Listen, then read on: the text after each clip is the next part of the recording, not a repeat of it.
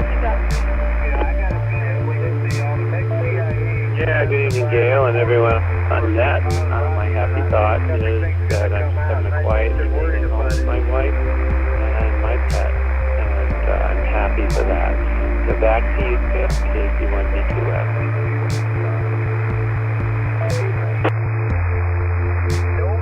Alright, anybody else want to join us? KE2FTG, Mike in New York.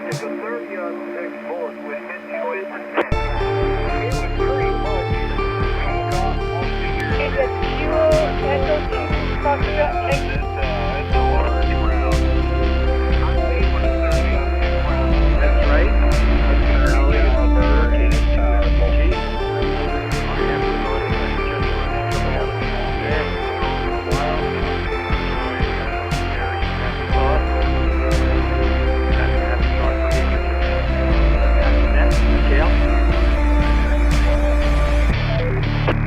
Okay, and what's your name, please? Yes, again, it's Mike, Hudson Valley, New York, KE2FTG.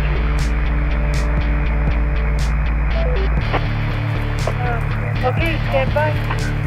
Get a warm welcome. This is KE2FTG, and his name is Mike, and so please welcome him to the net. KE2FTG, go everybody. Welcome to the net. K35MTF, Texas. Welcome to the net. Kilo Charlie 9, White Tango Echo. Mike in Pleasant Prairie, Wisconsin.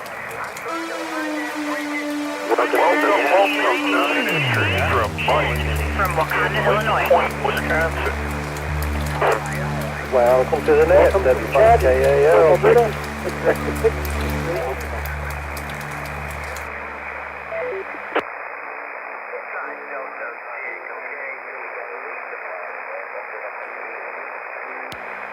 This is KE2FTG with the J.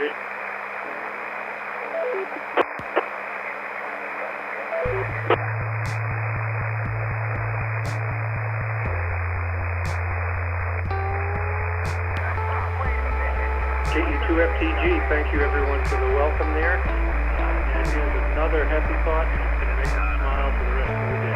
Thank you all. Sending it for you. Mike, Hudson Valley, KE2FTG.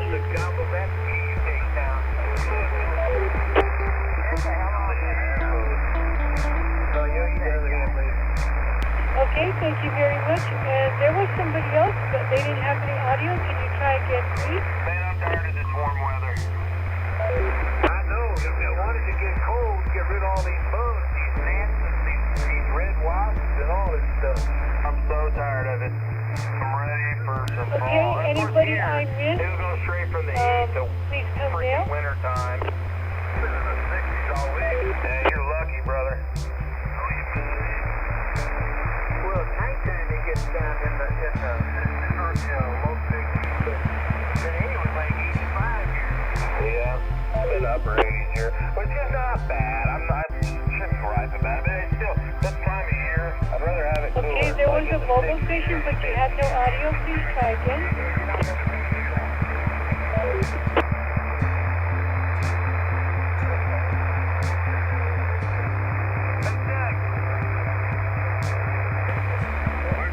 Checking. Okay, go ahead, please. Go ahead, check in. Kilo Bravo 5, Echo Delta Bravo, KB5 EDB. David in St. Anselm.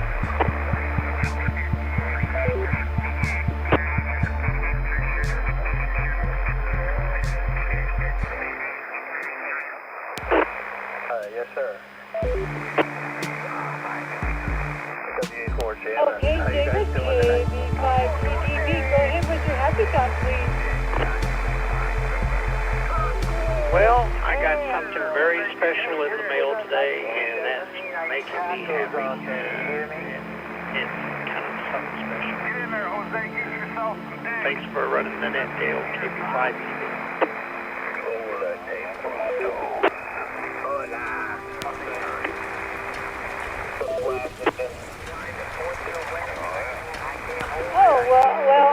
you got something very special in the mail, and that's making you happy. That's wonderful.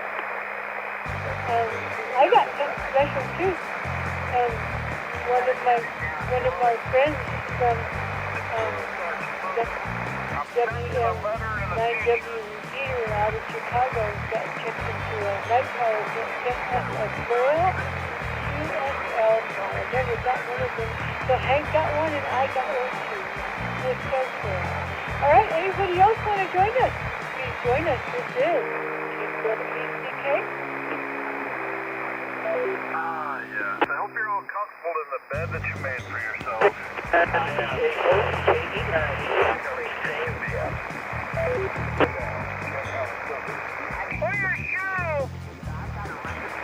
Okay, I think I got a KE9. What was the rest? Bravo, Alpha, Oscar. Okay, KE9. Go ahead, please. What's your happy thought? What was that comment, sir?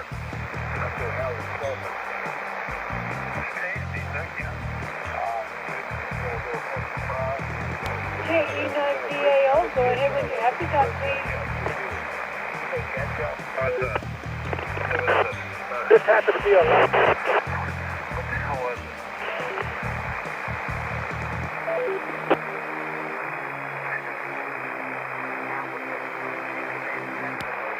Okay, thank you very much. Hi, we have 3 new check-ins tonight, and I want to thank you all for checking in, and hope that everybody has a great evening, and we'll turn the frequency back to regular amateur radio.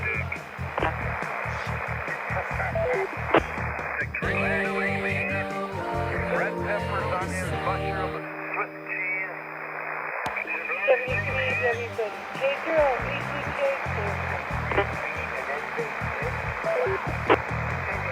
Killing the gang, 73, 89, QFB. People over there in that area, but that's all you think about. For real.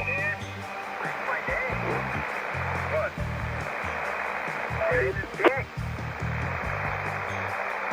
And 88 Gale also supposedly got that QSL card. I love that radio. I get on there when I can. I gotta stay up real late though. K9UET. I think don't the men outnumber the women like 5 to 1? Gross. Just the opposite here.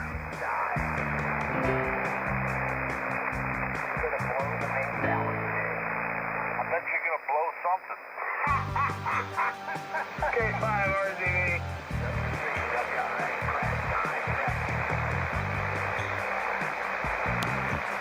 That gift card will make you wonder, but smoke them a cigar. Breathe it in deep. Breathe deep.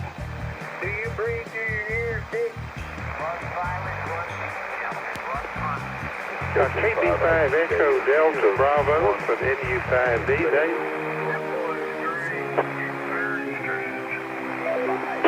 Dick, always remember, yellow in the front, brown in the back. Roger, Jose. Oh, boy.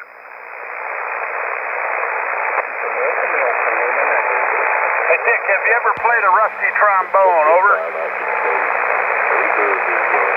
Did you go to band camp and learn how to play the flute?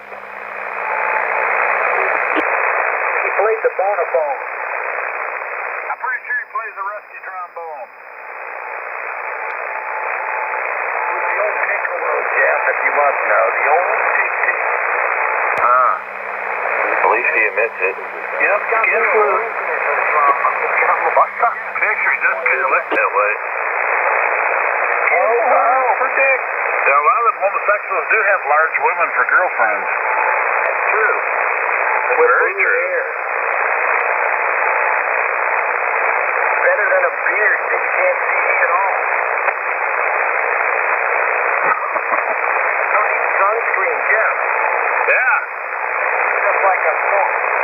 Yeah. Yeah. I'm just curious, how large is how can I say this? How large is the prosthetic? The dangling fury. Too much information. Joe was using information against me in a month. He's collecting data. Collecting data right now. Collating. He's actually collating data. Wish I had the sound effect of those computers. Joe is collating. Josh, you're giving away too much information. I'm not giving away any info. You're not giving away enough information. I'm questioning you. I'm interrogating you. But I don't want to give away any. I'm very good at extracting information. Hell, man. Actually, was trained to do such things. Thank you. KJ5, I take cash. Joe was the king of this. I just thought of that.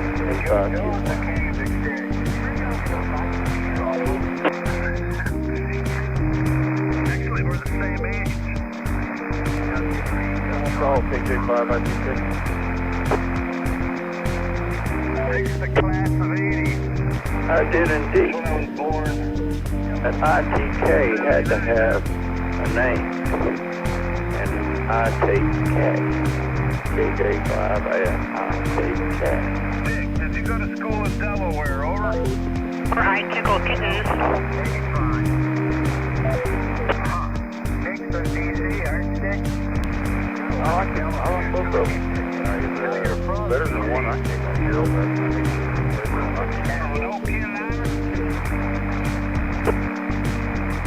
Where's you born, Dick?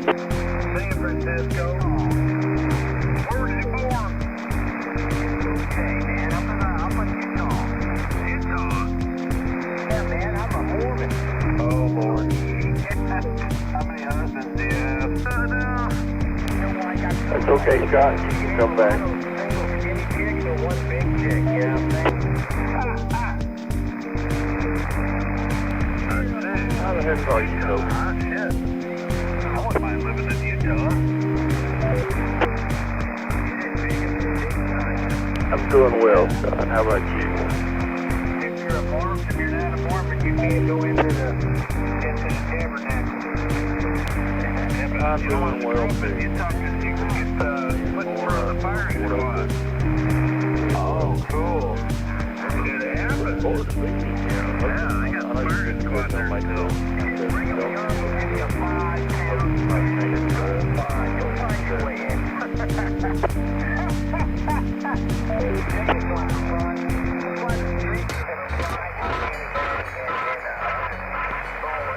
Yeah, I'm sure we would have crossed tags and made it, but anyway, there's always April.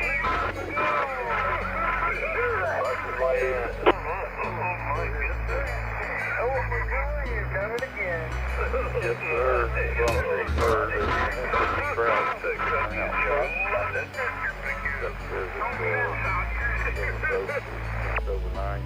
That's iconic, man. I never thought I could replicate that, man. And I love him. I read his name in Gilligan's Island, and I love him. Jim Backett. Jim Backett. Jim Backett. Thank you for coming. I hope your better half is doing well as well. That's the rest of the thing. I was telling a brother-in-law of mine this week. Well, my sister-in-law came in Florida last Thursday. And telling him about your HOA and you own 10 acres. Anyway, we got a couple of Well, you got an angry one out there, but that's okay. Just put on fire, you know, the RF power and the antenna, and you can get out here with us. You're almost there, not quite. Yeah, I was hoping to catch a couple of those, or at least one of those, notifications. Shots fired. After the net. This guy, when I first got into it, November last year, got me, Corey, notification that I talked to, They're about them, not about the government, and they're all about an agenda. And that's why they ran for an election. They're not a peace.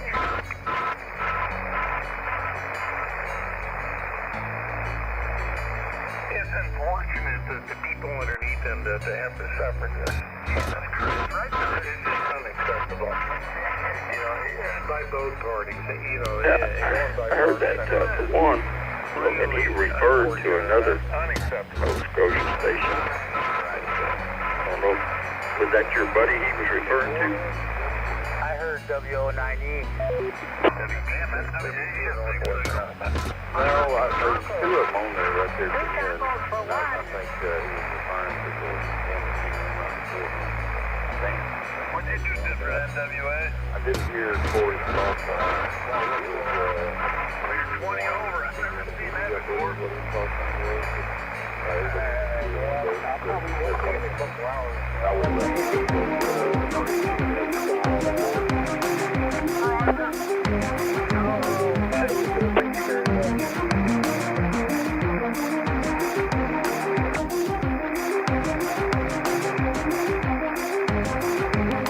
Okay. All right. Let's get that.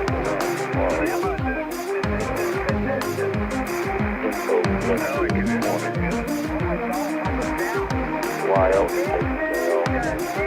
I ain't got much. Went out and surveyed, well, one of the and that's about it.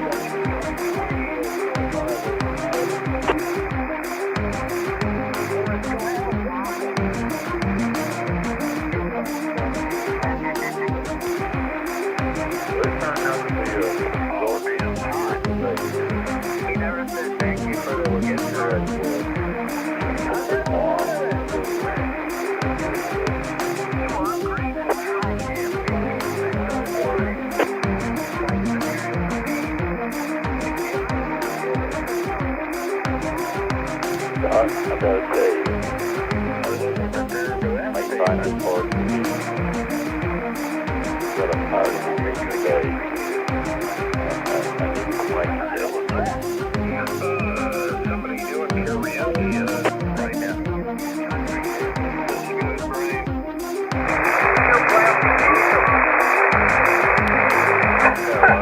Right? I get the acoustic guitar and sing Plastic Jesus.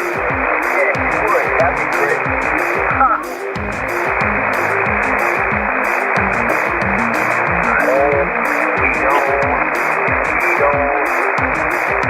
Tune it up. Tune it up, Nick.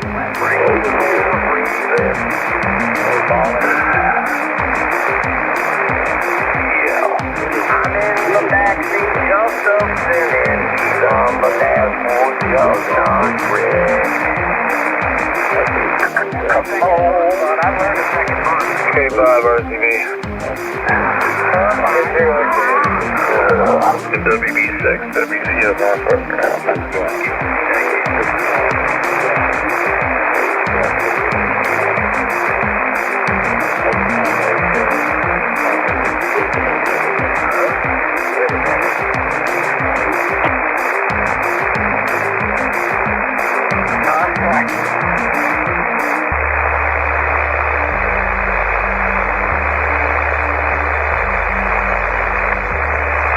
Fine business, everybody. Fine business. W84 Jammers.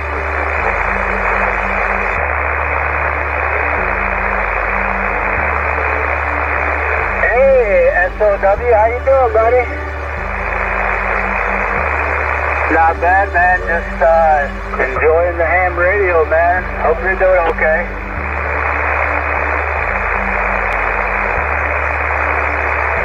Roger that.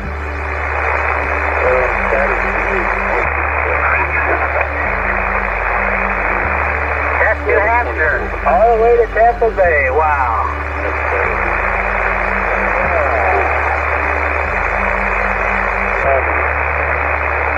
You know, you guys got a Russian sub right there on the coast of Florida right now. You know that, right? How do you know that?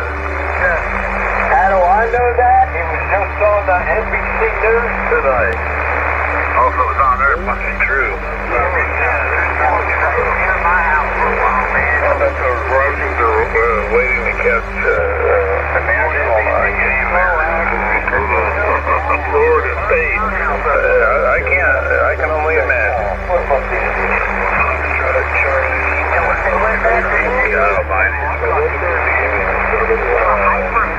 Come on. Anybody can associate with the wife was calling me for supper. No one gives a damn. Interrupting a conversation. Again. No, we're interrupting a TMS. TMS man picking up out of the great state of Florida. No, good, man. Just real quick with SOW up there. 73 is SOW. Take care, buddy. He's getting his wife cooking some food. Conrad's something to say. Ground glass and a scrambled egg. Yummy. He's trying to eat their correct food to keep that onset of the menu. Hold on, beans, good for your heart. The more you eat, the more you fart, the more you fart, the better you feel. Eat beans at every meal. What? What? A lot of people saying absolutely nothing.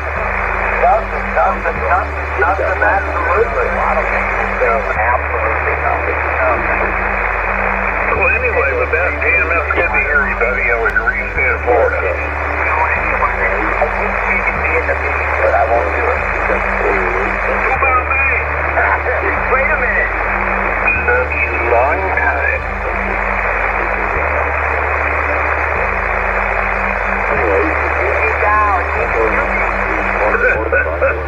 Don't get him, man.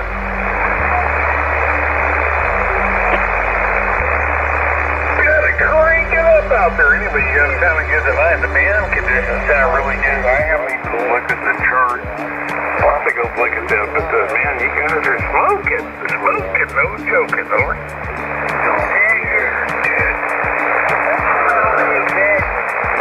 Ever notice how the frequency changes instantly when it gets on? Oh yeah, it does. Absolutely, because you're smoking, you're killing it. Dynamic. You're killing it, knocking it out of the park. Taking the top off my Sharpie and freezing it. That's kind of unique. Welcome aboard, man. Welcome aboard, man. Get on, man. Man, you guys are killing it out there tonight. You're killing it, smoking out there. The conditions are awesome. And it's just going to get better as fall and winter approaches upon us. And get prepared, over. Wonder a kid or you Sharpie glue. I've been putting it in a bag and then inhaling it before you get on the radio. That's called smoking. No, nothing, yeah, exactly. It's like spray paint and all that other stuff. I can't even imagine why anybody would do that. We think you do. Oh, that's okay. That's a thought process. That's in your head. Am I doing it? No. Like, why would anybody want to drink when they're stupid? Well, you know, you got an ego, and it's pretty big, and I don't know if we can afford to, uphold it. Over? Definitely web brain. Yeah, okay. I mean, like I said, the ego's pretty big, and we're going to have to try to uphold you, and all about you, and I'm sure we're going to hear more about you.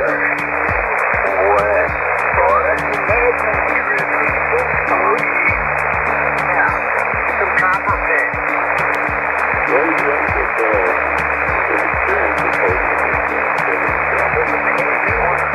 Anyway, nobody cares that there's a Russian submarine just right off the coast of Florida. Who did you get that, man? That's a trip on it. What are you going to do about it, Oris? Where did that information come from, Oris? They'll be up here in about a month. That's not as unusual there. Jacksonville or the south of Miami. I'm curious, man. There was a Russian submarine spotted off the coast of Florida. I got this off of MNN.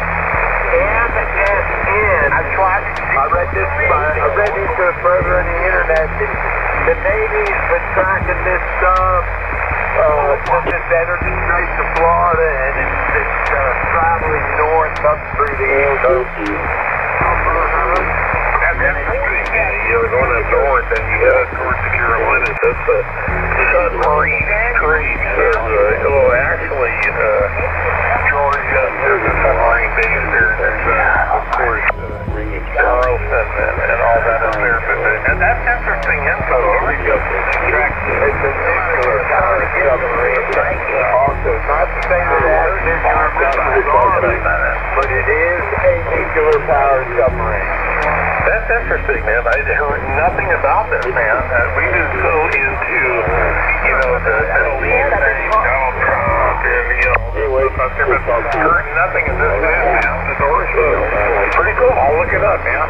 That's right, man. In the 70s, and some clanky piece of shit that they have. You know how the idiots are over there. They have nothing nice. Venezuela. I'm out of jail. The only thing I was paying money in the valley, and I think I don't have to, or it says Venezuela has more oil than the whole. Talk about what? And that goes without saying. Okay. Talk about that. Then you got some like tyrannic, crazy nut job running the country down in Venezuela.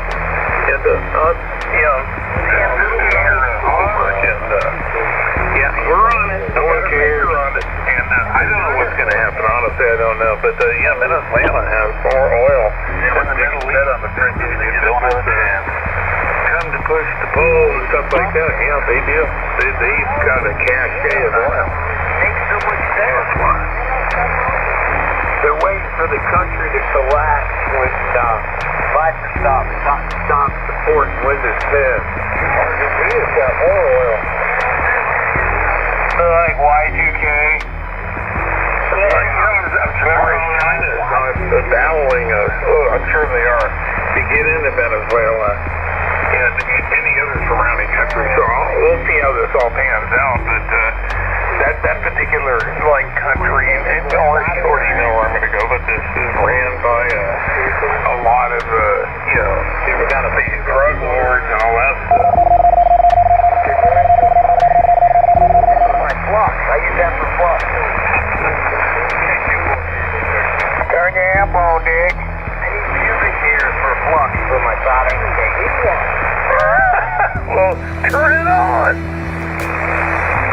What did Dick just say? Using pubic hairs. He said he needs to turn his amp on. Yeah, the pubic hairs, man. Turn it on, buddy. Get him sparking. That'd be kind of sticky. Yeah, I wouldn't want to be in the same room with you there, buddy. Is that you in there, Larry? It is. Is that you, Ori? Not really the pubic hairs that make it flux. The crabs that's on them. Ooh. Oh, man, your girlfriend didn't throw her in. I thought it was.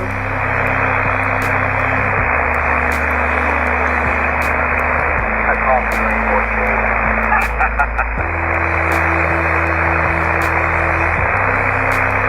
K5 RCV. Here's a BBC. Don't play some crap here. Yeah, all the time. Yeah, we're constantly, on the emergency and the 24/7. We're always looking. 24 hours, 7 days a week. We never close. Holidays, no holidays, Sundays, Saturdays, every day. There you go. And we're not off on Christmas. Marty. Yeah, we're not off on Christmas. So don't get used to it.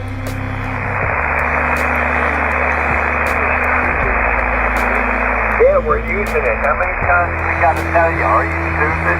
Apparently. Really? I bet you're stupid. Are you stupid? I'll bet you're stupid. You're stupid, aren't you? You got an extra chromosome. Well, you may have missed a short bus. Beep, beep. You missed a short bus to combine. You kind of missed it. Beep, beep. It's the extra chromosome, man. Didn't windows taste different than the straight windows? Okay, we understand with the short bus. Beep, beep. I want to know if the tinted window tastes different than the regular window. Because you sound like a true window listener. Wow. Well, it depends if you use, like, Windex or the spray foam, glass cleaner. Yeah, what does Windex taste like? I don't know. I personally never drank Windex. Well, I mean, I don't know. He's making windows over there. That's sad.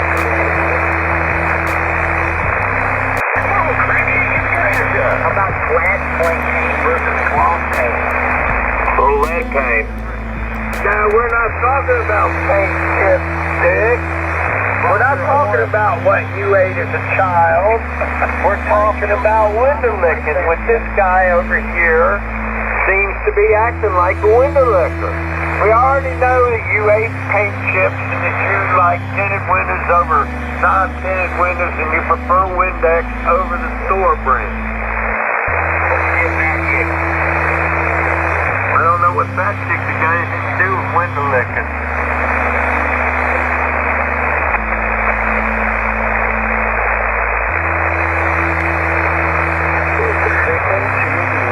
Wow, there's the window licker right there. You gotta spray that in each nostril and that'll clear your sinuses with Windex. Windex has different flavors. So it's not the clock off. And lose the atoms every so often.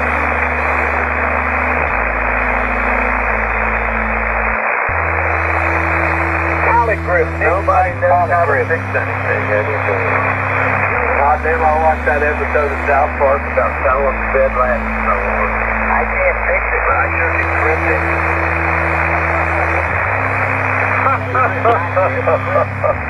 Hey, you got the grip on. Got to stay gone. Got to stay gone. We got one cutters. I got half moon. I got it. Oh, look at you.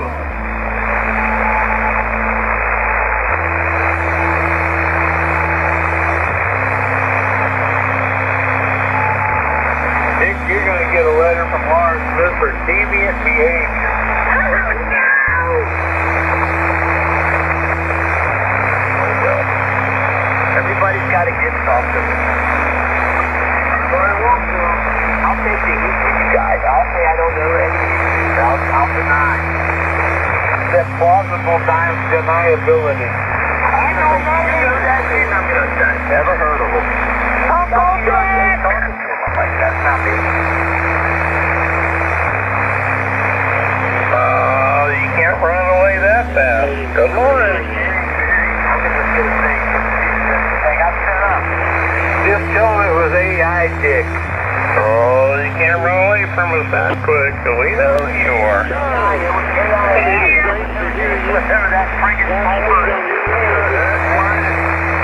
It was AI Dick.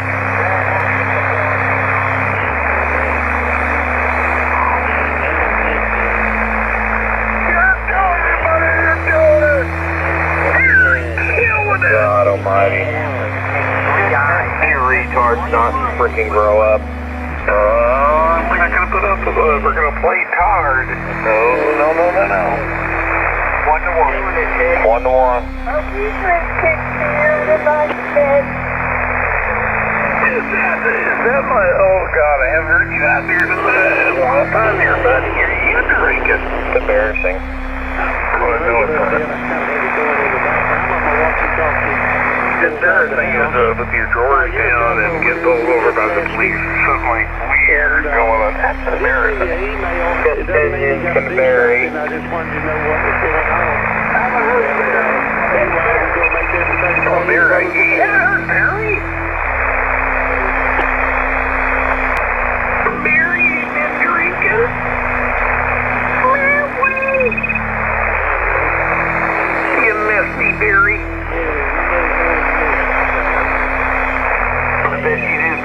I bet you missed me. Barry is on hiatus. I love it. He gets out there and gets on. Sometimes he gets in a rant, man. I love it when he gets into some sort of rant or whatever with somebody, man. He definitely takes off. Oh, you don't like Barry. Oh, yeah, all right. Really? I didn't know that. Oh, I know that maybe, yeah, okay. Yeah, Joe don't like a lot of people anyway. I think Joe doesn't even like himself sometimes. Joe just loves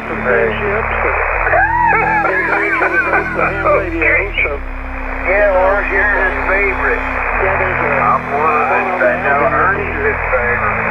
Oh, Ernie's so cool, man. I love talking to Ernie. You know, it's Orange, you're right. And, you know, Joe loves to fight with Orange. They're like two dogs in a parking lot. I mean, they just go at it. A parking lot? Oh, a parking lot. Yeah, they're like two, you know, it's like a female, whatever, it's just like two dogs in the parking lot. And that's Joe and Ernie, man. I love it when they get into it.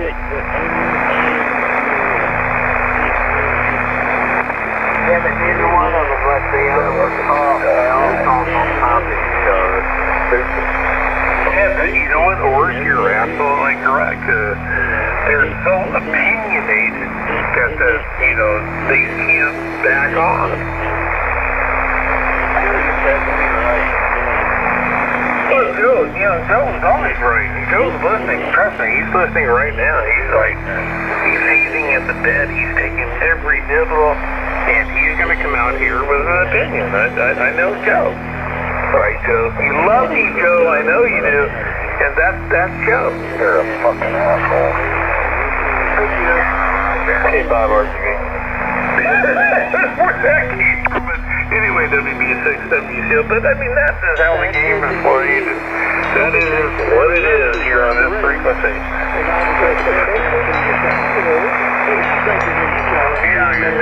Well, hell, fuck me, fuck. Go ahead, man. Go ahead. What the fuck? Go ahead and identify there, bud. Yeah, what the fuck? Yeah, you. What's your call sign? Yeah, what the fuck? Yeah, that's what I thought. Smooth brain retard.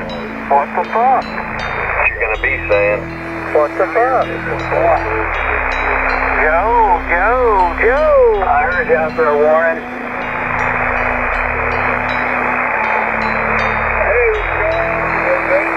Not much, man. How is everything in Maine today? Kind of smallish, you know. Good time, but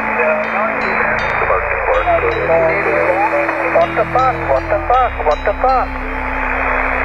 Beautiful, man. Beautiful. This is WA4JMS. Just wanted to say hello to the other side. But I heard you out there. Warren.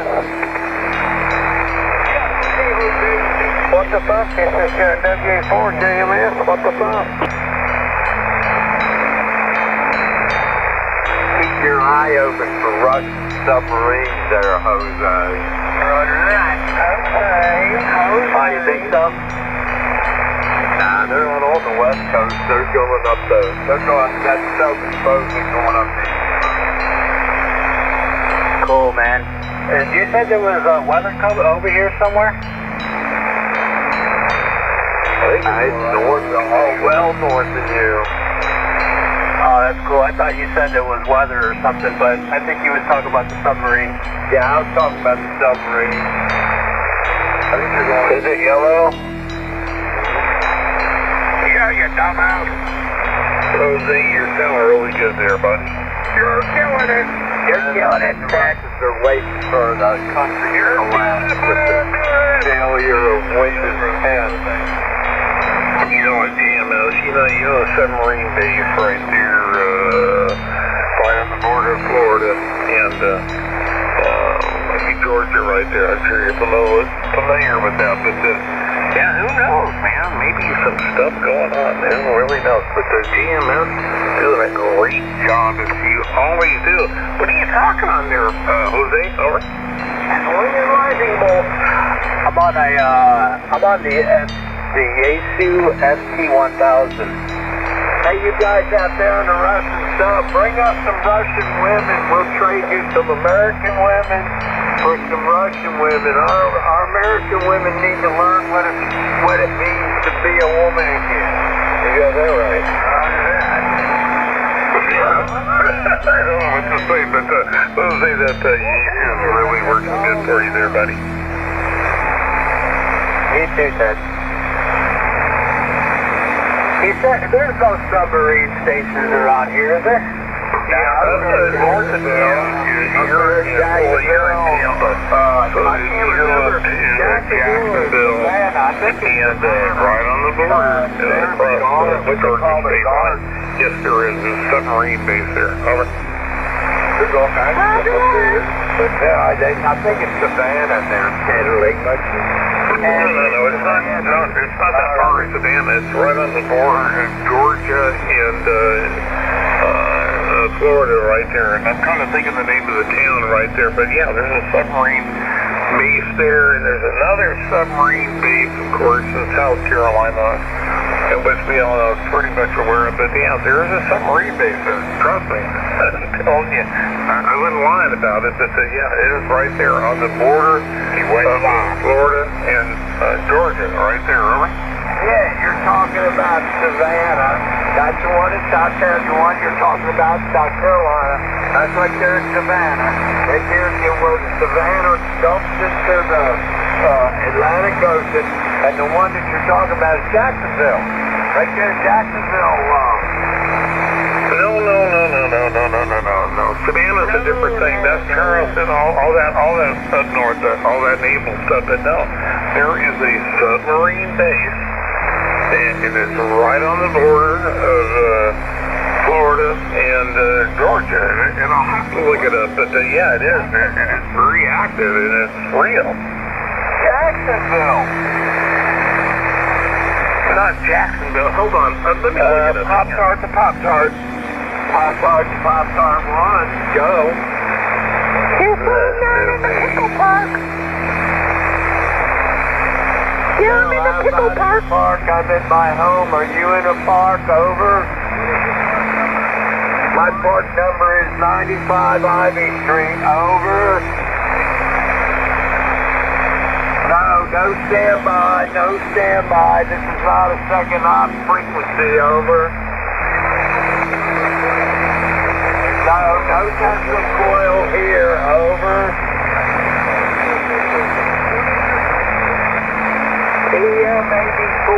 EM84. Over. 001.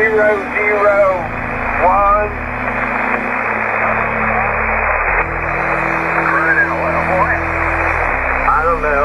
I'm waiting for it to answer for my test. Sorry, What's your social security number? Okay, I got the info there, buddy. Or I'll tell you what it is. I'm listening.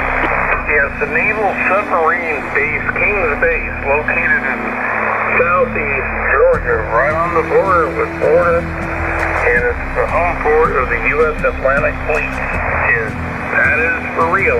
That's what I'm reading. Over. Okay, now look where Jacksonville is. Well, Jacksonville is down south, about 30 miles from that location. Over. Okay. 3 miles? Yeah, no, this is up north, Jacksonville, I-95 and stuff like that.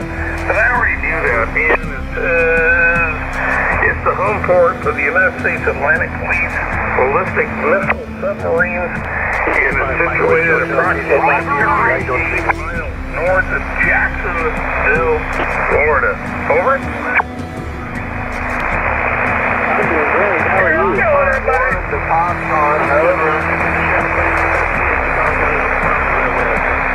Everybody sounds good down here at Camp Space. Over. Well, you're sounding good, buddy. You're booming in, man. I thought you were sitting on the easy chair next to me. What's your call sign, Charlie? I got my anytime functioning and connected to my computer. I've been trouble with that for a while. What's your call sign, Charlie? Your advice on Kilo Bravo 4, Romeo Lima Zulu. And was wondering if you could email me your code called. I like that code. Kilo Bravo. Oh my God. Promo? Did you say promo? Did I get that wrong? If I did, man, just pick me, man. Never heard of poetic called promo. Bravo 4, Romeo, Victor Zulu, Charlie and Tampa Bay. Forget about promo. Buddy, out of Tampa Bay, Florida. It's really good here in northwestern Alabama there, bud.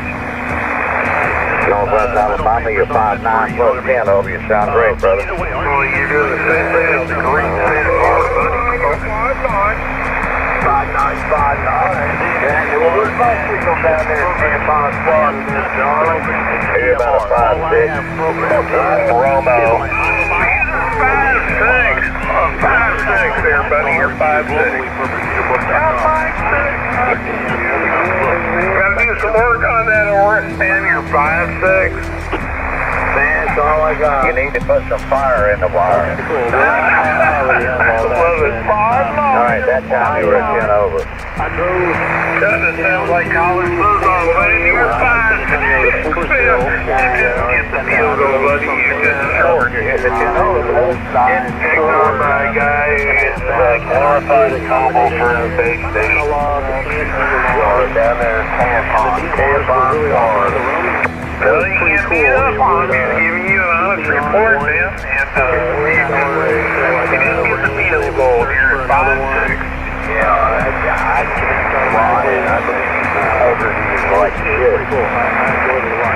I can't speak for that gentleman, but that surprised the hell out of us, man. And that's your record tonight. 5'6". Didn't quite get the field goal. I'm 5'6". 5 RCV. Alright with nobody. I can see it. 5'6", man. I wouldn't kid you to be 5'6". 5'6". 5'6". I just got to you know what, Romy? 5'6". 5'6". Roger. 5'6" over 5'6". Is that good? Well, you're 15 over in Oklahoma, Florida, but don't worry about it. You're 6'5" here. Look at you here, Norris, man. You got report. Man, I got this weak station. I'm only 5'6". I'm only 5'6", so He didn't grab Tampa Bay. He's upset. Don't have a stroke. He's on a good station. 36, 24, 36. I'm killing it, buddy. You're killing it. You know, always it's okay. You can get, you get to Oklahoma and this and that, but you're not getting Tampa. And you didn't get the field goal. You're 5'6". I don't need that. I don't need a tampon. I don't know. Maybe you need a tampon. Well, I don't need a tampon. No. Pop-Tart. I mean, I'm only 5'6" down there. They can't hear what I'm saying. Well, now you're up to a 5. 10 over 9. You know, it must be bad conditions over. I'm only 5'6", you know. They all need tampons down there. I don't need a tampon. The Russians live off the coast of Florida. I want you to realize that we got tampons for all you guys for being on that Russian ship forever. Hey, how many of you carry that cereal that you say is awesome?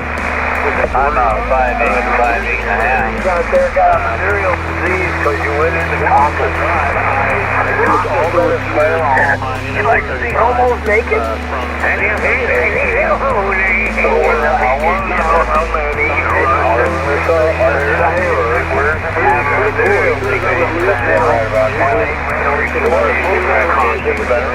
for a little bit, and then it's not the ending.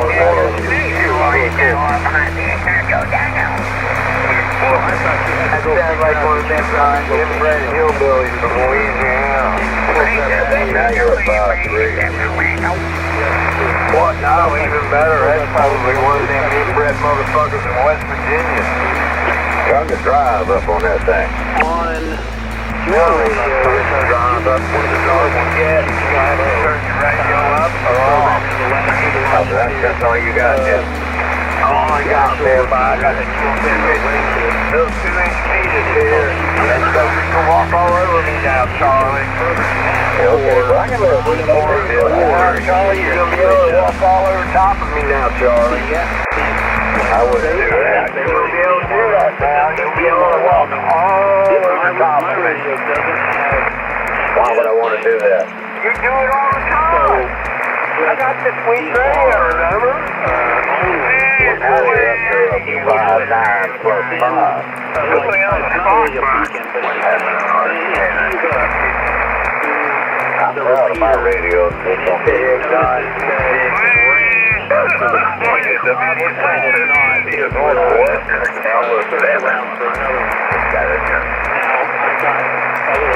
But you, young man, are broadcasting as a Japanese. Welcome to the mud puddle there, Todd. Welcome to the mud puddle. We're all flopping around in the mud puddle tonight. I got some time to get rid of my bottle. So, I realized I wasn't working, so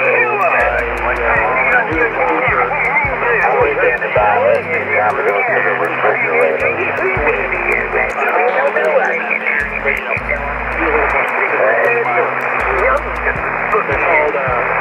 This is exciting, man. More to come, man. Leonard says I was giggling when you said yeah, we can all move 7,200 down to 160. What I do is, Some of you guys are leaving goes to 71, 181. It's a really nice guy. oh, really? Friendly people. Kind people. Oh, I know really nice people. Are you all ought to go down there and see what my boys on 3927 are up to? We don't bring that frequency up. I knew that was going around.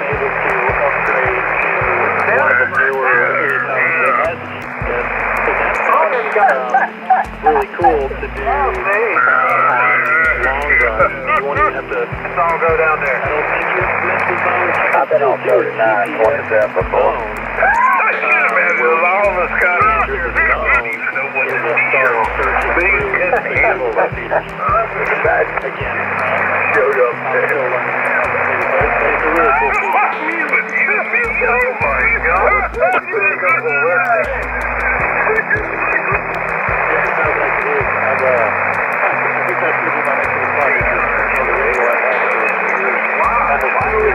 Oh my God. I want to know the reasoning for being such I'll get back to you and let me know how that goes. But the Echo is a waterhead. He's a fucking bitch. Yeah, taking this down on the road is really cool. 7:30, have a good one. Have a good day. All right, here. AJ South, my good to There you go, man. Make sure you put that out. Don't burn nothing. The furniture. You explain it all. Don't burn that hole and check out for the white rabbit. What is your problem up there, 90? Wait a minute, everybody stand by. We got the communists up here, or libertarian, or Democrat, or socialist. Where are you? 9499 wants to say something.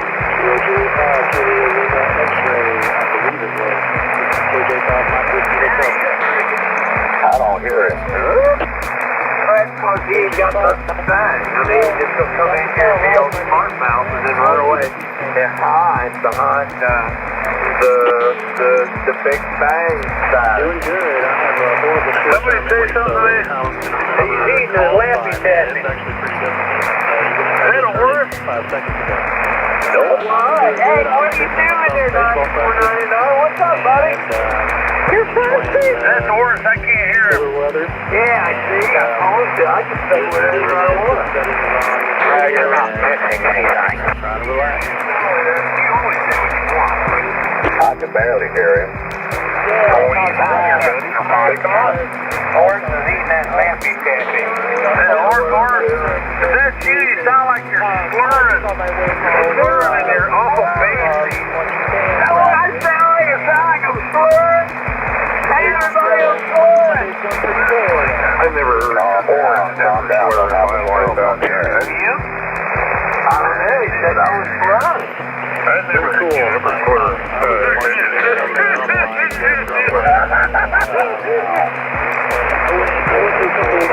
you ever heard Oris slur? By the time I was old Everybody heard me. Like, wow, man. It's like, yeah, like, wow, man. Creepy mushroom is rock, dude. Oh, I heard you, like, you ruined, had a couple of bong tokes or, something else, mushroom and stuff like that. You don't slur. You're not a slurrer, guy. What'd you just say? He's not as loud as he used to be. Somebody think that Oris is not as loud as he used to be. Where did that come from? I don't know. Does anybody out here speak Ted? Over. I need a translator. You gotta go. I need a translator.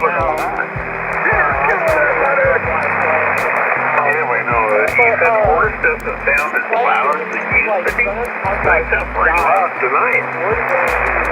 Yeah, I turned it back one time. I put the audio back on this thing and I was getting this on the radio.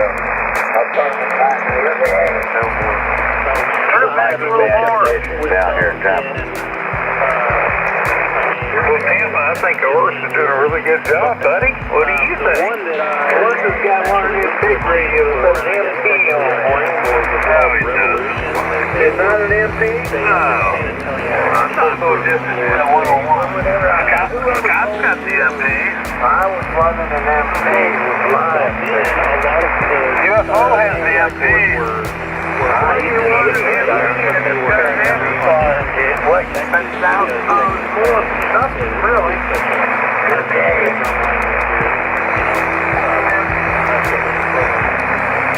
That sucks when you do that. UFO up there in Michigan has the 101 MP. Oh, this guy's so bad over there.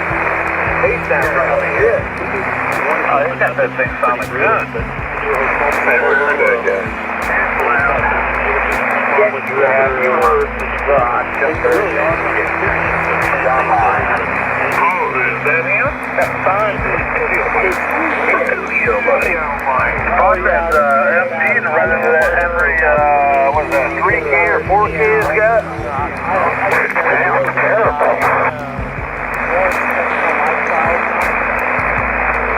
I didn't hear nothing. I'm here. Oh, you're right, man. They got a block party out here right down there, buddy.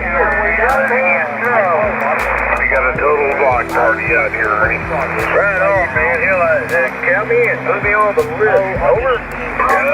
Yeah, man. I'll bring his hand by WB6W. You're killing now in Great City, Kentucky. WB6W. Yeah, man. Ernest of KY.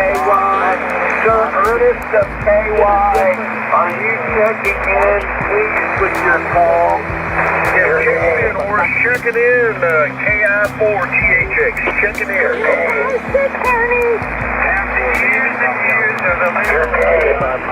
Kilo Bravo 4, Romeo Lima Zulu.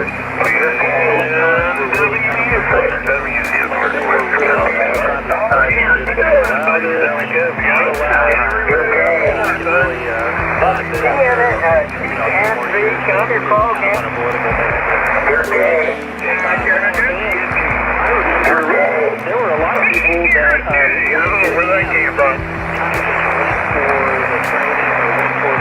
Kilowatt Tango 4. they weren't below the level for Zulu I can tell the best of the best are out there. The only thing we're missing is Joe. Joe, where are you at? Kilo Quebec 4. Zulu Tango Bravo. Joe's out there. He just listening. He came in about 7:30 last night. Also, another thing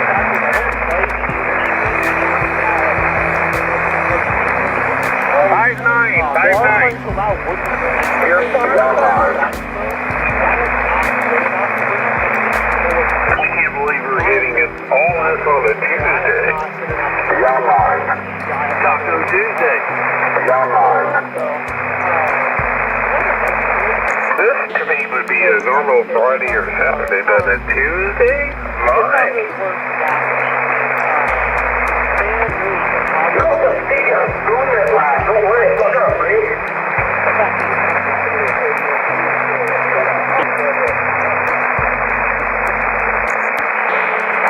Okay, Whippy. Wimpy, motherfucker. Tuesday. Where's my money? Oh, Whippy. Serious.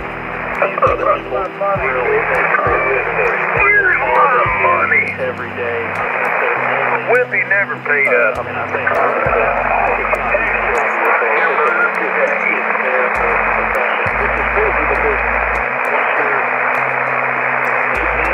That was a cartoon character. I can't remember. Whippy?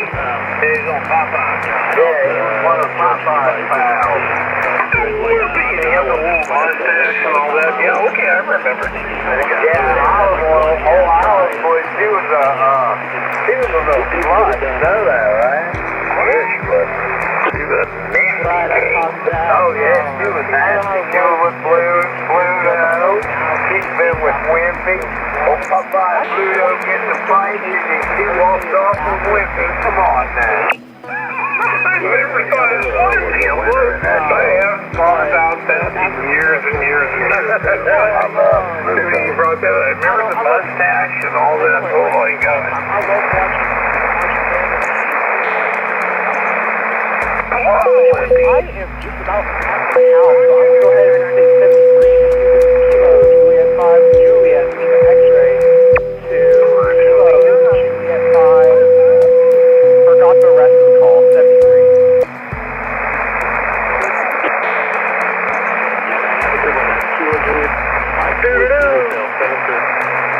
We're dragging all the 75-meter guys out here.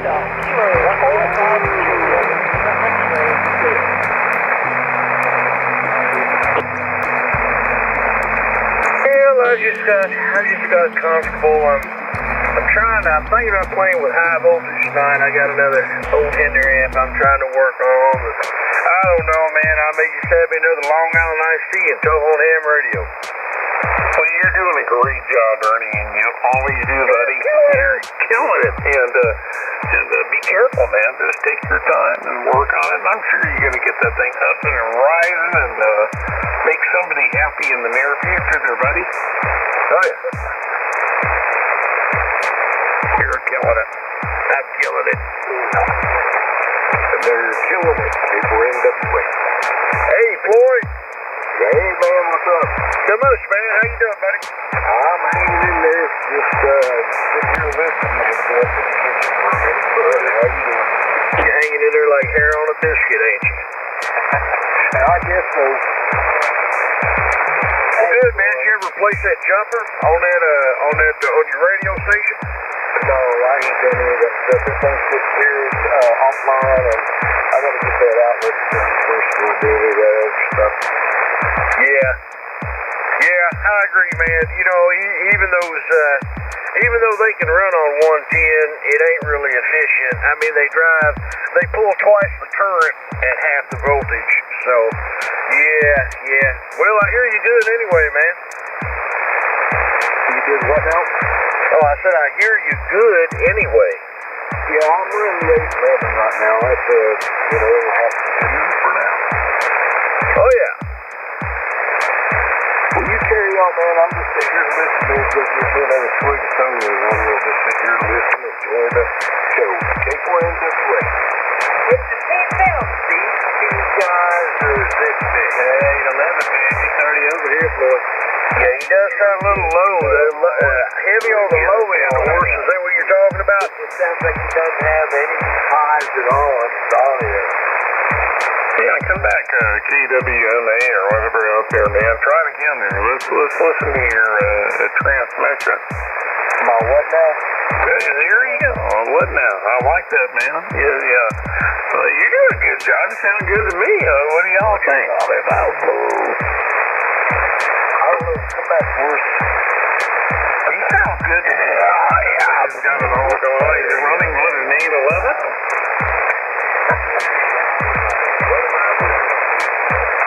Man, I don't even know. Well, we're on a different planet right now, but that guy knows the pop tart. Go ahead.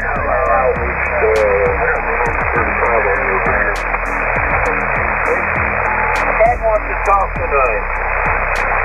So does Horace. Horace, what do you think? You sound pretty good or not? No, he sounds real bossy and basic. That's what I'm saying. with all that heat doesn't, boy, the audio is off. It's like you got the bottom end open too far, no top end, but keys in the top end to where nothing, no tinny, no tin comes in on his 10-4. You can hear his 4, but you can't hear his 10, you know what I'm saying? No, I get it, man. I'll trust you with that, man. Over. I agree, Horace. Yeah, Horace, you're probably, you and her, you're probably dead on that. I'm no audio expert. Yeah, he's knee deep up in my sphincter. Oh, that's tremendous signal. And I can basically understand everything he's saying. Just telling you what I'm hearing. Definitely not about full of shit. Communication quality. Okay, if there was a tone in a readability of signal report, the tone would be very, very low numbers. Well, let me ask you this. Do I need to turn up my mic gain or turn it down? Sounds good to me. Well, it can come out better that time if you turn your mic gain up a little. I went to 12 o'clock on it. Oh, yeah. Yeah, it's beautiful here in Alabama, buddy. Last go around. Well, that's what it is, okay. Oh, okay, I get it. There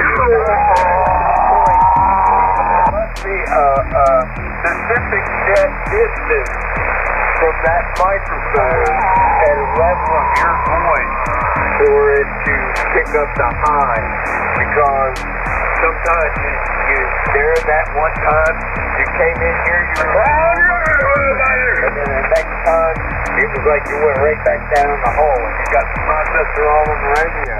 And where is the processor set? I'm at 12 o'clock on the mic gain, and I turned the processor on. It's alright. You want me to hang it up a little bit? No, I love it the way it is, man. I love angry and nasty. It sounds good. Yeah, I like my Pop-Tarts angry and nasty. You're killing it, buddy. You're killing. No, I mean, doesn't he sound good? But that last go around, man, I thought so. Over. Hey, Florence. Oh, here goes Jeff. Go ahead, Jeff. Is Jeff out there? Go ahead, Jeff. Go ahead, Jeff. I think it's fundamental too much. Yeah, Jeff's out there. Go ahead, Jeff. All right, Jeff ran away. Is Jeff out there? Jeff, go ahead, Jeff. Go ahead, Jeff. No, I thought he sounded really good with that little go around. And work on it, buddy. I mean, it sounds good.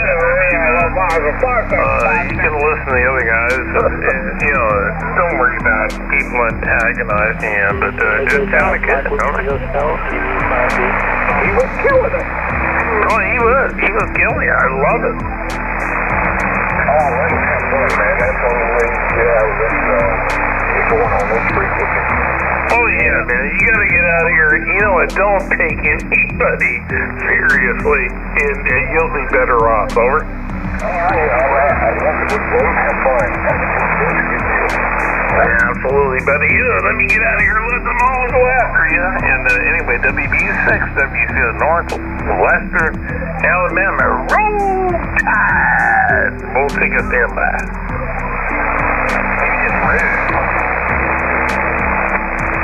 So, it just reminds me of Chicken Band when I say you like it so much, you can go back to the Chicken Band, or you can spin up the dial and you can get on one of them nets and you can have one of your really good times. Or you can shut your bitch ass up, option number 3.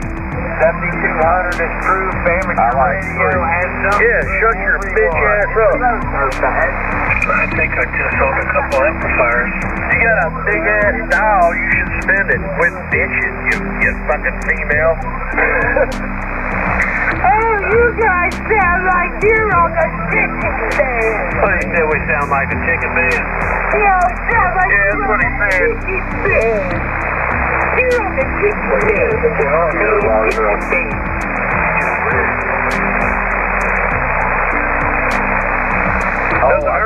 Decided I really have a good time with it too. It's really entertaining for myself. I'm glad you're entertained, Horace. I'm glad you're entertained.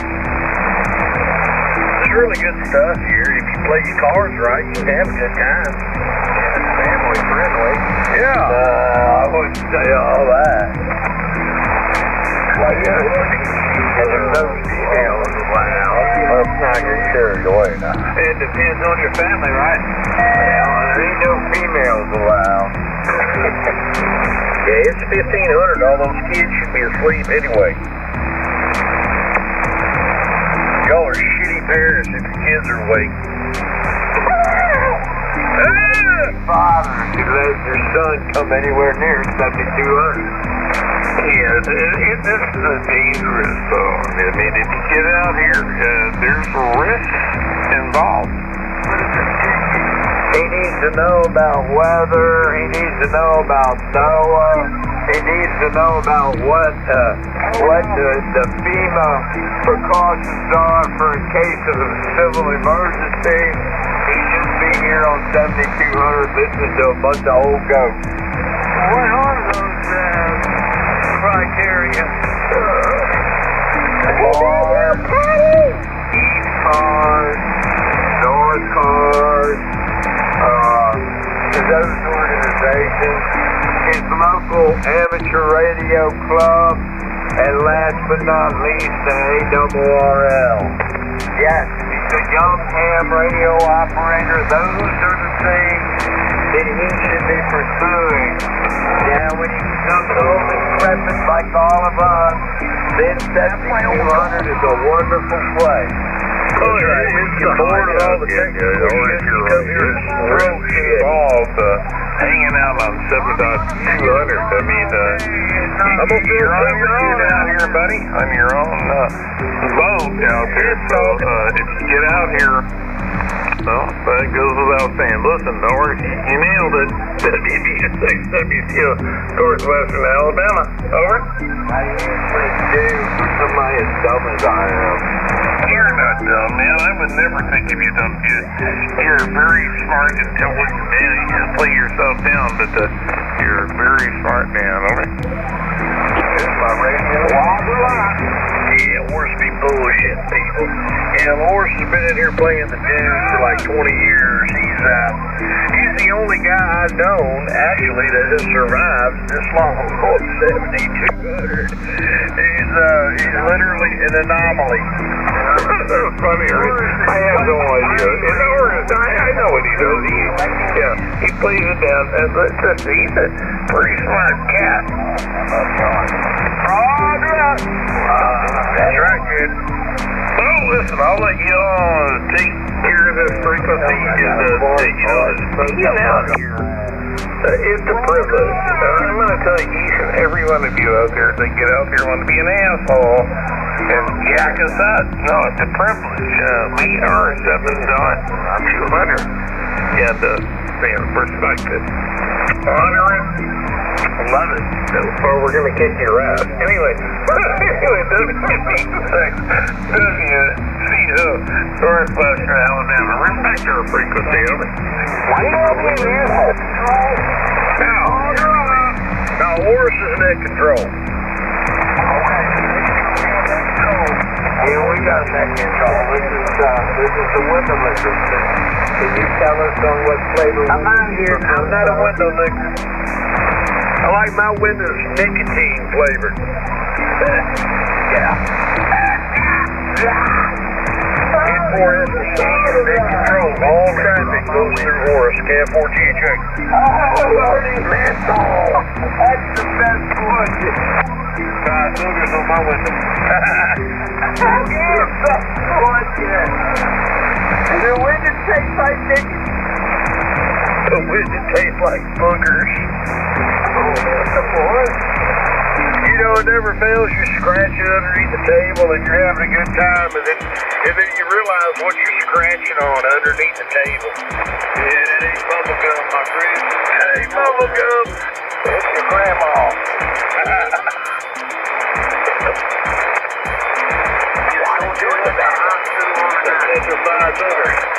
7200, the booger under your table.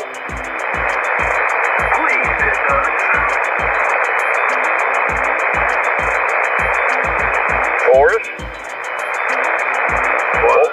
You know what? President Trump gave Charlie Kirk the Medal of Freedom.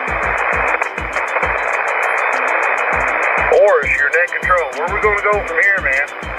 I just said. President Trump presented Charlie Kirk, old lady, the Medal of Freedom. Oh, yeah. Well, I agree with that 100%. No, not only do I agree with that, I agree with Trump winning a Nobel Peace Prize as long as Hamas disarms. And, you know, he made the message very clear today. If they don't voluntarily disarm, they will be forcefully disarmed. I think he's had enough. I think so. Trump ought to get the Nobel Peace Prize for the next 20 years running, even if he dies. This is where this man-on-man, hand-to-hand services are going to start again. This is like P-Guard there. I've seen them people all in there, these guys on them, those J-47s and what have you. Yeah, there ain't no disarming this. Stay in public. Somebody tell everybody like us without a gun. Well, they need to disarm them or kill them one or the other. Well, you know, you know, it's some sort of peace treaty amongst a lot of different nations. But Donald Trump, and you know, it is definitely admirable. And not any president has ever done this in, you know, previous or in the past. And if he pulls this off, Nobel Peace Prize, I don't know about that kind of stuff, but it would be awesome to have a peace treaty amongst these, you know, Islam and these different countries. Now it's time for the great victim to pull this on home. Now it's time for the guns to take off. You want. And they can change the future of our country, other countries, and the rest of their lives. I mean, it's really a good thing, not a bad thing. I don't even with that. Okay, for all the heavyweights, there's going to be a whole lot more here that's going to die and starve. We ain't got no place to sit. McDonald's, McNuggets. Dad, you know what the Nobel barbecue.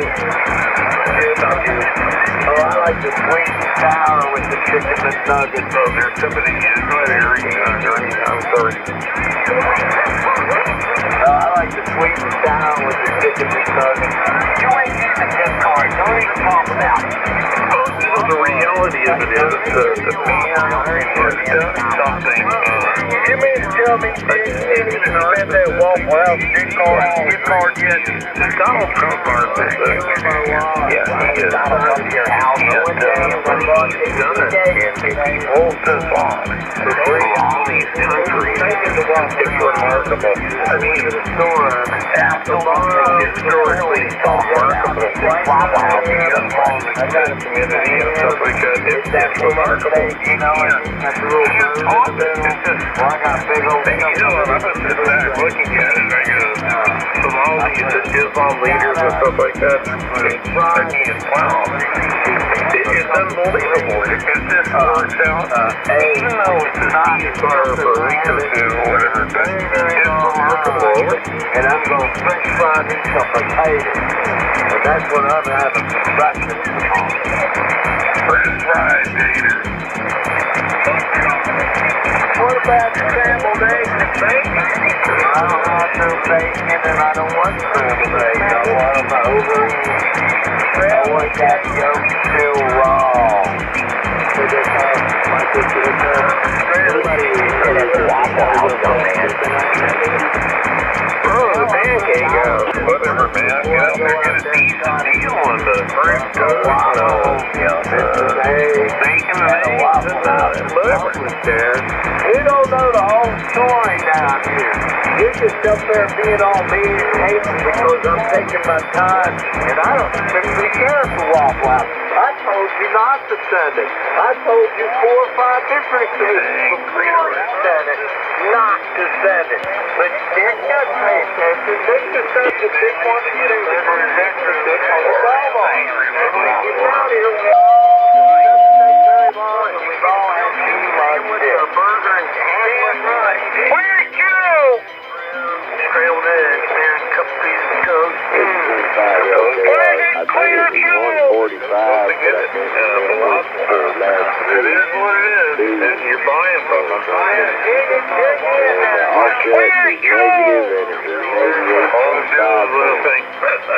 Watch out, make sure they're wearing a hairnet. Right, John? I know you're listening to me, buddy. He loves me, yeah, he's out there.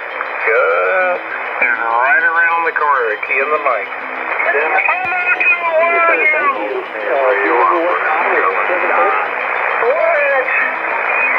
Is Daddy drinking beer? Don't listen to him, man. Don't listen to him. There's my buddy up there in the Carolinas, buddy. Is Daddy drinking? I love you guys. I love you.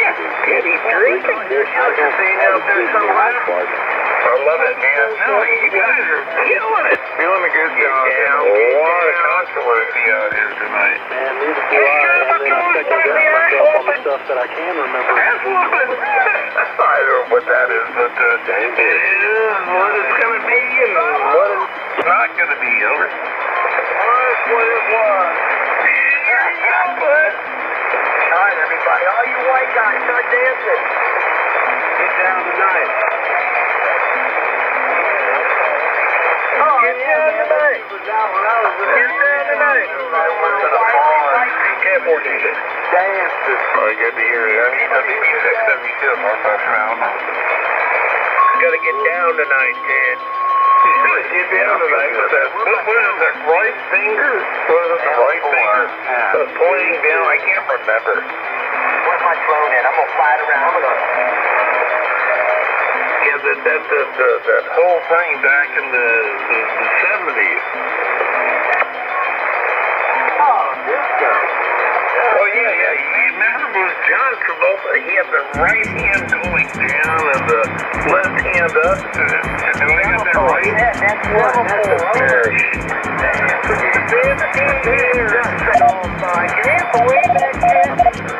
Yeah, remember he had the right finger with the hand going down and the left hand going up. And I can't think of her name that he was dancing with. And I remember that. Dance Fever or whatever the hell it was back in the day, man. Saturday Night Fever got it, made an album out of it. It became a top seller for a long time. Yeah, Saturday Night Fever, man. It was like I'll never forget that. I mean, it was just, that was John Travolta. He's a white dude. He's a white dude.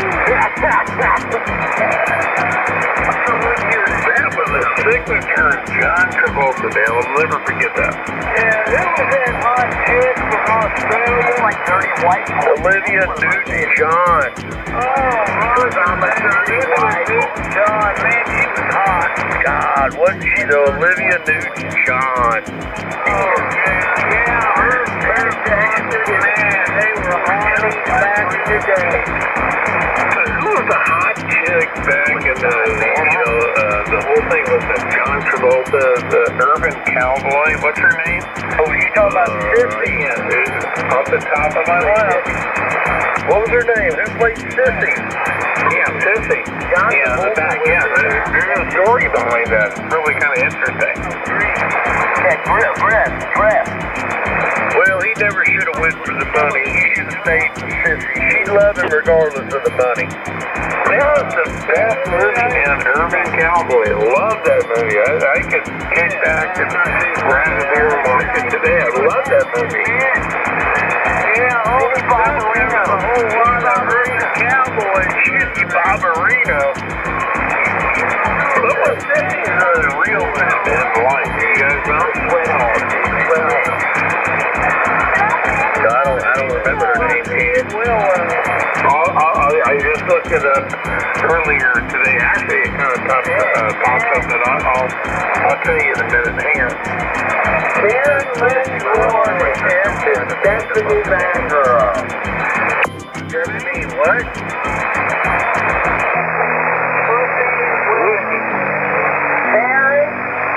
Karen Lynn Gorman. That white bed is Stephanie Vanderbilt. Somebody else knows the damn by now. Well, that's interesting. But I said that, you know, she was a beautiful actress. You know, dealing with Jon Valt back. I love Urban Cowboy. I mean, who has this over? Yeah, it was a good movie, man.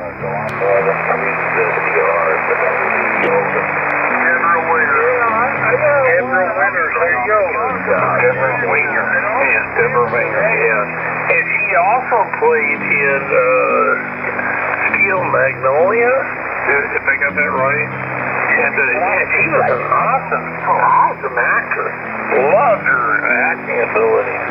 Sally Field. What about Sally? Why not?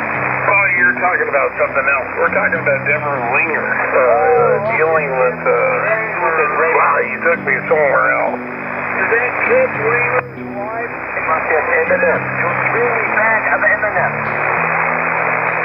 So Deborah Winger played in Urban Cowboy, you know, and with John Travolta. You remember with, you know, he was driving down, and he had a big truck, put her name in the back of the truck and all that stuff. And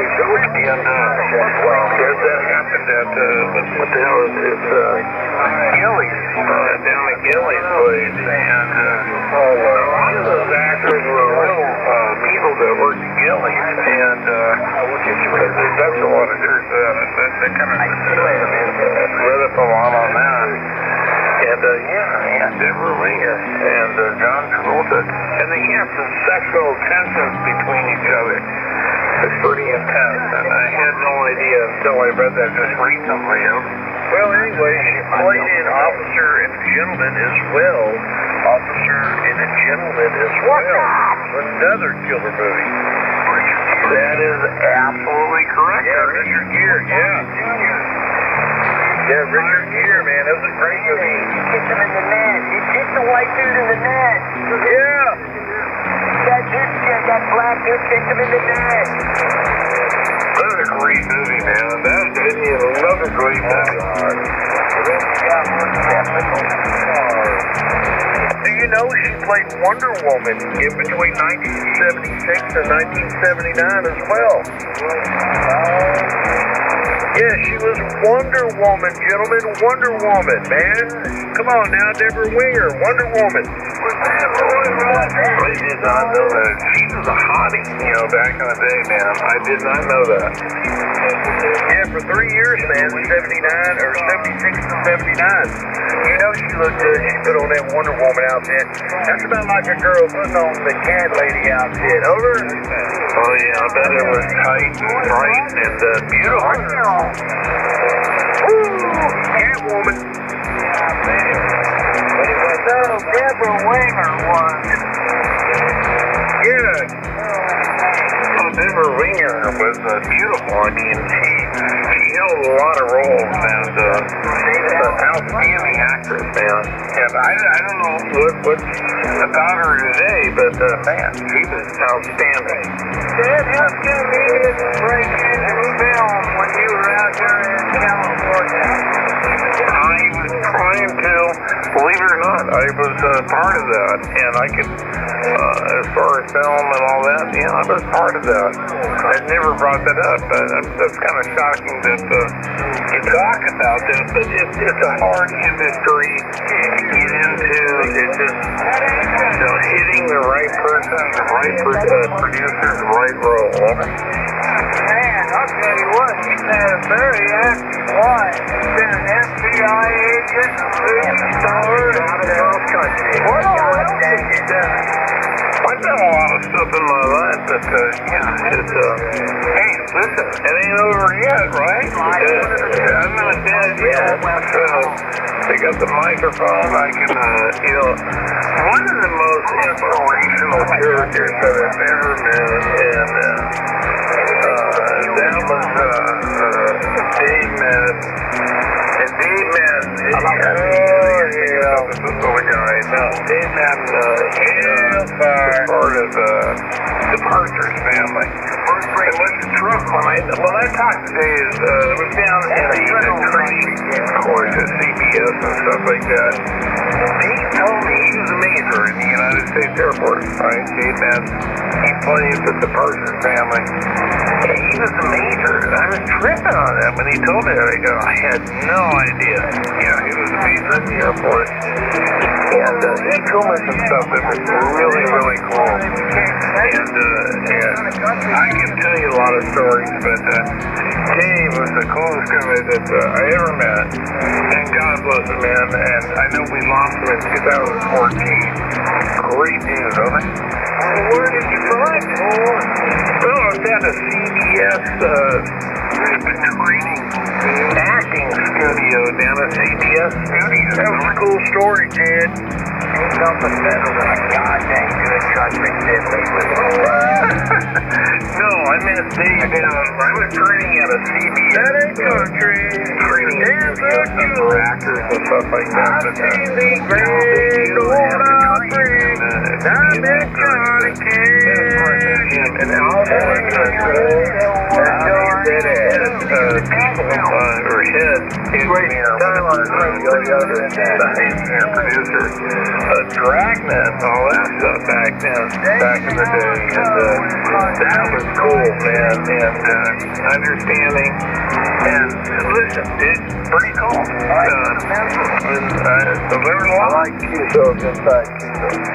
Yeah, man, that's how we roll on 7200. Don't be a bitch. Don't be a bitch or a bitch. Yeah, don't be a bitch. Listen to the strongest signals and throw all the rest of them in the trash can. Come on now. Yeah, I'm working on it. Okay. 20 dB worth of attenuation goes a long way.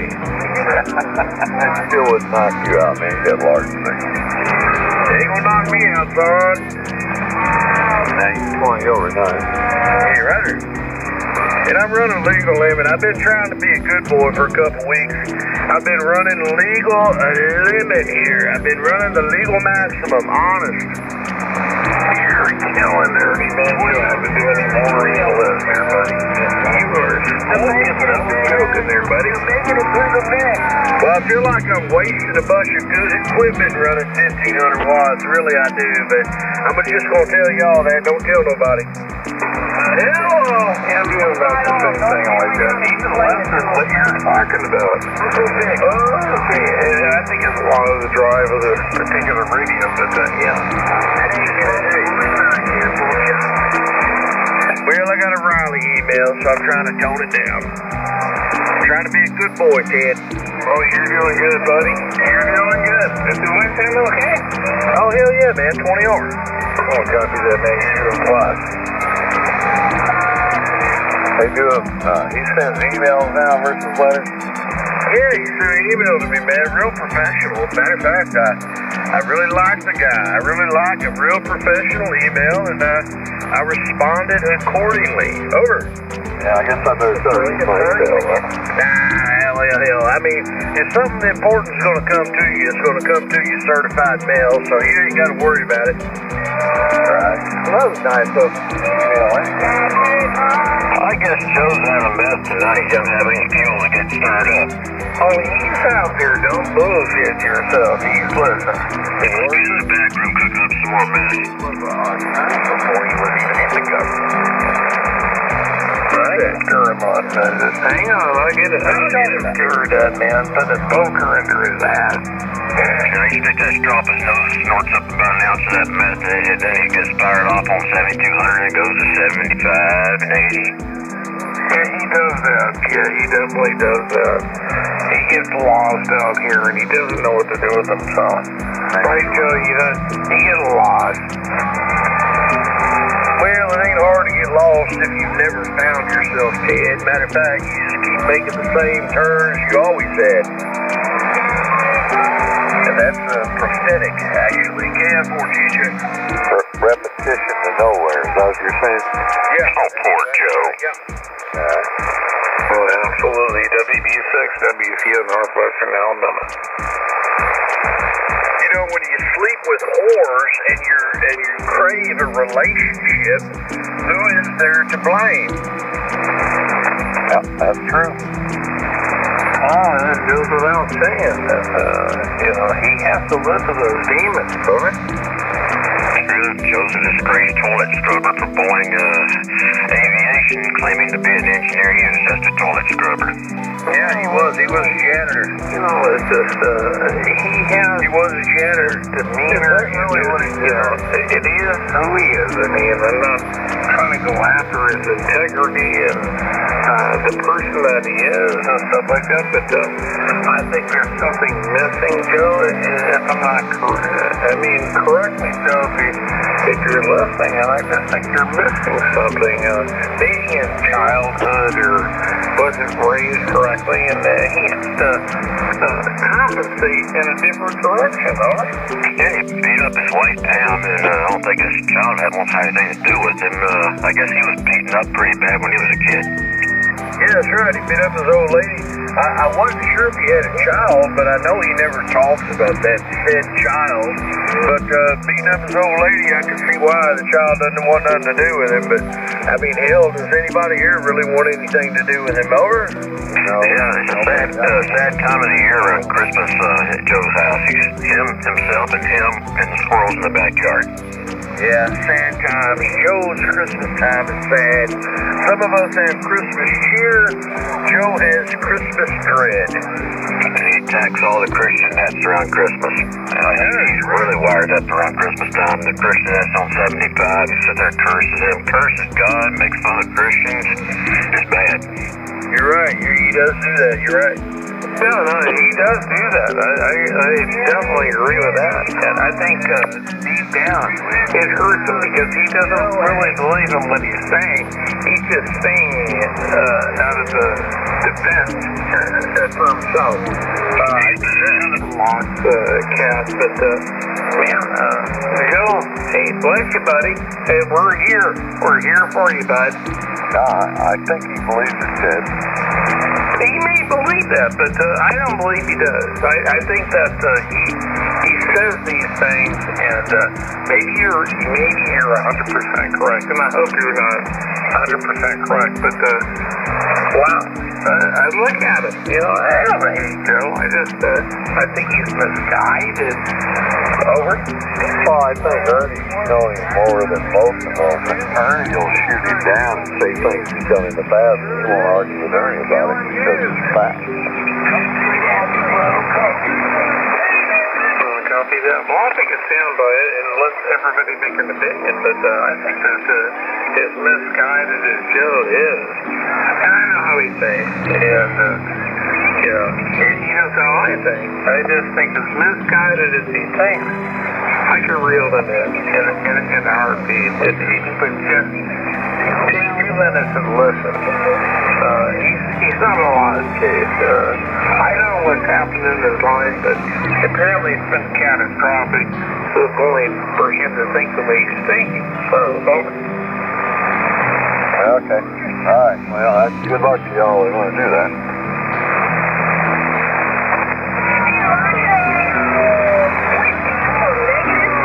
God, I feel like I'm back in the Bible studies and stuff like that. But I wasn't planning on that. But anyway, Ernie, pick it up, buddy.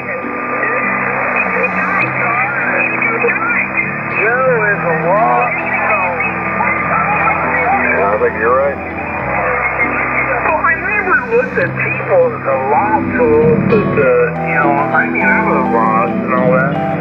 I'm only getting into this is like biblical and Bible study and stuff like that, but hey, listen, I don't know anything about the man, except that he sold cars, and, everybody has an opinion there. They struggle, with their life. Everybody's struggling, with the wife and stuff like that. And I don't know what to say to the man. I mean, can you help him?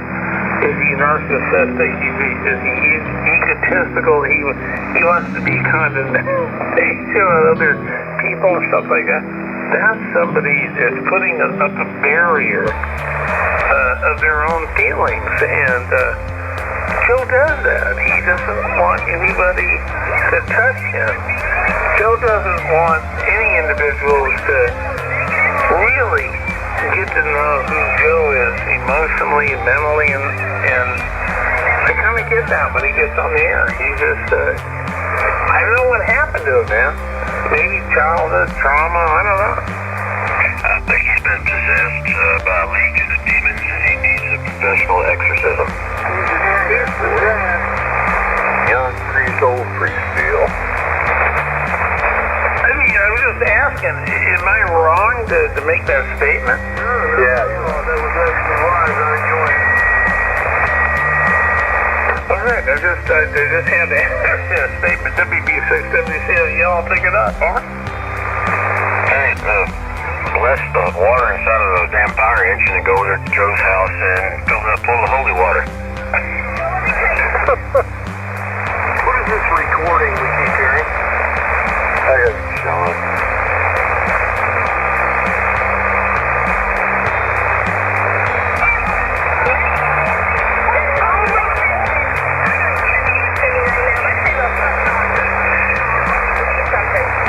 That's Ernie's wife from a couple weeks ago, I think. They've been playing that continuous loop for the last 2 or 3 nights. Yeah, they need to get a new recording. Okay, that was on there.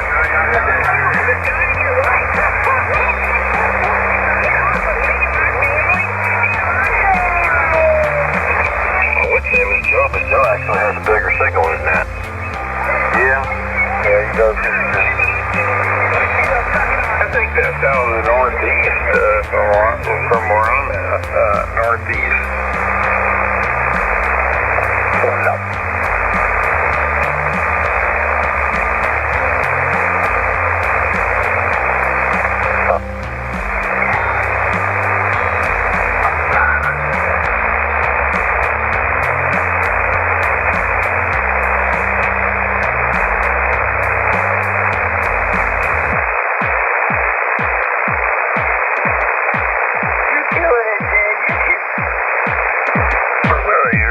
No band conditions are ass kicking tonight. I was looking at the scope and all that, man. Beautiful conditions, over. Yeah, Pat, you're like 20 over on me, man.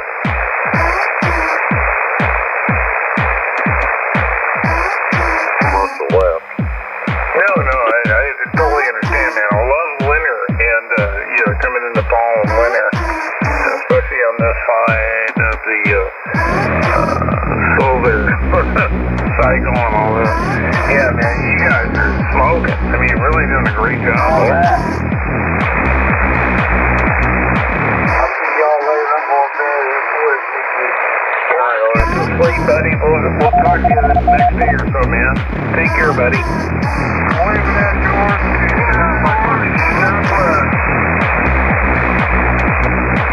Get some sleep, bud.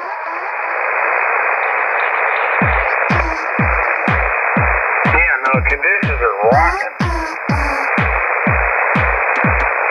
I got a little noise to listen. Yeah, me too, and I can't stay up late tonight, the latter part of the evening to work, as it'll expand, hitting California, Oregon, and all that. I can't stay up that late.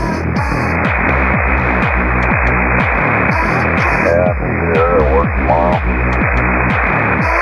Yeah, me too. I gotta get up and take care of business, but it will extend if you're willing to stay up that late, and I'm tired. Absolutely, I can't do it.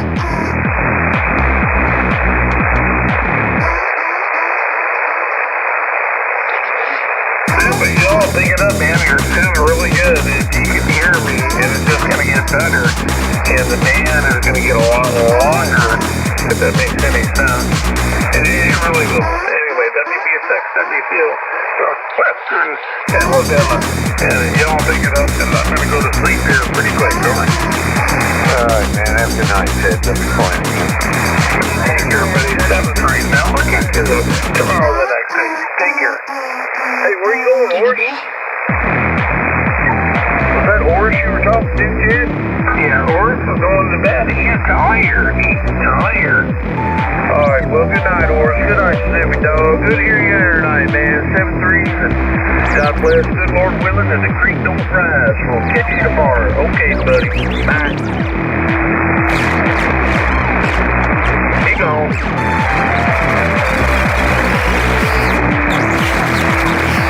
Still the old creek rise on Noah.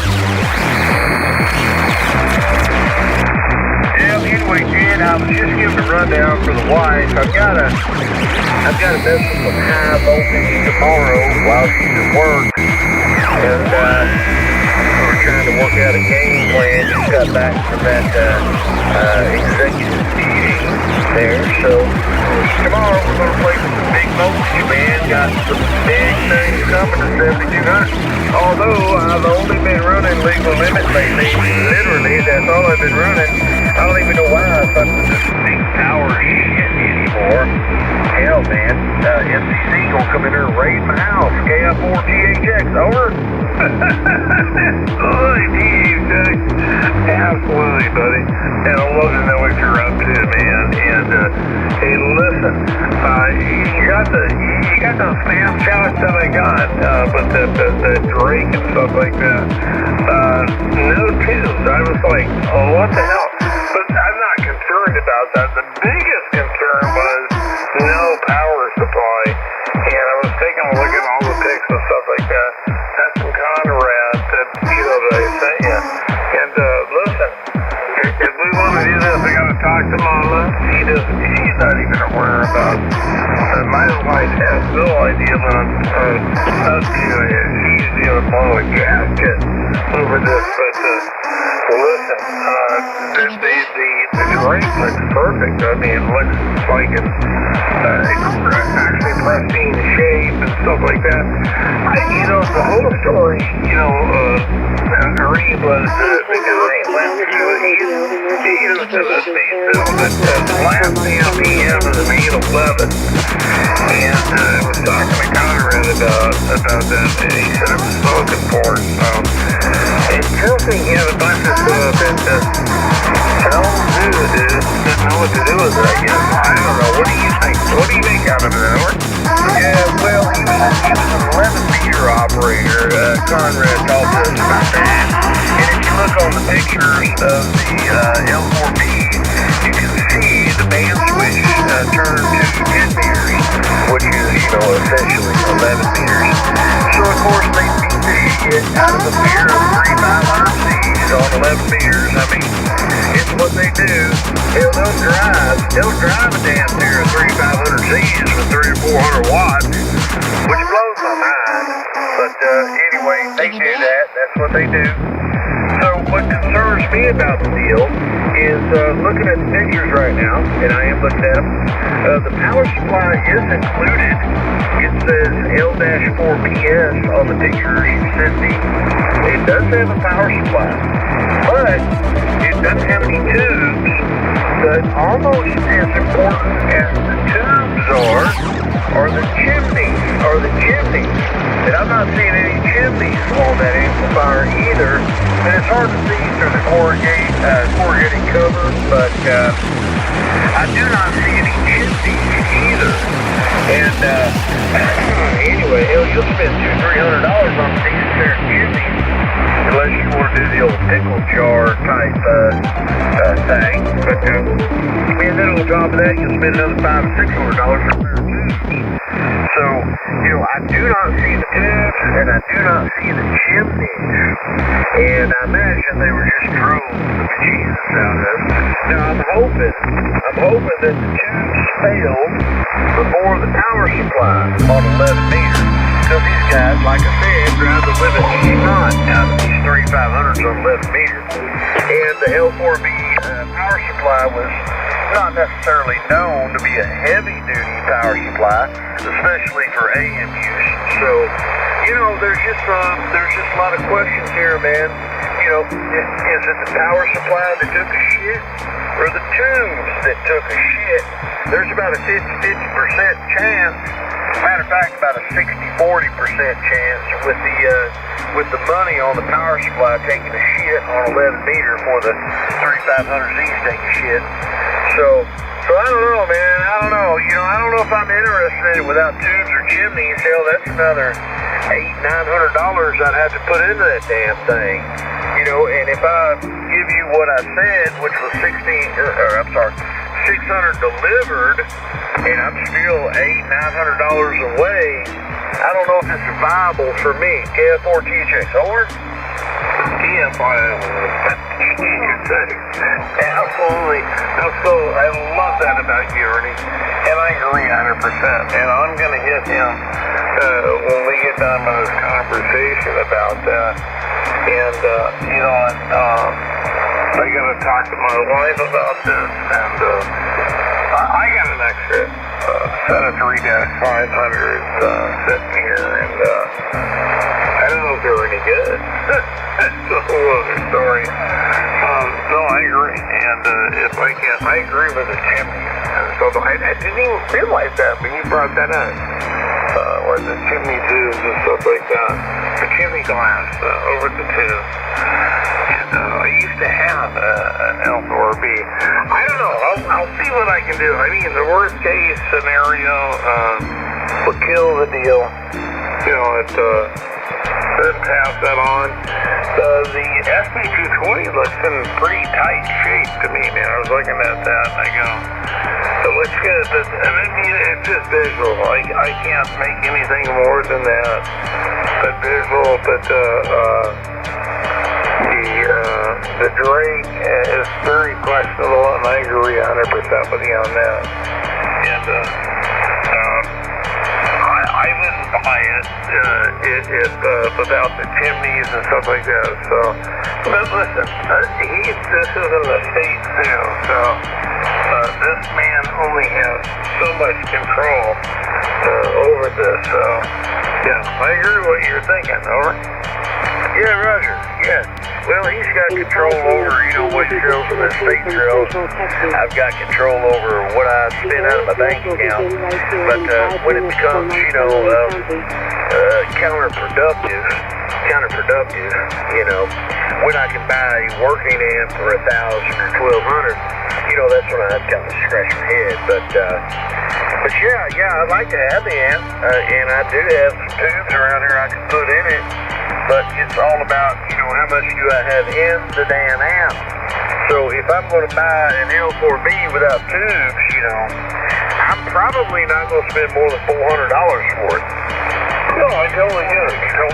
And I'll deal with that with him in the next day or so. And I totally agree, Ernie, man. You think the same way I do, Harley? Oh, yeah, and I know you're in the middle. So, yeah, it's all good in the hood there, kid. Dylan, if we got to pass the deal up, it's okay, brother. Hell, I'll find another one somewhere down the line. Hey, did that 220 come with tubes? Have you seen pictures of it with tubes in it? Over? Yeah, well, the 220 is just two pics that I got from them. And actually, the 220, you know, front and back is pristine. It's like my SB220 that I got. Absolutely a pristine amp, but and the back side of it. But it's the same thing there. Ernie, I don't know what's going on eternally. I don't know what the plate current's doing. I don't know what the grid and all that. You know what I mean? Yeah, Roger. You know, if you see a back picture of it, you may be able to see if it has tubes in it. You know, zoom in on that back picture on that 220. You should be able to look through the stand opening and see some glass tubes in there. They don't have chimneys on those 220s, so anyway, maybe it's a good deal for you, man. I don't know, but yeah, it ain't no big deal, Ted. It ain't no big deal at all, man. Okay. No, not a big deal, man. And this is not something that we have to take up or make personal or anything like that. Don't worry about it. It does look like it had to, but I'm not 100% sure. So I'll follow up with this cat, and it's just it's sketchy and stuff like that without the tubes, with the Drake, and I totally know how you're feeling, and you're right, without the chimneys and stuff like that, it may not be that good of a deal. Yeah, roger that. KF4G, yep. KF4GHX and the group. Alright, man, I'm going to be on the side for a minute, Ted. Let her rip, Tater Chip. I'll be right back.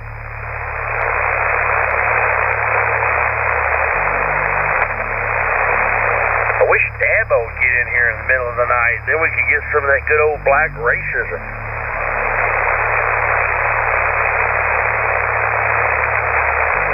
What about transformers that just worked on designs on them years ago? Those SP220 transformers. In other words, they get warm, they start sparking a little bit, and you hear a different sound. And as they get hotter, it'll just get worse. And they're not something you can do. It's not repairable. Yeah, the SP220 transformers, 221, 220, they're sideband only transformers. You know, I've heard of a few people running them on AM, a reduced carrier, like 200 watt carrier, but they're a sideband amplifier. And I mean, if you run them at a little under legal limit, they'll probably last forever, but if you push them, you're going to burn out that unobtainium iron. By the way, guys, just the other day, matter of fact, just the second day in a row, I tried to log into amphone.com. amphone.com. You guys know the old AM website. And I get a 405 error, man. So I don't know if amphone.com, alphamikephone.com has gone offline or what, but anyway, kind of hate to see that. KF4GHX, anybody know anything about that? No, I don't know, but I gotta ask you, Ernie, what is a great AM amplifier? Your suggestion, run 6, 8, 900 watts, continuous. Yeah, Henry Collins, I mean, maybe Alpha would make the cut, but Alpha made desktops, so there's always been consideration for, volume, weight, and price, but, like Collins gear, man, the old Collins gear, the old Henry gear, anything with the old Harris gear, you're going to cross some good old Harris transformers. Anyway, anything industrial quality, fits the bill, but, if I was running AM, man, I wouldn't run anything but Collins, Henry, Harris, very few other manufacturers, but, there's just a big difference there, Ted, in between amateur radio quality components and commercial quality components, but generally how it goes, though, Ted, is the more it weighs, the better it will do. Over. Oh yeah, the heavier plate transformer and a good grid transformer and stuff like that. Oh God, yeah, it's gonna handle the heat. It's gonna rock, as far as that goes. But Ernie, I'm gonna hit you up down the road, buddy. You're gonna hook me up. Listen, I'll check this whole thing out with this cat, and I'm gonna text him in a little bit, and without chimneys, it's not his fault. It's in the state sales, so that's what we're dealing with. Over. Oh yeah, I dig it, Ted. I dig it. Yeah, I know what Conrad's dealing with, but if it had tubes in it, at least I could bet on resoldered the filament pins on the 3500Z tube or something like that. And if it had chimneys in it, then I could at least bet on, just need to buy a tube short or something like that. Or, if the power supply was shit and it had tubes and chimneys, then I could just look at, replacing some rectifier diodes or capacitors in it or something like that. But when it's unknown condition with no tubes, no chimneys, well, it's like, where in the hell did they go? Where the hell did he buy another amp because the transformer went south? And did he use the other chimneys? Because that's what he did. There's just a bunch of unanswered questions. But if it had dusty ass 3500Z tubes in it, and it had the old dusty ass SK 510 sockets and chimneys in it, then I'd be like, yeah, okay, $600, I'm all in, I'll take a chance. But, as it is, no tubes, no chimneys, well, hell, there ain't much to take a chance on.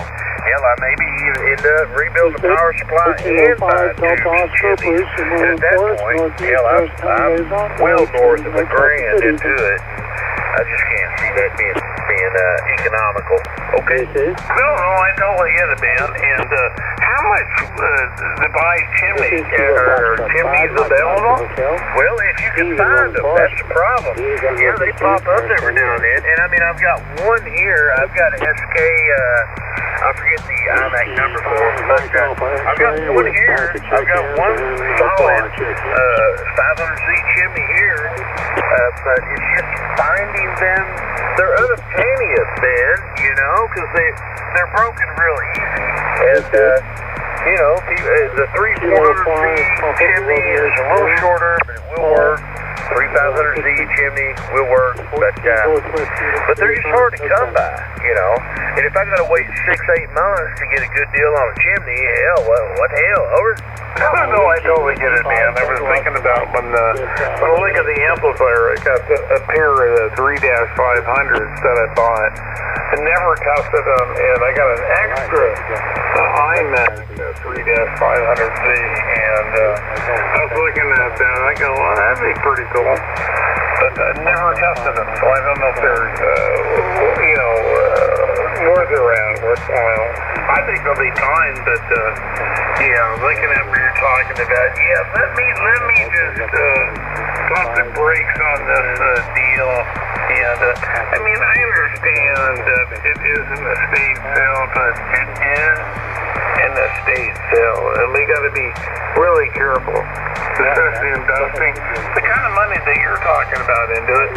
And especially when you get my ass up here to go try to get it, over. How's that? Oh, yeah. Well, I know this cuts you out, but, if the deal falls through, tell them I'll give him $425 shipped to my front door. And since there's no tubes in the damn thing, there ain't much you got to worry about it. But, I think $425 for an L47 without no tubes in it. And since there ain't no tubes, hell, there really ain't much to worry about breaking. So, anyway, if it falls through, kid, let him know, okay? No, not a problem. He's got the SB220, and I was looking at the SB20. 220 looks perfect, and I'd love to have a backup amp, and it looks pristine, and he said it worked, turned on. He didn't say it worked. All he said it turned on. That'd be nice, guy. And I would definitely give him, $300 cash, and drop ship it. And he's got to do what I'm going to tell him to do is take the tubes out if he can do that, and separate that, and then take the amplifier. You know what I'm saying?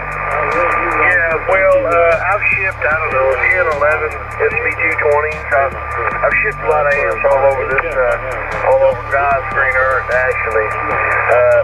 So it takes a minimum of $150 to really properly ship, pack and ship the 3500Z tube amp.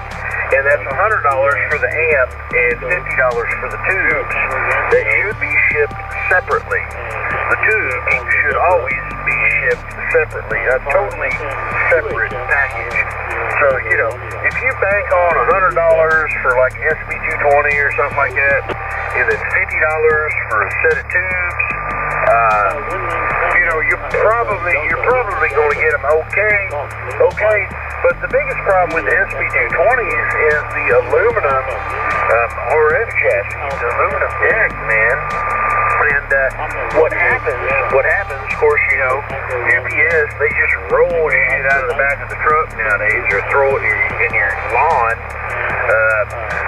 Anyway, the aluminum chassis directly underneath the high voltage power supply is weak. And so if they don't support that, well, by the time you get to it, the transformer's leaned all over to the side, the chassis is bent, and now that ain't no hill for a stepper like me. Hell, I just pull the transformer and I'll straighten the chassis back out and throw it back together. But to people who aren't comfortable with messing with that stuff, it's a showstopper. It's a showstopper, you know. But how Heathkit did it back in the day, and how most savvy sellers do it, is they know to put a 2-inch by 1-inch block of wood underneath the innermost part of the transformer, and then put the case back on it, and put a bunch of padding around the tubes, a bunch of padding, and hold the tubes in the socket. As long as you hold the tubes in the socket, the tubes are going to be okay. And as long as you support the innermost 2 bolts for the transformer with a wood block. I think JV2000s did it back in the day too. The old JV2000, the old Black Cat 2000.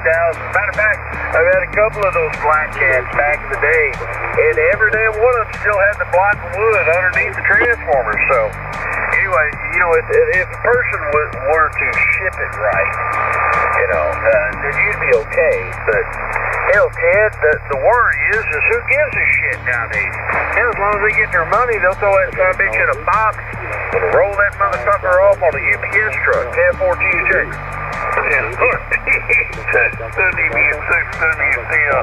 That's exactly what I would spend the gasoline just to get up there and pick them up. You know what I mean? It goes without saying. I got a nightmare story behind that, but with my other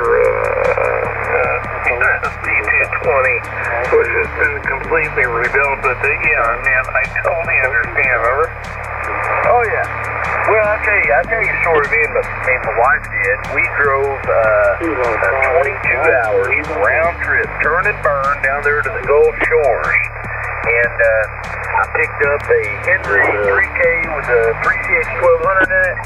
It was a 2-piece unit, kind of a rare unit actually. As a matter of fact, I've only seen pictures of it from Henry brochures, so they didn't sell many of them. I've still got it here to this day. But anyway, I got it back home, and it had a power supply fault. I paid $1,000 for the amp, and I sold the tube, the 3CX1200, for I think like $800. But and now it's got a 3CX1500 in it, sitting here at the house here. It's a 2-piece unit. Not the 2KD, it's a 2K Classic 2-piece unit. It's really weird. If anybody's listening and they're kind of Henry fans, it's a pretty wild story to talk about this thing.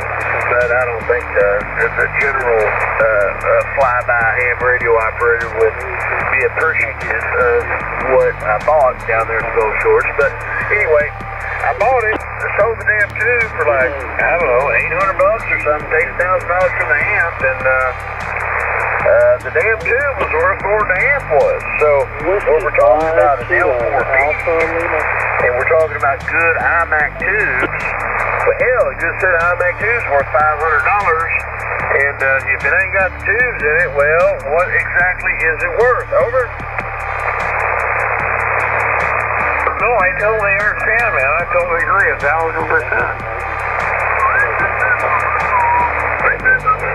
I guess we're beating a dead horse. Hey, Ted, why don't you cut the freaking loose? We've been in here hogging this bitch up all night.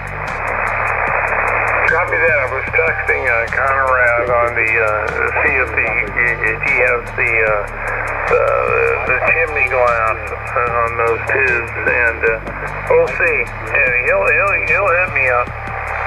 Yeah, I'm sure he wouldn't know. I mean, it's an estate sale. I'm sure he wouldn't know where the hell they would be.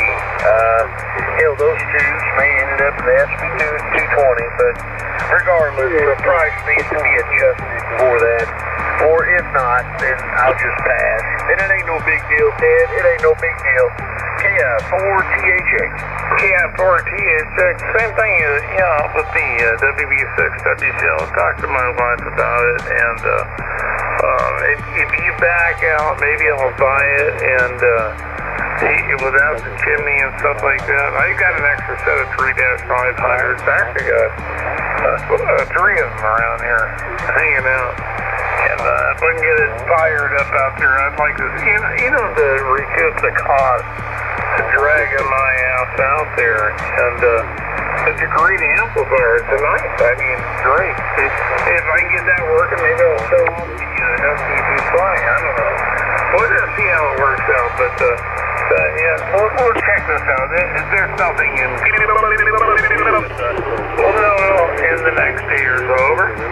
Okay, well, I just looked at RF parts, and it's the SK. Hold on, let me unkey for a minute, because every time I key up, my damn computer goes blank. They're $109 a piece for a chimney. It's the SK 406. Sierra Kilo 406. Now, it looks like RF Parts has them. These chimney will cost you $107. Over.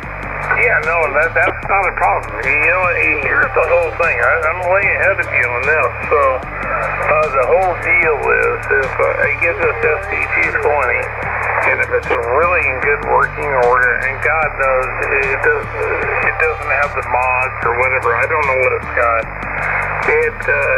Retail value is around about $1,000. So if you look at the Drake R4B, runs between $1,200 and $1,800 for retail and resale. So, and that goes without saying. And like you said, the missing parts and stuff like that, I understand exactly. Ernie, you're like me. I gotta spend some money on it. I gotta drop the tubes in it. Right? Gotta drop tubes in it. And she goes without saying. Is it a good deal? I don't know. You have to take a look at that. And I don't know. I'll be damned, man. RF Parts is selling Amperex 3-1000s for $1,500 a pop. Now, $1,500 a pop for a 3-1000. Well, I'm here to tell you, Ted, it ain't worth me investing tubes and chimneys into it. I'll never get $1,200 out of an L4B. I don't know what, retail value you're looking at that says $1,800 max for an L4B. But, in the day of LD Moss and all that, these old timers, they're like, well, what is easier? What is newer? What is lighter? What is more efficient? And Better 3500 Z3 in. So, anyway, I give Max $1,000 for a good, proper running L4B. And I don't think I'd be alone. But I'd be a fool to pay $600 for no tubes and no chimney. So, okay, man, I'll get on the side. I gotta take a leak, and we'll be right back. KI4 TJ. Not a problem there, Ernie, and I totally respect your opinion. Is WCL. Yeah, and I'm gonna take a look more of it. It may not be your cup of tea. The same thing with me, and it is an estate sale, it will haunt this particular person. We'll just see what we can do and manifest, and we'll just see what's going on. Talk to all about it, and because I'm going to have, the reality of it is, I'm going to Kansas. It's a 10.5-hour drive, almost 11 hours. That's gas. And spending the night at a motel, looking like I can get it cheap for about $50, $60 a night. They come home. So I'm looking at those, my expenditures and stuff like that. So it may not be a good deal. It may not be really good for Ethan, you and I. But I would not. I'm all about the SB220, but we'll see. We'll just work it out. Anyway, let me get the hell out of here and let you take care of business. This is EB6 WCO, Northwestern Alabama. All right, brother. We'll be back here shortly. Careful, TJ. Yeah, 4 TJ. God damn, I sound good. I appreciate that Watergate. I sound natural as fuck. WB6 WCO and 9RON. Yeah, go ahead, buddy. You sound beautiful out here in Northwestern Alabama. Ron, you're still outrageous. Yeah, I'm working on an amplifier here, seeing if it's working. Oh, you're doing a good job. Can you hear me okay? Ted, he's helping somebody else. Ted, I hollered for Ted. Oh. Yeah, he hollered Ernie out. Go ahead with your amplifier, man. It sounds good. I'm sorry. No worries. Hey, yeah, Ted, I just wanted to give you a signal report. Very good. Doing a little work on the bench here. Still got it open. Just want to try it out. But I got it. Okay. You're doing a really good job, man. Hopefully I sound as good as you. You're running about 20 posts over, really? Okay, good deal. I'll leave you alone. I appreciate the radio check. I'll plug this thing back up. Play with it a little bit later then. Well, man, let us know how it's going to work out. Doing a really good job there, buddy. I'll try on the wire. The wire.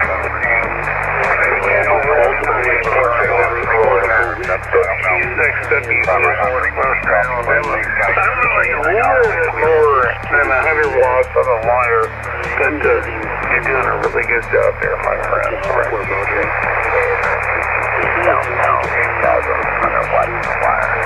Oh, the big dogs out there. We got Chicago, everybody out there knocking out, and y'all sound perfect. You all of you guys sound really great out there tonight. God bless you. WB6 WCO North Western Alabama.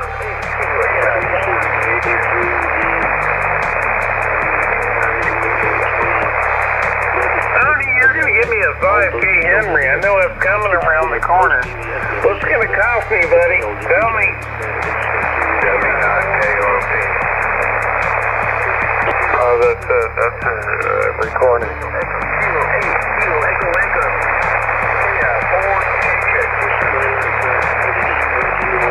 Loaded up the recording. W9KRP. CQ photo.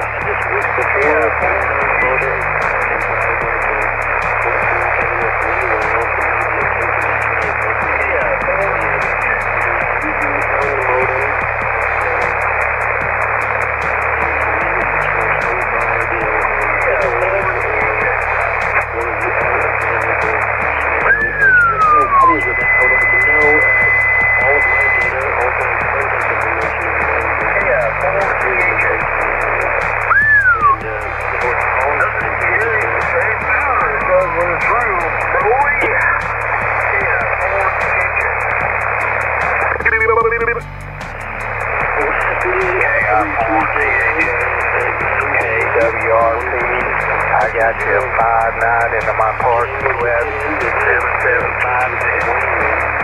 Alright, man, 5-9 into your RV, over. Roger, got you 5-9 in my RV.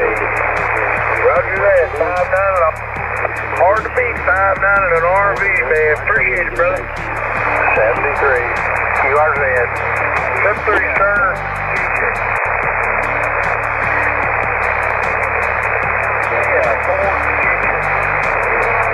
Bob's got me breaking out the $100 bottle of liquor tonight, man. Hell, we're gonna have a whiskey and water here this afternoon. A whiskey and water.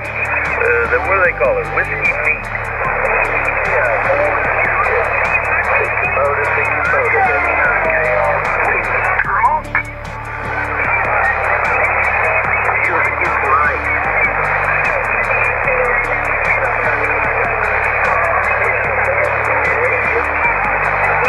Sound good. I'm glad they're Watergate me, man. It's good to know I sound natural. Yeah, thank you, POTUS. Thank you, POTUS.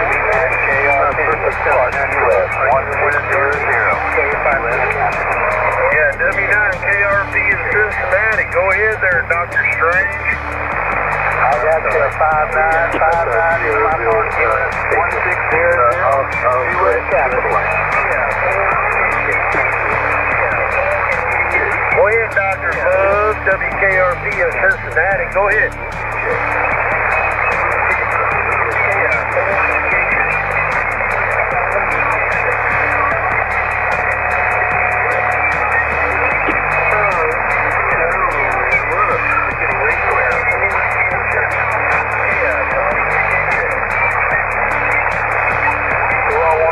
W9KRP for the Central Bend Turkey Drop.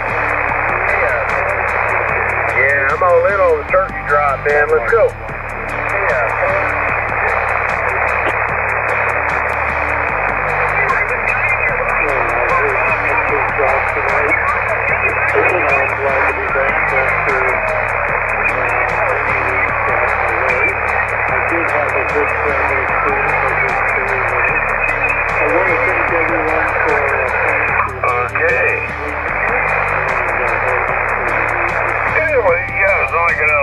You're killing it. KLP back to net. Yeah, forward station. Forward station. Yeah, forward station. Yeah, forward station.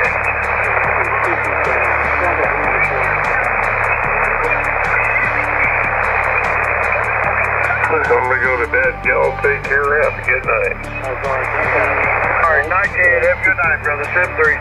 You too, buddy. WP6, W6. WP6, W6.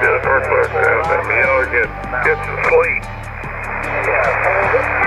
Okay, man. Catch you later. Y'all take care, buddy. Thank you. I'm gonna do the same. I think I'm gonna get out of here and get the corners of Brain. Kilo India 4, Tango Hotel X-ray. But I do appreciate dinner and go get some Watergate, man. I mean, I sound good. I sound natural. I sound natural. I sound exactly like I do in person. So, thank you for that. Thank you for that good Watergate. And y'all have a good night. Kid 426. We'll see you later. Bye.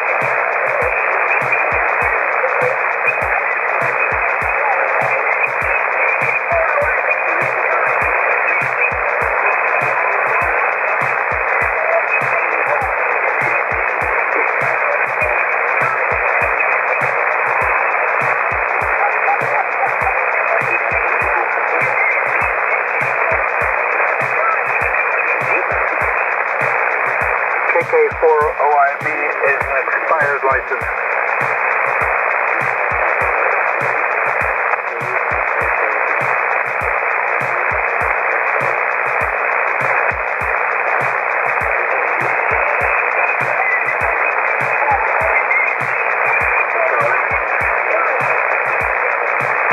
KK4OIB, you have an illegitimate call sign. That license expired, and I don't think you're a real person. I think you're just doing recording. And you're definitely the most un-Christ-like person I've ever heard. So you want to talk about Christ-like, you need to look in the mirror. And I believe you're on the pathway to destruction, and you'll probably burn in hell.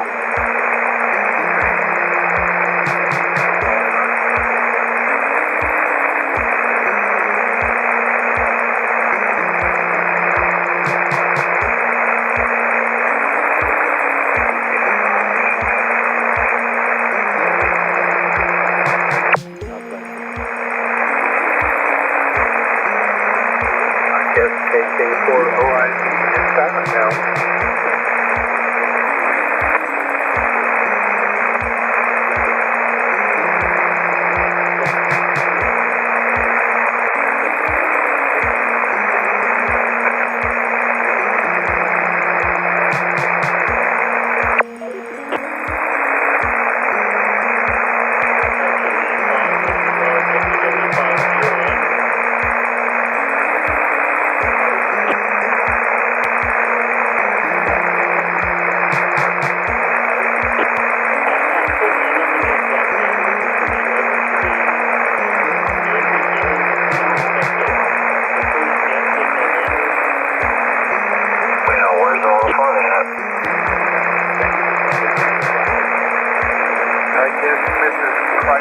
Shut everybody up, I guess, because he's not woman enough to come back. There was a recording, you dumb, smooth brain son of a bitch. You're fucking talking to a recording, you fucking idiot. Wow, something. Yeah, you're a fucking moron. You're talking to a recording, stupid. What a fucking idiot. Well, I guess that's true. I am a fucking idiot. But, well, of course it's true. You're sitting there talking to a fucking recording, wondering why the recording isn't talking back to you. You're a fucking moron. Yes, I am a fucking moron. Alright, well, now that we got that covered, there you go. Okay, catch you later. Bye. Bye, you fucking moron. Well, I'm not the one talking to a fucking recording, stupid. No, I'm not a recording. No, you're not a recording, but who you're talking to was a recording, you fucking idiot. Well, you know, I hope you feel stupid, by the way. I hope you feel stupid. You're getting mad at a recording not replying to you. Come on now. I'm talking to a recording. You're a fucking idiot, man. Come on.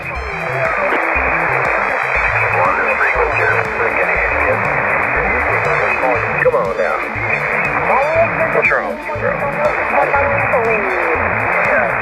Why ain't she talking to me? Because it's a recording, you dumbass.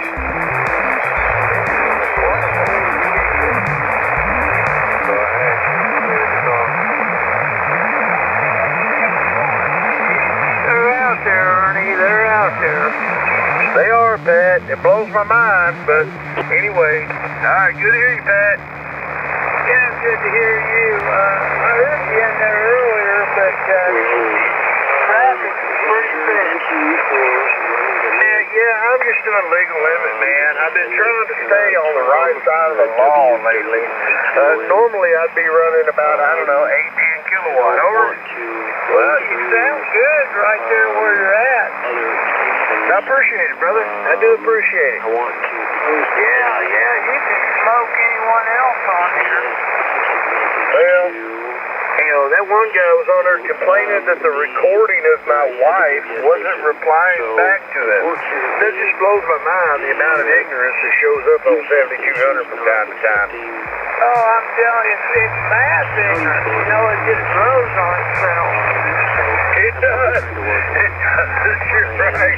Hell, it's the blind leading the blind, ain't it? The blind are leading the blind around here.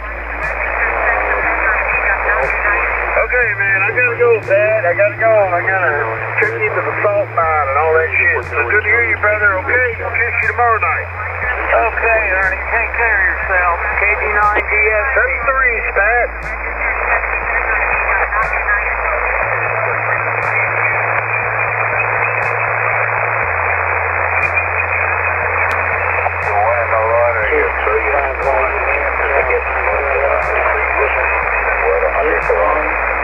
Ain't nobody gets buzzed on this frequency, dumbass. One day. We'll work it out. It'll happen.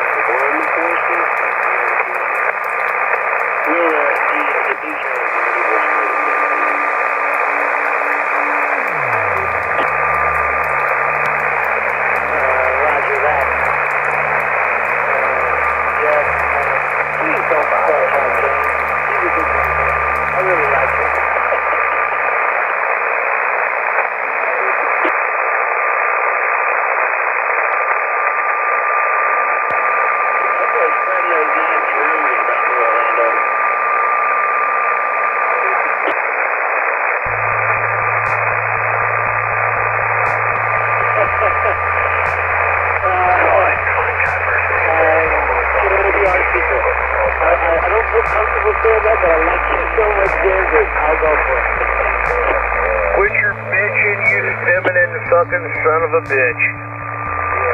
You feminine bastard with the call sign. Shut your bitch ass up. Go through to a cruise across the CV, bitch. Shut the fuck up. You got a million other frequencies to dial into, yet here you are. Shut the fuck up, bitch. Well, no, I'm serious. I mean, I'm real about it. You know what you're going to run across on 7200? Get your dumb, soft-ass, bitch-ass hand shows up on 7200. These two people doing 7200 shit. What the fuck is wrong with you, man? Don't you know what to fucking expect here? But you're playing holier than thou with saying, oh, well, this all should be condemned because I'm a proper ass ham. Shut your bitch ass up, man. Nobody got time for your stupid shit, your smooth brain to fucking take on it, man. What's wrong with you? KF4THX, shut the fuck up. You fucking idiot. You're a fucking idiot.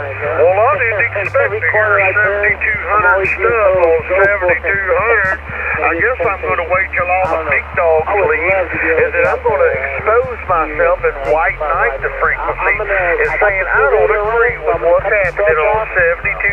Shut the fuck up. Shut the fuck up.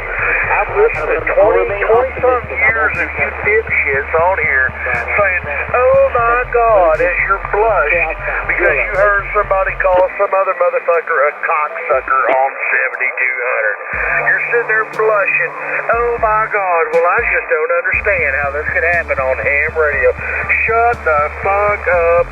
Move your ass to another fucking frequency. This is where the Jerry Springer shit happens. If you didn't know now you fucking know, and nobody wants to hear you fucking complain, and nobody's going to be on your side agreeing with you complaining, because everybody on 7,200 knows exactly what the fuck happens on 7,200. You bitch-ass, smooth-brained, non-Calisthenian sack of shit. KF4THX, shut the fuck up.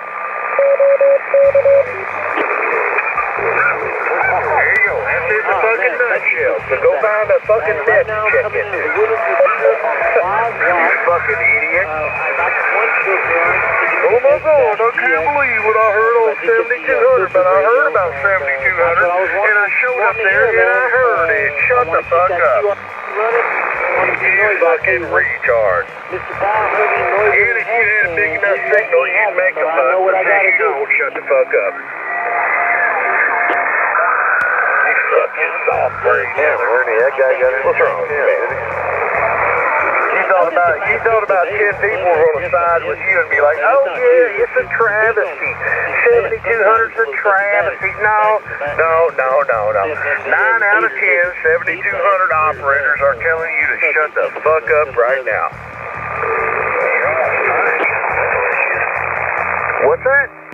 Oh, yeah, roger that. Your hard copy, say one more time. I'm sure you're down to your comment. What are you trying to say, man? I'm trying to make you out. What'd you say? Right here, we're at And do you have a call sign? Hell, let me put the kryptonite on this motherfucker. You got a call sign? I started off in the computer on 5 watts. That's what I thought. Put a smile on my face. That's what I thought. Another cormer bitching about the content on 7,200. Go figure. Fucking retard. That's terrible audio. And you have terrible audio. Not like it is. Fucking. Yeah, well, a Flesh, you need to set that motherfucker up right, because you sound like shit. About if I got that little module.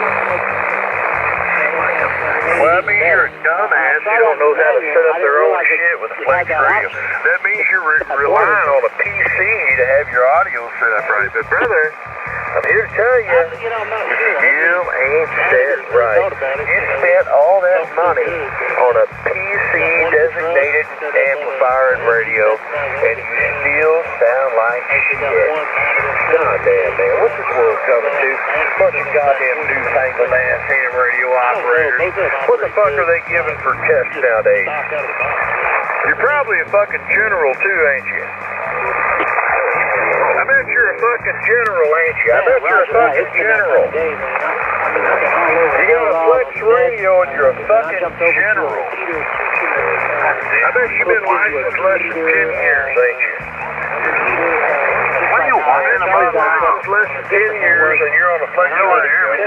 I bet you've been licensed less than 10 years and you're on a flex radio. Bitching about what happens on 7,200. Let me tell you this, sir, smooth brain retard. The shit that's been happening on 7200, and my call, by the way, is Kilo Indy 4, Tango Hotel X-ray. It's been happening since before you were a ham. Since before you were a ham, big boy. Since before Flex Radio come out and all that shit. The same shit has been happening. But here you are, you got your new Flex Radio, and your bullshit LDO MOS amp, LD Moss amp, and you think you're going to fucking change something on 7200 by saying how everybody's a retard, man. Come on. What's wrong with you, man? You don't know fucking shit from Shinola about tradition. And that's what I'm trying to teach you tonight.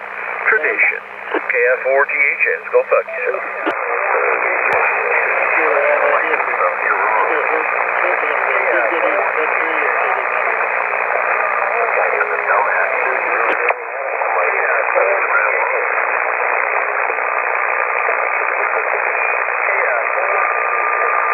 The guy with the Flex Radio just wasted about $3,500 because it sounds like that bitch done faded all the fucking way out now. That bitch's Flex sounds like a bag of buttholes, don't it? Roger. Yeah, Roger on the bag of buttholes. You spent all that money on an SDR-defined radio, and you still sound like shit. You fucking dumbass. You're old. Your ears don't even work anymore like they used to. You have hearing aids. And the guy next door said I had... That thing sounds bad, Ernie. It does sound bad. He sounds like what shit. a crock of shit. I don't know what's wrong with that guy. I guess I'm supposed to hear him because he's got a Flex and a kilowatt. Well, I tell you what, you better go back to the drawing board.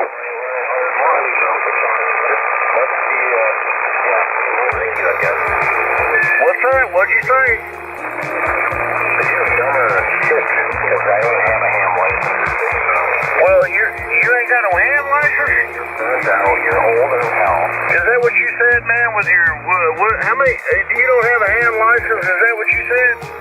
Yeah. Did you say you don't have a ham license? Well, I can't talk to you, dipshit. If you ain't smart enough to pass the test, you ain't smart enough for me to converse with, so... Alright, brother. Hey, good luck on your general next year. I got to go. I can't talk to you. KF4THX. Anybody with a license, ready for QSO. Over. Yeah, that was dumbass. You say you want to talk to him. Probably your spectrum. That boy ain't got no ham license, fellas. We can't talk to him. He wasn't smart enough to pass the test.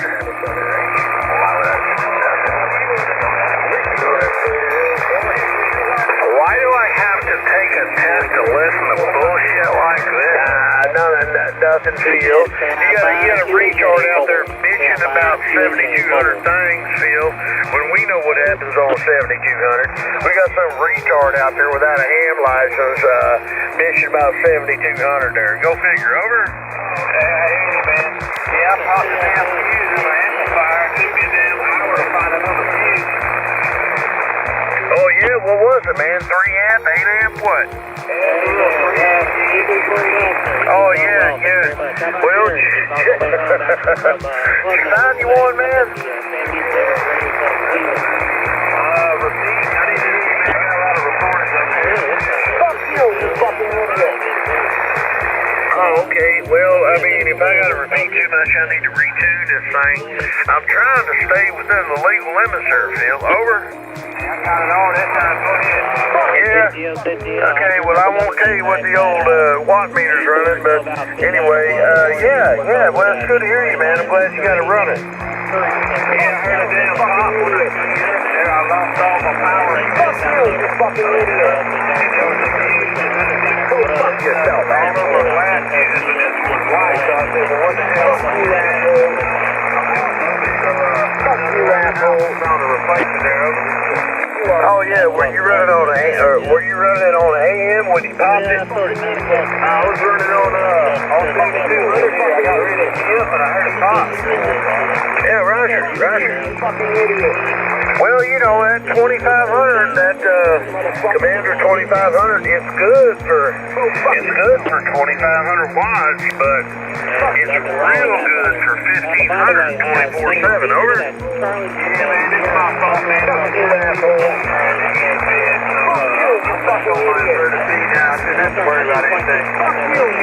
Oh yeah, I dig it, Phil. Hey, I got a good copy on you tonight too, though. By the way, man, that the Commander's walking the dog over there, brother.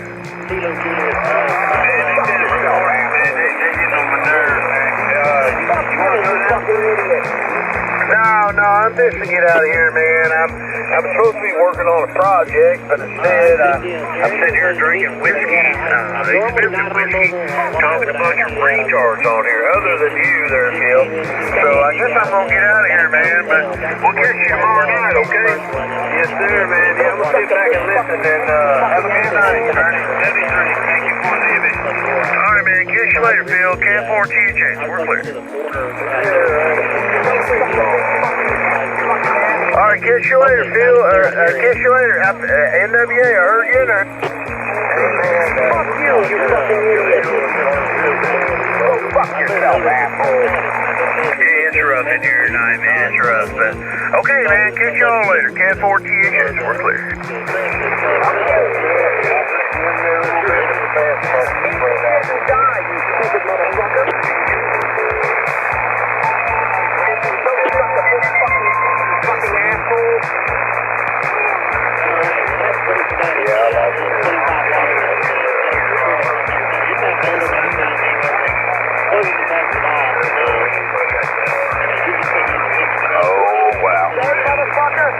Look at it, Paul. How much, man? I just tuned up here, man.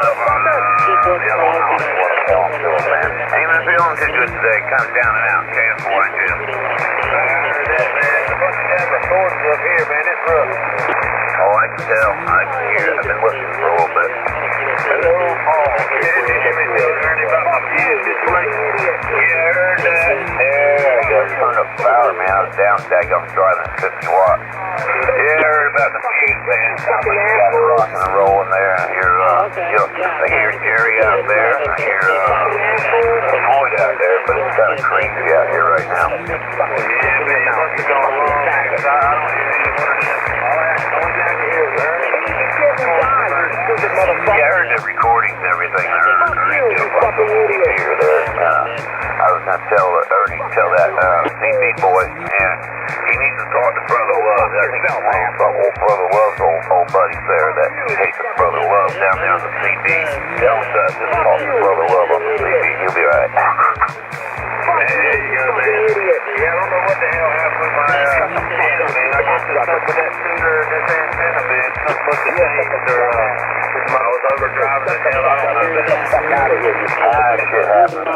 What kind of fuses? One of those real big fat ones? Yeah, it was just a little 3 amp, 250 volt fan on one of the circuit boards. I didn't have to do for the board was, man. I just saw the different in the rest up there that had been popping. I'll wait till Diddy to Mary, and oh yeah, I've had all kinds of things like that happen before. It ain't no big deal, Yeah, glad you got that thing all right.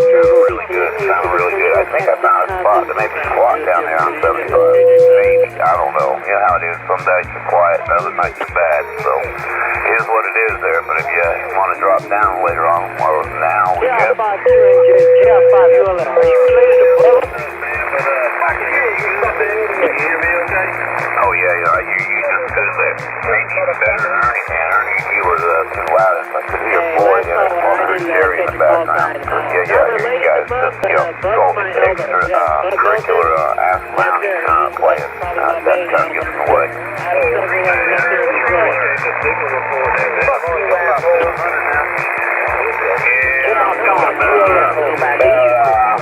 I'm doing about that. Over.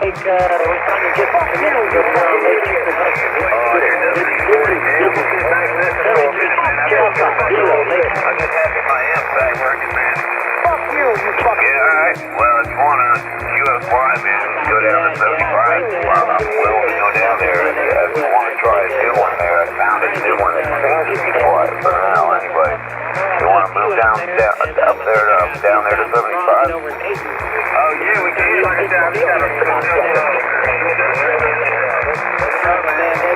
Yeah, okay. Try out 39, 72, 100. 39, 72, 100. And I'm gonna go back to monitoring. Did you hear me? In a few minutes, I'll be there. Alright, sounds good there. I don't know if you heard me, Boyd, Jerry, anybody, man, but maybe we'll try that. 3972. Anyway, 3972. Alright, I'll QSY down there. KN4 engine, it'll take me a minute to tune to.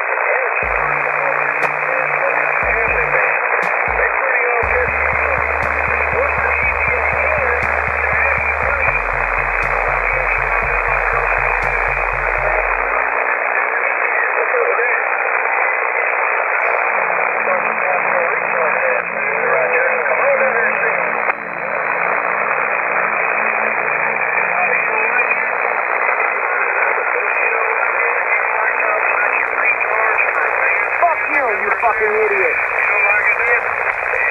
Fuck you fucking idiot. Go fuck yourself, asshole.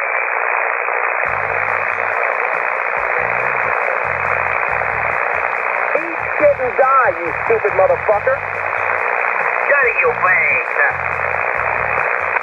What did you say, motherfucker?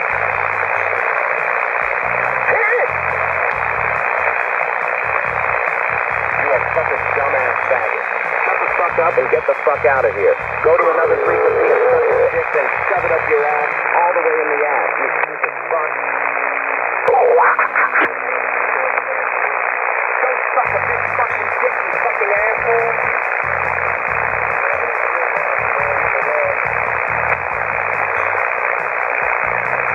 Fuck you, asshole.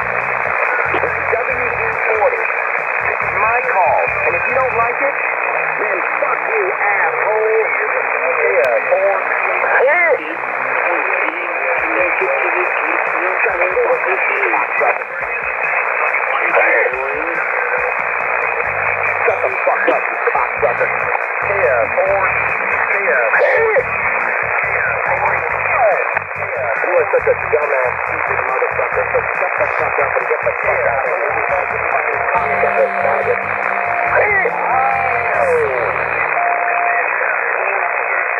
Fuck you, you fucking idiot. Go fuck yourself, asshole.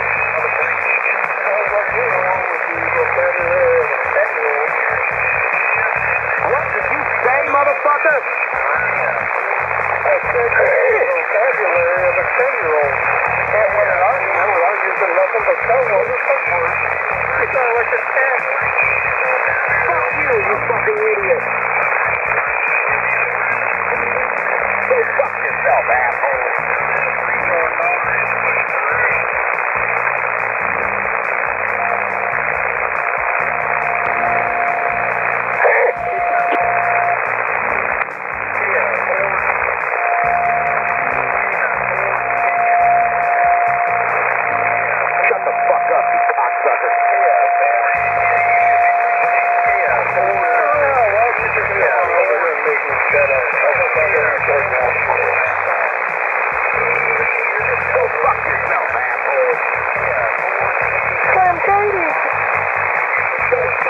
fucking dick, you fucking asshole.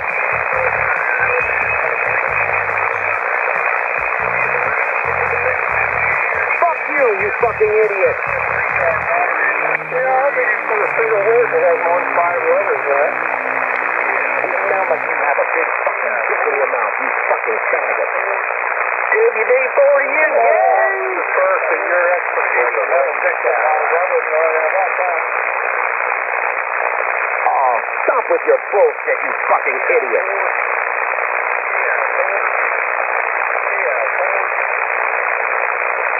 This is WD-40. This is my call. And if you don't like it, then fuck you, asshole. You can. I'm sure you're call sign is WD-40. You're just a movie piece of shot going in your mouth. Yeah. Oh! Go fuck yourself, asshole.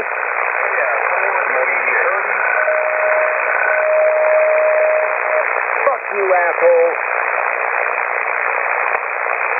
That might be his anus lube.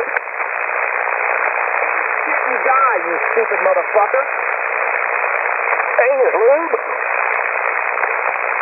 You must be a fucking Democrat, you piece of shit, you motherfucker. You tube or anus lube? You are an asshole.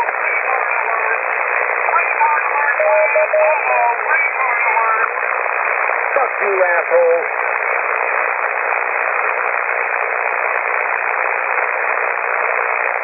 Retards repeat themselves. Fuck you, you fucking idiot. Retards repeat themselves. Yes, they do. Go fuck yourself, asshole. Thank you, retard. Fuck you. Thank you, retard. Fuck you.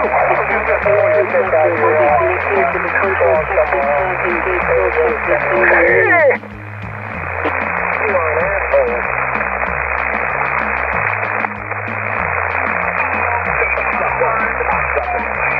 Anal lube. Shut the fuck up, cocksucker. Anal lube.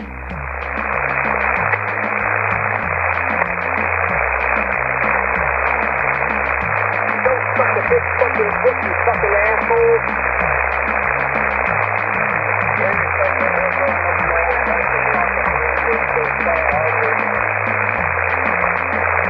What did you say, motherfucker? You sound like you have a big fucking dick in your mouth, you fucking faggot.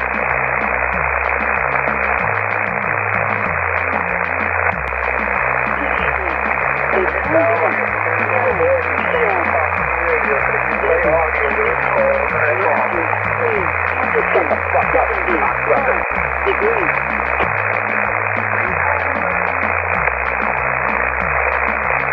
Fuck you, asshole. Shut the fuck up, dumb fuck asshole faggot, so fuck you, asshole.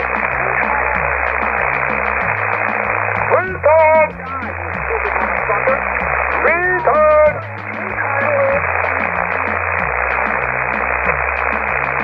You are an asshole.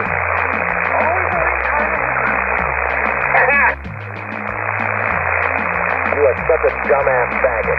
Shut the fuck up and get the fuck out of here. Go to another frequency and suck a dick and shove it up your ass all the way in the ass. Fuck. They're coming for you, WD-40.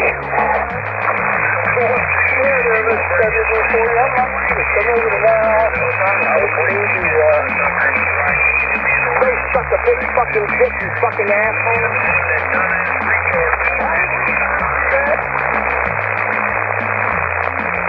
Fuck you, asshole. They got a bearing on you, WD-40. Motherfucker. You heard me. You sound like you have a big fucking dick in your mouth, you fucking faggot. Anal lube. This is my call, and if you don't like it, then fuck you, asshole. WD-40 is anal lube.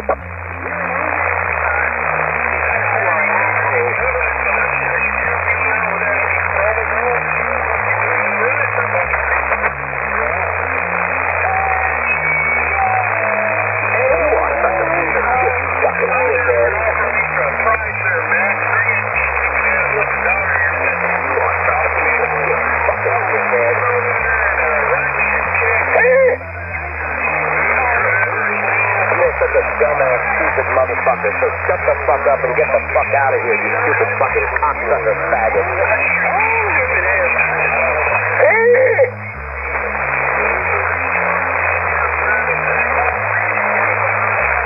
There's a fucking tranny faggot with a big voice that is criticizing me. This tranny bitch faggot should continue minding their own fucking business and keep getting those dicks up your ass and keep sucking big dicks, you fucking tranny faggot. You keep claiming that you are a fucking woman with that faggot voice. Well, as a fucking tranny faggot, you should feel like a woman and keep getting those dicks up your fucking ass and mouth. You sound like you're a deep-throat cocksucker and swallow a lot of sperm, you fucking cocksucker faggot. If you don't like my same recordings, then go to another fucking frequency and you don't have to hear me anymore. Otherwise, you must like me that you need to hear me because you are a fucking tranny faggot cocksucker. So I have a message for you. Go fuck yourself, you fucking queer, and keep swallowing those sperm from those big dicks while you hear me, you fucking idiot tranny faggot. Also, you must be a fucking prostitute that sells your fucking ass and get it filled with many different fucking sperm. You fucking tranny motherfucker, and fuck you asshole tranny faggot.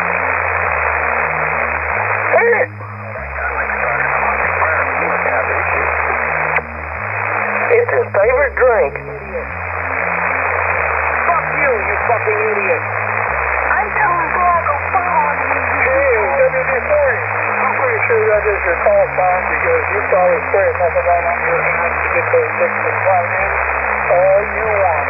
If you don't like what I gotta say, come on over, motherfucker. I'll show you a whole new world. Oh, stop with your bullshit, you fucking idiot.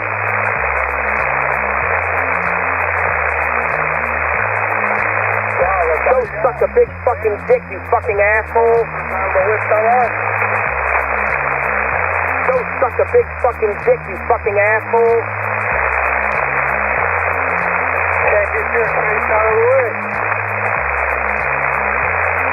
Eat shit and die, you stupid motherfucker. I don't care what you do, I've had a lot of people try to tell me to die. Some of them were serious and some of them were stupid. I just think you're seriously stupid. You must be a fucking Democrat, you piece of shit, you motherfucker. You know, I'm not sure what the Republicans do. And the fact that you're thinking to not be a Democrat is amazing to me because they're the only ones that a lot of people would choose a little. I would say you're actually quite shady. Is that what you're talking about? That's interesting. Maybe people think the same as ticket points. Why should I care, you fucking asshole? You want everybody else to care about what you think. Why would you care about it? Forget the fuck, you stupid asshole first. Wow, you were remarkably intelligent conversation all the way. Please, maybe you go get a Dr. Seuss book and look up some bigger words. That's right. Who gives a fuck, you asshole cocksucker? I have no interest in changing my life for someone who is galactic and stupid. Shut the fuck up, you cocksucker. Well, once again, come on over. Many have tried. I failed. You are such a piece of shit, you fucking shithead. You're always criticizing other people's kids? Damn. Your sperm ain't smart enough to find an egg. You are such a dumbass, stupid motherfucker. So shut the fuck up and get the fuck out of here, you stupid fucking cocksucker faggot. Hey!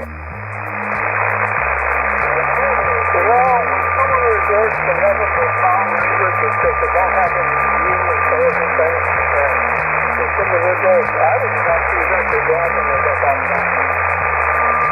Oh, stop with your bullshit, you fucking idiot.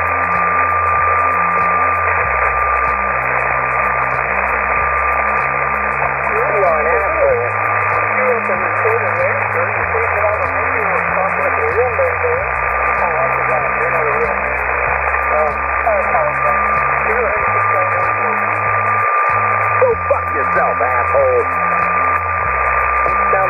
a big fucking dick in your mouth, you fucking faggot. Here goes. Stop it. You're on your own. Dumbass faggot. Shut the fuck up and get the fuck out of here. Go to another frequency and suck a dick, then shove it up your ass, all the way in the ass, you stupid fuck.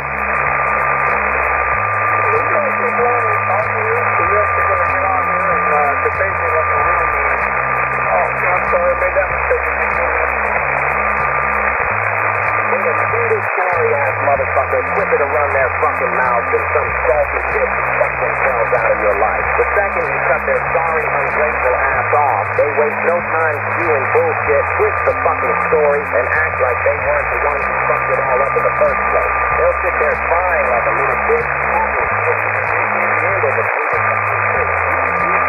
Loud-mouthed bastards love to act like you're the fucking problem when they dug their own fucking graves into themselves in. Now they're spreading fucking lies and trying to make it seem like they weren't the exact fucking reason they got people the fuck out of your life. They're mad as fuck because they lost the only real motherfucker who actually gave a shit. Mad because they fucked up so bad they're their sorry ass.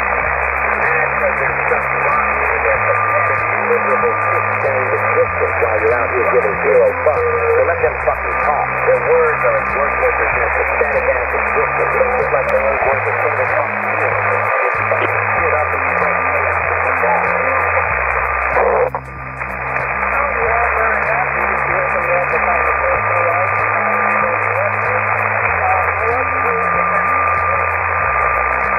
I don't give a single fuck if you like me or not. You can love me, hate me, obsess over me, or talk shit behind my back. I don't give a flying fuck either way. If you can't handle the way I am, then there's the fucking deal. Get your pathetic ass through it and don't come back. I'm done wasting my time on worthless motherfuckers who don't do my work. You got the words to say about me? You have a piece of paper, write that dumbass fuck down, hold it in your mouth, and shove it straight up your ass. I don't give a fuck. I'm not changing for a bunch of fake, miserable fuckers who can't stand to see someone actually living their life. Take your shitty ass opinions, your weak ass gossip, your fucking energy.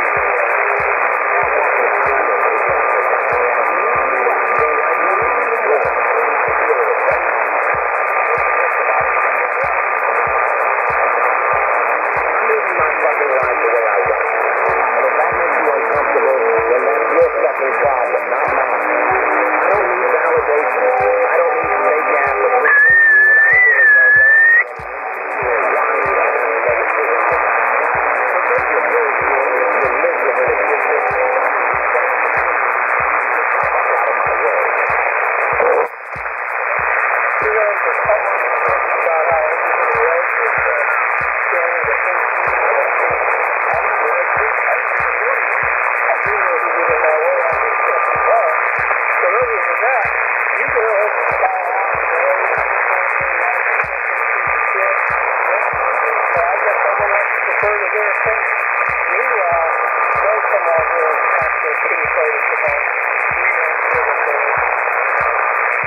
That's right. You fucking idiot.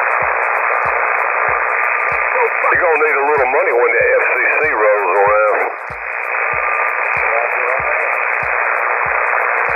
we shouldn't need that WD-40 full time. You got that right, my friend. He's going to lube up. This is my call. And if you don't like it, then fuck you, asshole.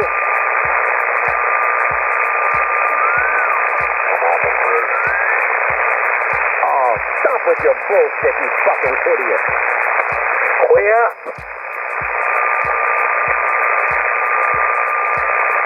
Holy fuck, do you actually think people believe your bullshit? LMAO. The inside scoop is they pretty much know where he is. With another half-assed excuse. Oh, it's not my fault. Inconsistent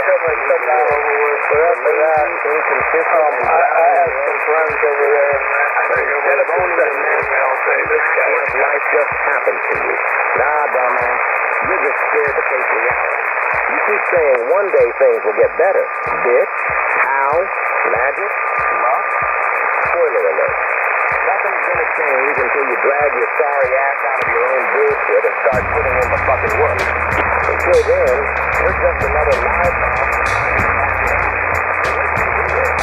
Nobody actually respects you. They just tolerate your annoying ass because they're either too nice or too busy to tell you to fuck off. Want to change that? Then quit running your mouth, start doing real shit, and maybe, just maybe, people will stop rolling their eyes every time your name comes up. Shut the fuck up, stop embarrassing yourself, and earn some goddamn respect, or say a joke. Your choice, dumbass. I think slowly I'll listen to that recording 2 more times and consider that from your point of view. Because frankly, there's a whole lot of people out here that are just totally just dumb ass.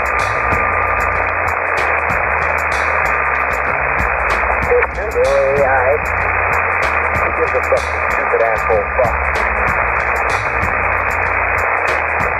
Wait a minute, I'm gonna go find a 10-year-old so you can have a different age.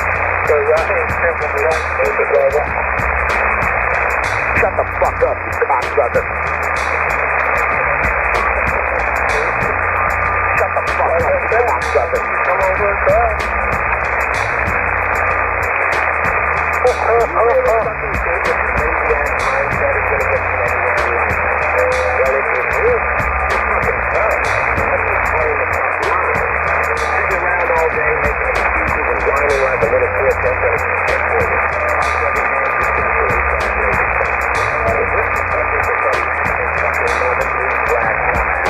It ain't coming. You want to change your fucking life? Get the fuck up and do something. Stop blaming others.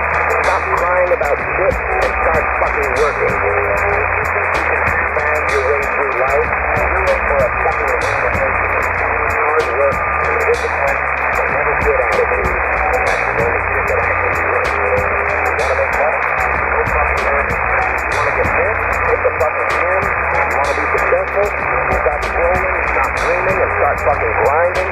Sitting on your ass making excuses and acting like the world owes you something? That's loser shit. Either wake the fuck up and take control of your fucking life, or keep crying while the rest of us fucking win. But if you keep doing nothing, you're gonna stay exactly where the fuck you are.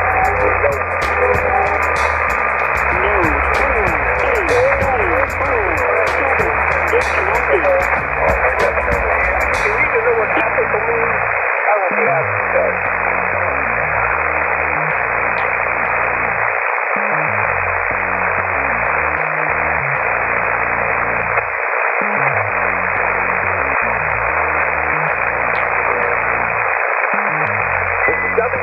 He's too busy searching in Mom's basement. Then fuck you, asshole.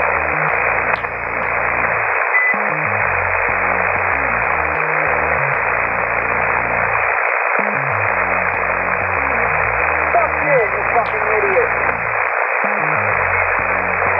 How many times has he played that tape?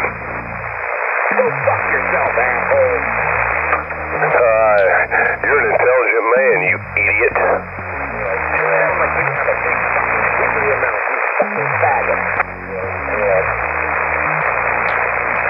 Come on down here, my friend. I'll show you just how bad.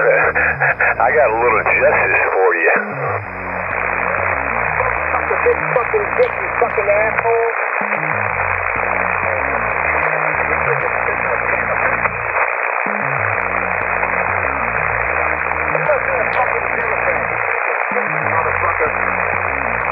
That reminds me, I need to go buy some WD-40. I know somebody who could use it. Eat shit and die, you stupid motherfucker.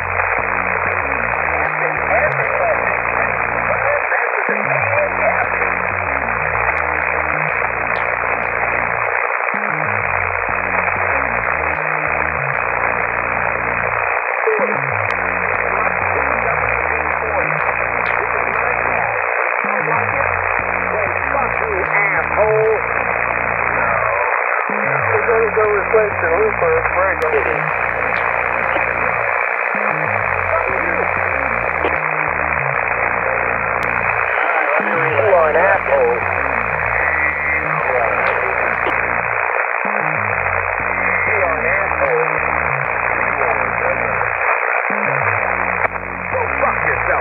Fuck you, asshole.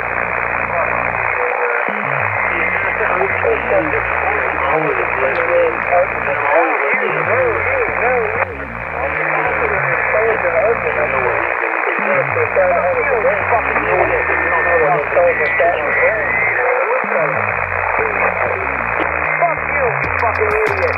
I'm bigger than you, so there. Ha, ha, ha. Roger. I tried, man. I tried so hard. I could hear very Fuck faint you, you fucking idiot. transmission, and I'm bigger than you. I knew in that moment. Come on, bro. There's no intelligence right there. Everybody else, 73, W40, well, you need help. Shut the fuck up and get the fuck out of here. Go to another frequency and suck a dick and shove it up your ass all the way to the end.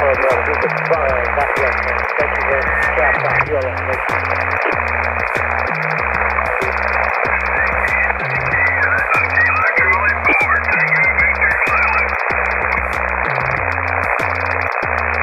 Yeah, I knew all you niggas was expecting to see that fucking black ass fucking honky.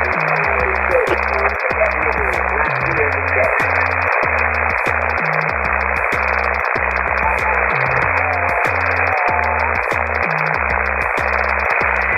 Thank you to you too, Joe. I want to speak to y'all today. Y'all ain't looking from somewhere in the fucking street running his fucking mouth somewhere.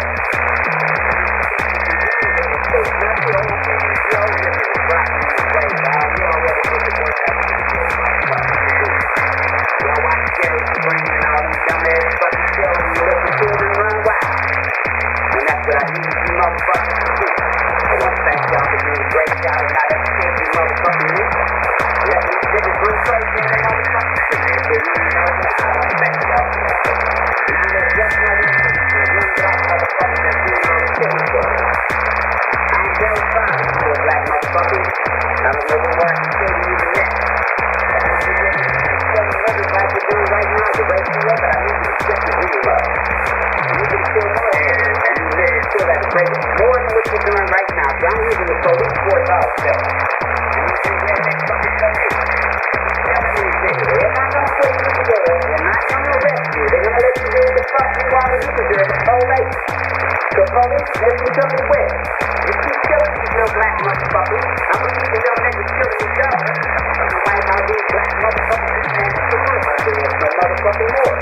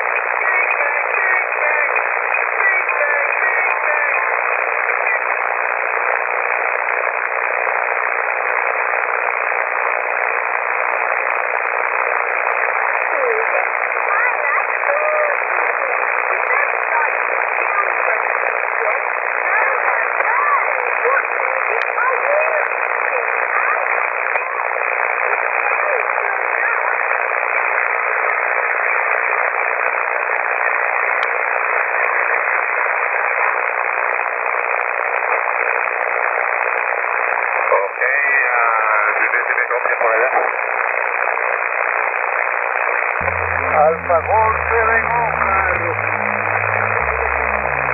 Alfa Golf 7 Copia. November 2 Victor November, me está copiando hoy. Dime si me están copiando. 5-9, lo copio. 5-9. Ah, bueno.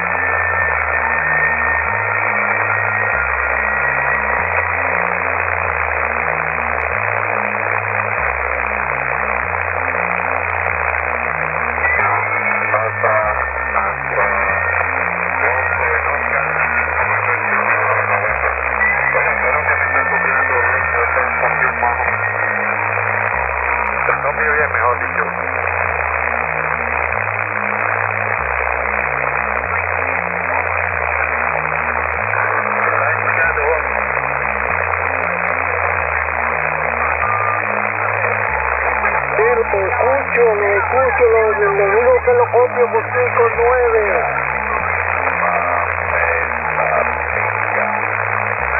Alpha Golf 7 Oscar, this is November 2, Victor November. En inglés o en español? Do you want to get in English or Spanish? Which do you prefer?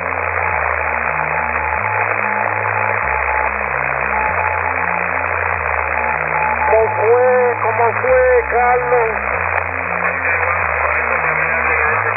Pero ahora mirar cómo se decidió montar. Yo te estoy copiando bien el rey. ¿Segura?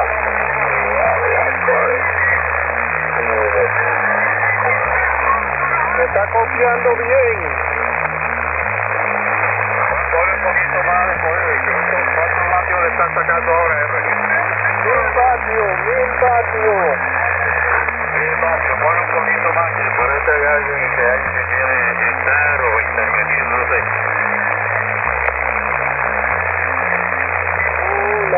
Hola.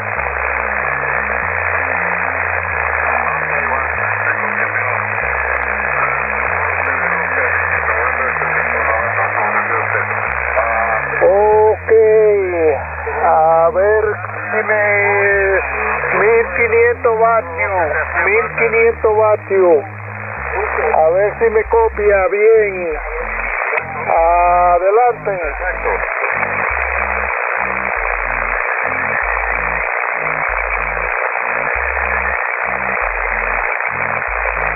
Yo te copio perfectamente.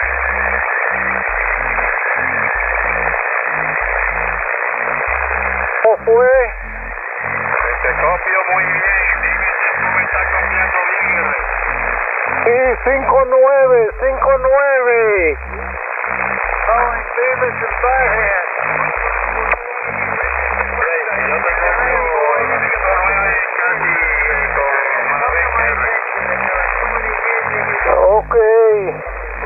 Ok. Así es, Carlos, así es, porque yo le estoy poniendo 1500 vatios. 1500. Que es el máximo que uno puede usar.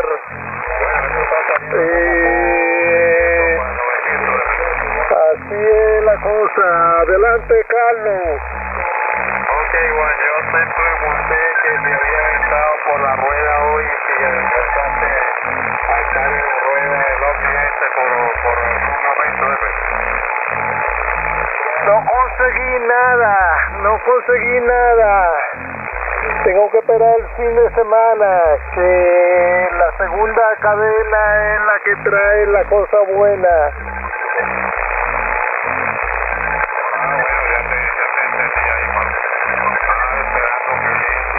A ver si te cae por lo menos otro ahí.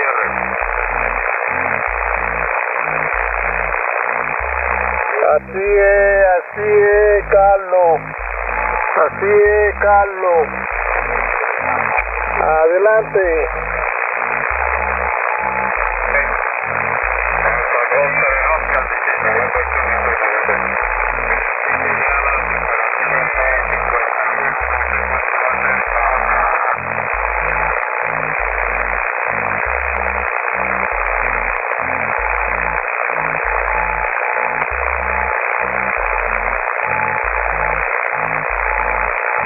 Aquí está el 59 la temperatura. 59, Carlos. La temperatura va a bajar más, bajará más durante la noche, pero está ahora mismo en 59. Adelante. Sí, 59 es una temperatura buena todavía, claro que siempre va algo.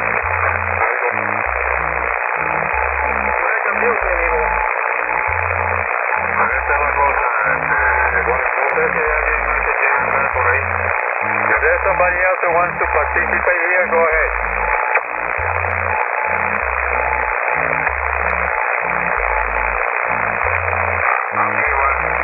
Alpha Golf 7 Oscar, de November to Victor November. Sí, aquí seguro que va a bajar ahorita, vamos a ver a cuánto, pero este es para...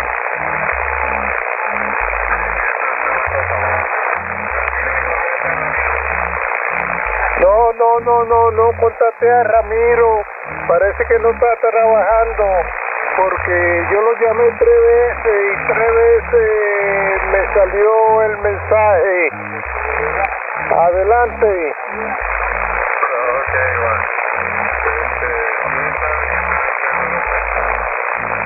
Está trabajando o está durmiendo. Fíjate para ver si le puede pegar una citada ahora.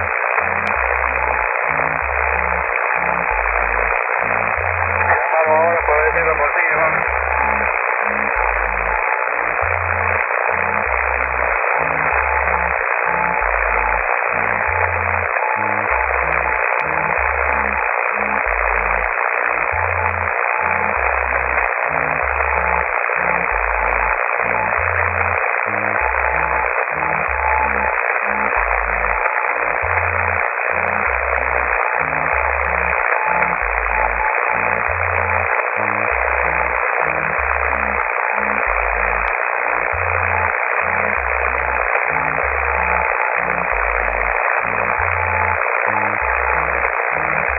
Me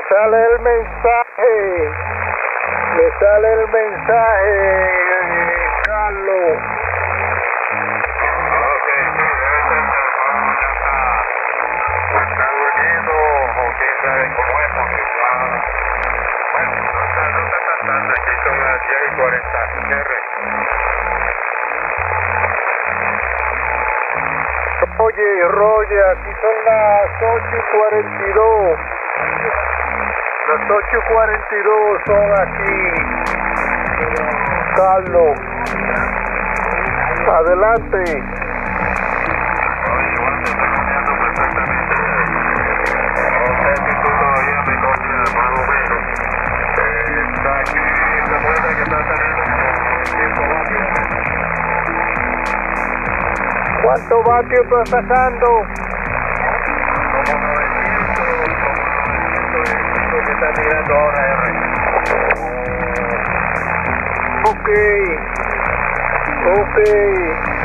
Yo porque la antena mía está contraria y no le puedo dar vuelta porque el control se me dañó. El control se me dañó, Carlos. No le puedo dar para allá.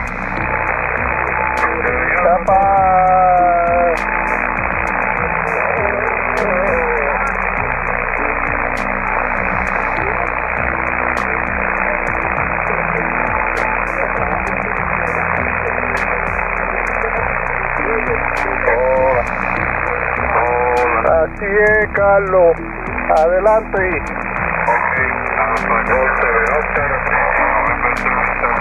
Dime si me está copiando mejorcito ahí o no. Más de 9, ¿qué hizo? Bueno, subí la potencia. Pero dime si está saliendo claro, si sale claro. Sí, sale claro, yo lo entiendo perfectamente. Carlos, adelante. Bueno, estamos bien. Ahí más o menos, ahora sí está saliendo como siempre, más o menos, Roger, está saliendo la modulación bien de verdad. Adelante. Ok, bueno, vamos a ver. ¿Cómo se hace? Yo estoy viendo el programa aquí. Dime si tú agarras caracol de Colombia. Así es, Carlos, así es. N2 Victor November, Alpha Golf 7 Oscar. Adelante, Carlos. Hasta Golpe de Oscar. Bueno, entonces no, salimos bien por aquí. Yo voy a ver si veo un programa que tengo que ver aquí, de uno de los canales de Colombia que siempre se desafío. Bueno, mañana podemos probar otra vez para que este equipo que no vaya a ordenar el resto.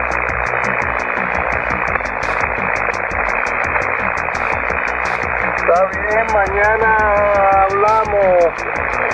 hablamos, Carlos, no hay problema. Bueno, entonces, buenas noches, estamos en contacto, hablamos por teléfono y nos ponemos de acuerdo la hora que podemos salir por acá. Esta frecuencia está bien abierta y se quería estar, ¿no?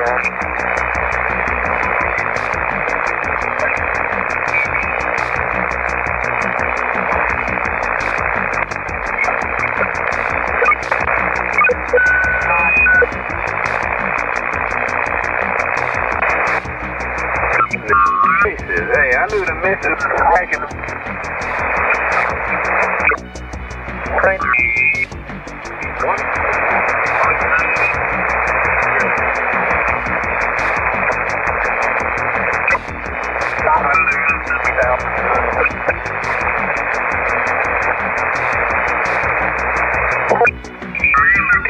They're calling for a 7% for Thursday, and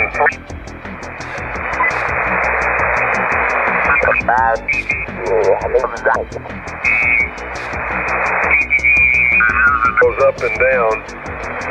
This antenna is orientated.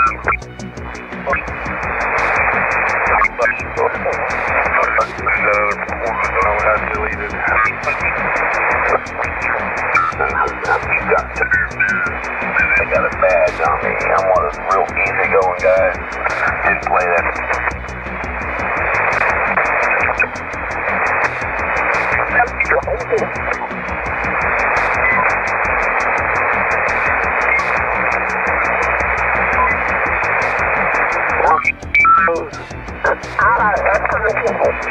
Alright, well don't forget, don't talk about it, be about it. Get you a Bronco all the way with extra bacon and you can thank me later.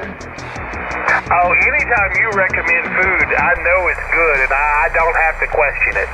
Well, outstanding, yeah, man. It's they make everything right on location, right in front of you. I mean, right directly in front of you. They got like a little assembly line, and man, they've got refried beans, chorizo, potatoes that they make from bigger potatoes. They cut them in half in cubes and then lightly fry them.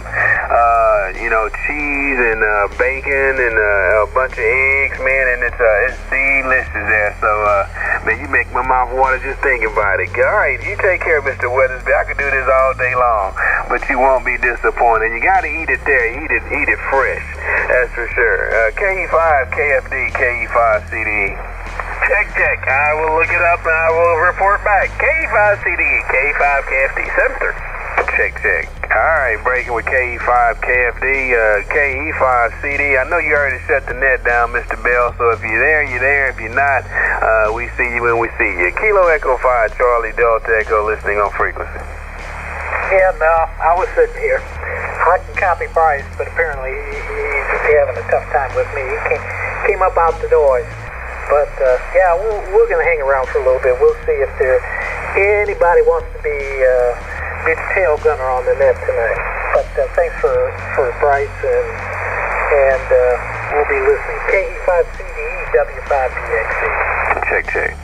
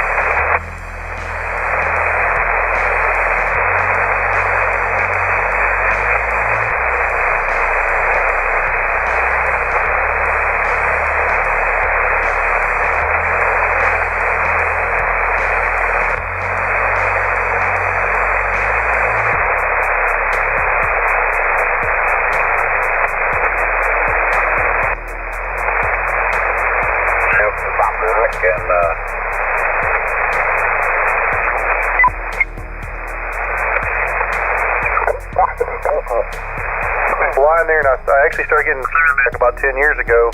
But yeah, it just basically spliced that all the way down the bone. You can pull that muscle flap and skin flap back, you can see the bone.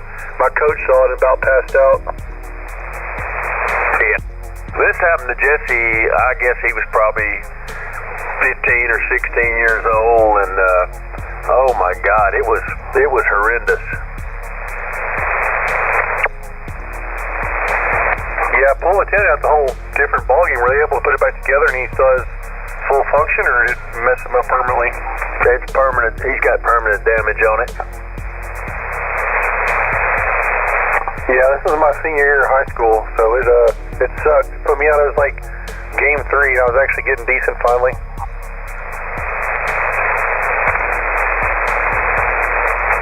Man, how old are you? 47.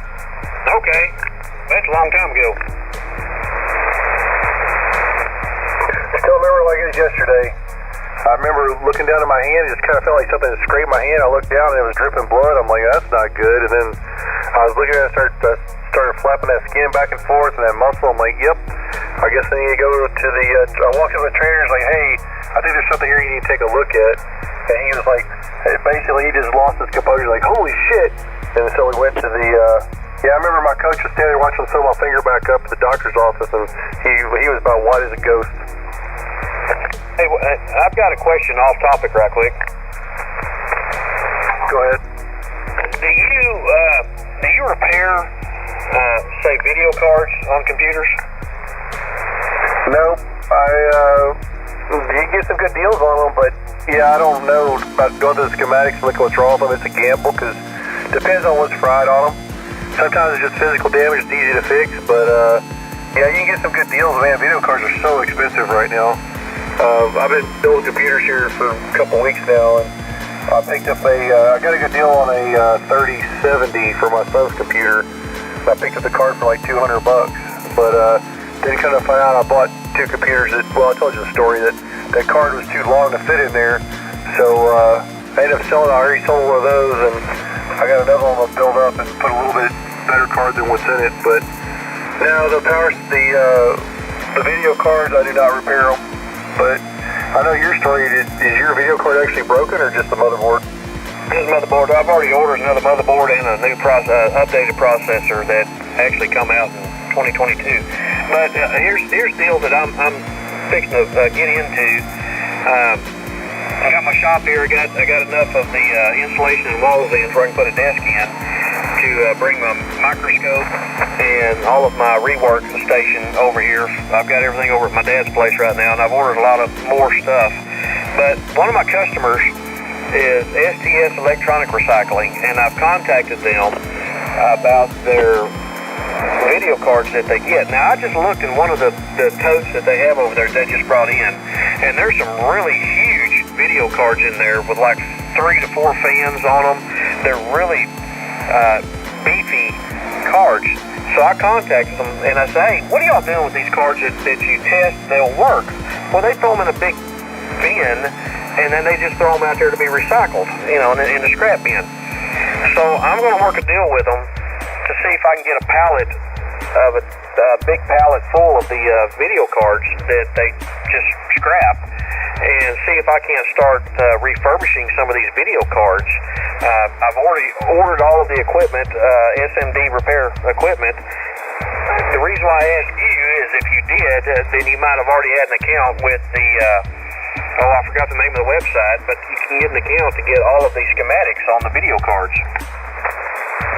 Well, there is a market for that, but I would actually love to get into that. I've done some surface mount repair before with a hot air bonder and everything. I've actually got a hot air bonding pin set up, and I could do it, but I just don't have time. It's like one of those things. I would love to do stuff like that, but it's just I'm too spread out at the moment. Okay, well I'm gonna get a pallet of those video cards and the ones that they plug in. I mean, they have 3 buildings over there, and one building is they take all of the electronic computers that have been brought in by school districts and companies, and they plug everything in, see if they work. If they don't work, they just throw them over the pile. So I'm gonna see if I can buy a pallet full of those video cards and just see what I can do. Well, if you get any good ones, let me know. Man, video cards are... The crazy thing is, feature-wise, they've added some new features. Like, so you got like the 10 series, or the 1000 series, 2000, 3000, 4000, 5000. And I want to say they're at the 5000 series now, the NVIDIAs. But they really haven't got that much faster. They are faster at the same number. So like a 3050 and a 2050 are almost the same speed, but the 3050 is maybe 10% faster, but it's got a couple more features on it that, you know, you may or may not even use in your game or whatever. But man, there's still a lot of value in some of the older video cards, and I mean, you can pick them up, you know, fairly inexpensive and really put together a good machine for cheap. Yeah, but if I get a pallet of them, I mean, that's a pallet is 4 foot square pretty much, and then the box that's on it is about 4 foot tall. I'm going to work a deal out, see if I can just get a whole box, a whole pallet full. Well, I mean, how old are these cars? I mean, are they 2 or 3 years old, or are they 5 or 6 years old? Well, I guess that depends on the company that does the recycling. It'll be a... I don't know. I don't have an answer to that. I really don't. It's just whatever's in there. Yeah, I'll be curious to see what you find. I mean, if you get something like a 3,000 and 4,000 series cards, those are actually still really good cards, even though they're, you know, 21, 22 vintage cards. Yeah, and like I said, you can also, there's a website you can join that has schematics for all of the video cards, so when you do testing, and I just bought and it hadn't been delivered yet, like a FLIR adapter that goes to my iPhone, so I can see heat spots and things like that, so if I troubleshoot, see a short, I'll be able to see it. So I just bought that. It's going to be delivered this week, and see how that goes, because you have to have that when you're troubleshooting to be able to see hot spots. Yep, yeah, it's pretty involved process, man. I used to have to solder those little FPGA chips, those like 66 pins or whatever, on them, like pagers and stuff like that. And I remember doing a hot air bonder under a big magnifying glass, and just, it was crazy. Definitely younger days' lives really worked well, but not as good anymore. Oh no, I've got a 10.1 inch screen, and it magnifies up to, I mean, it's huge. I mean, you can get down there and look at them little bitty SMD components, like they're 4 inches wide. Get way down in there. So I'm going to see what happens, see what I can come up with. If I'm able to successfully repair some of these cards, I may get with you on liquidating some of this stuff. Okay.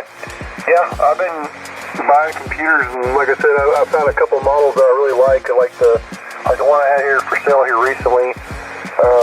Good little compact computer. It's got a lot of horsepower for the size and works really well, but you can't put a full-size video card in, I found out. So then the next one up from that's the full tower ones, not the big workstation ones, but the full towers like the 3630s and 3640s, 3650s. Those will have a really nice case inside, and man, they get all kinds of parts interchange on them, and you can basically build a really nice machine for, you know, you can have a full-on gaming machine that will be 80% of a, you know, $3,000 computer for $500. Yeah, I wish it would have worked out on another deal, but my son wanted to keep this case. This is a full gaming case. I mean, there's nothing on the outside at all. You know, the old cases, you had the CD-ROM, the A drive, B drive, and all that on the old cases. There's nothing on the outside whatsoever except a couple of ports to plug into. This is a full-on glass case, gaming computer case. That's why he wanted to keep it. That's why I went ahead and bought another motherboard and another CPU. Yeah, my son's computer that I just put together for him, it just looks like a basic Dell now, and he had a really nice one with the glass and all the funky lights and everything else in it, but he's learning, you know, function over form type thing. Yeah, we ordered the lights. Actually, I got the lights in yesterday to put inside of this one, but with the glass case, this thing really looks awesome, and with the Be Quiet heat sink that goes on it with the fan, this CPU is going to take it, but it's a 4.9 gigahertz CPU, and it's awesome. Nice. I just picked up a same thing as a Dell. It's a 3650, but it's an i7 1170 processor, which is a little bit faster than what I put together for my son. It's a little bit newer version, but his is it's a 9900K model, which is basically, it was the hottest processor you could buy in 2019. And like I said, the very newest processor is the top of the line was only 40% faster. So in the last 5 years, what they've done is made them more efficient, make less heat, but they really haven't got that much faster. Yeah, this one here, the processor I bought come out in 2022, and it is a, hang on, let me bring up the picture of it. I don't remember off the top of my head. Hang on just a second. There it is. It is a, why is my computer running so, my laptop? It's an AMD. Now, in my experience through the years, anyway, all the way back to the 90s, AMD processors have always been better than the others. AMD has always been kind of the standard for me. They've always been good. But this is a Ryzen 5 5500 processor, 4.2 gigahertz, 6-core, AM4 tray. So I bought that with the motherboard. It's a Tomahawk Mag B550 motherboard. I know they make the B560s now, but the B550 is still a pretty good motherboard. Yep. What kind of memory is it, DDR4 or DDR5? I need to go look at it. I don't know if it's DDR4 or 5. 5 would be better, but it's probably, since it's a few years old, it's probably DDR4. Did you order memory with it as a kit or no? No, I'm going to use the memory off of this board here. I've got 2 sticks, and actually, it's only 16 gig. I may order 2 more to fill the slots up to bring it up from there. Well, it may not be compatible, so I'll just let you know, depending on the processor and the motherboard, there's like 6 different versions of DDR4, so it ranges from like 2200 megahertz all the way to like 3600 megahertz, so there is different versions of DDR4. Yeah, and I ran across that on my laptop when I was upgrading it on the megahertz, but I was able to get the DDR4 for my laptop, but the DDR4 on this, I think it's DDR4. I need to look at it and see what it is. If it's not the 3600, I want to go ahead and buy 4 new sticks to bring it in there, just for the gaming end of it. Yep. I end up buying a new laptop for my work stuff, for my tuning and whatnot, but it's one of the more rugged HPs, but it was $3,600 off the original price it was last year, but it was still $1,600, so it's an expensive-ass machine. No kid, wow. What brand? HP. I know Dells are up there really good with gaming. Now, Dell is on like the top edge of the gaming end of it. I know they are really good at that. But the Alienware, I think is what it is? Yeah, Dell bought Alienware, so they're part of Dell now, but this particular HP, the whole computer case, it's almost, it's not quite like a tough book, but it's a full aluminum case, not a lot of plastic on it, backlit keyboard, and basically it's last year's model, and literally it's $3,600 off. I mean, it was like a $4,000 laptop last year. Yeah, that's high-end stuff. I wouldn't even know what to do with that. Well, it's not even the top-of-the-line model from the last year. It's like the fourth from the top. I mean, it was, but I do CAD and stuff like that, and just it has to have a little more processing power than normal. But the main thing is I just need it rugged. So I mean, literally, you can spill water on it and everything else and not hurt it. Yeah, the tough books. I had a Panasonic tough book when I worked for Malin, and I could drop that thing a couple of feet on the concrete. It was just, I mean, it was a tough book, but it worked out pretty good. Yep. Sorry, guys, we're hogging the conversation. Anybody else want to chime in? Yeah, I'm going to stand by and get off my soapbox here. Somebody else pick it up. KC5NER, Friday. W5XMR. N5MSA. No, I just kind of listened to y'all and enjoyed the conversation. W5RJH, I'm just in here holding the grandbaby. Don't hold them upside down. I've tried that before. It doesn't work. He's wanting to talk, Brett. Well, let him talk. Are you control operator? Yeah, go ahead. Nothing. Crickets. How old is he? Almost 10 months. My goodness, well, he can at least say hello. Can you say, hello, what's his name? Hold on, he's grabbing cables. Well, go ahead. What's his name? Coy. Coy. Hello, Coy. Can you say hi? Say hello. Hello. Say hello. Nothing. Hey, his face fried. He's beautiful, though. I bet he is. I love grandbabies. I can send them home with their parents.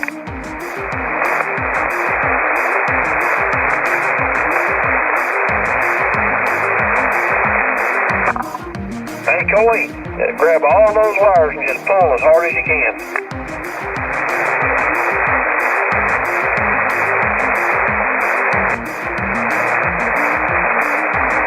That's funny. Oh, he starts hollering as soon as I get off the mic. Well, keep it keyed up for a couple of seconds, see what happens.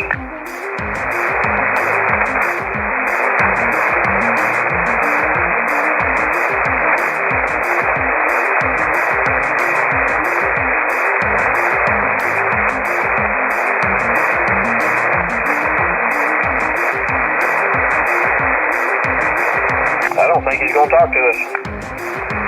No, he knows just when to be quiet, Brett. He's concerned about the FCC rules. Don't worry, it won't always be that way. Oh, no. Yeah, wait till the terrible twos, he'll be talking. I'll be right back, fellas. Yeah, me too. I'm gonna go grab a glass of water. W5 XMR. Yeah, I'm gonna walk down the hall. I'll be right back too. KC5 NER.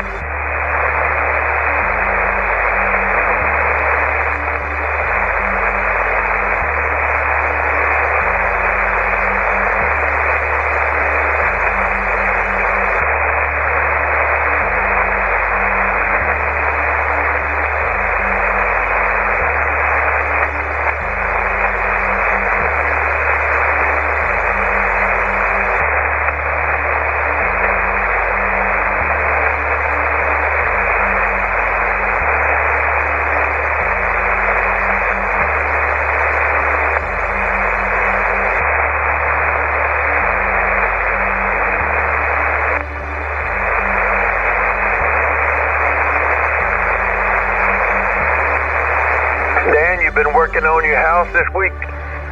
Yeah, I finished. I virtually got all the wallpaper down in the living room, the hallway. I got just a few pieces left I got to get down, but I got a large part of it finished up today. Right on, man. I did that in between the pool closing and the basketball going in.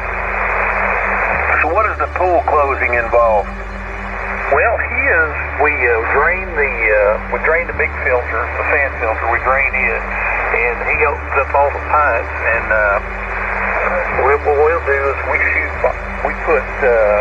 gets his air compressor, and we shoot water into those lines, those recirculating lines, and we blow those lines clear with blow all the water out of them, and then he caps them off at the pool. Take the jets off the pool and plug those holes with the screw in. These things screw and plug the holes. That way those pipes are clear. You don't have to worry about them things freezing up with water in them. Are they above ground or below? No, they're underground. How far? Well, I don't know for sure, but he does that.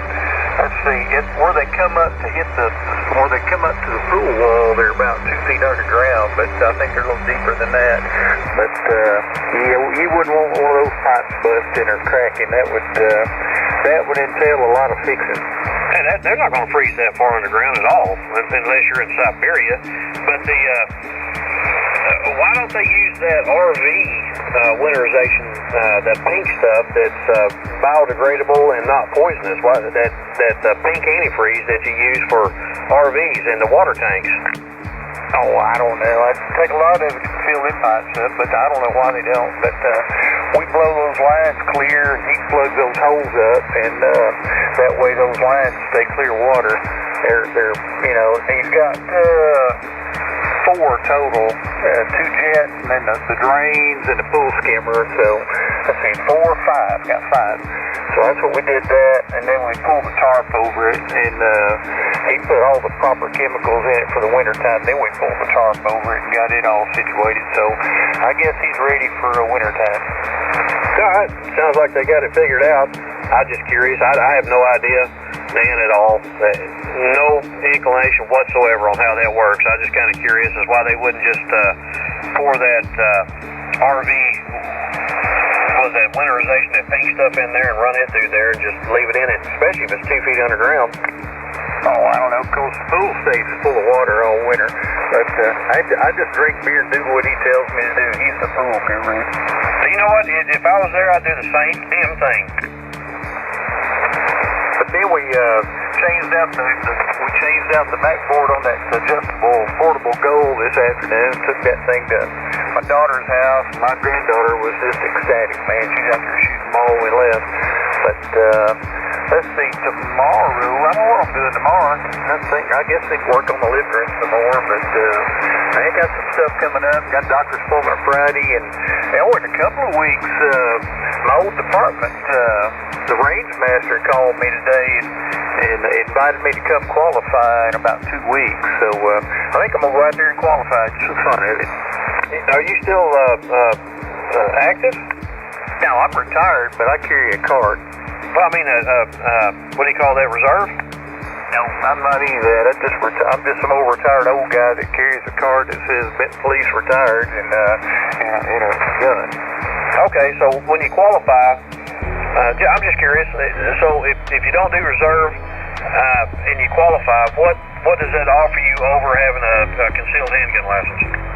Well, I get all the same privileges that a police officer has when it comes to going to the gun shop and buying stuff. Like I can go to the police store and buy anything that they can buy, and which is there's a lot of things that civilians can't get in there.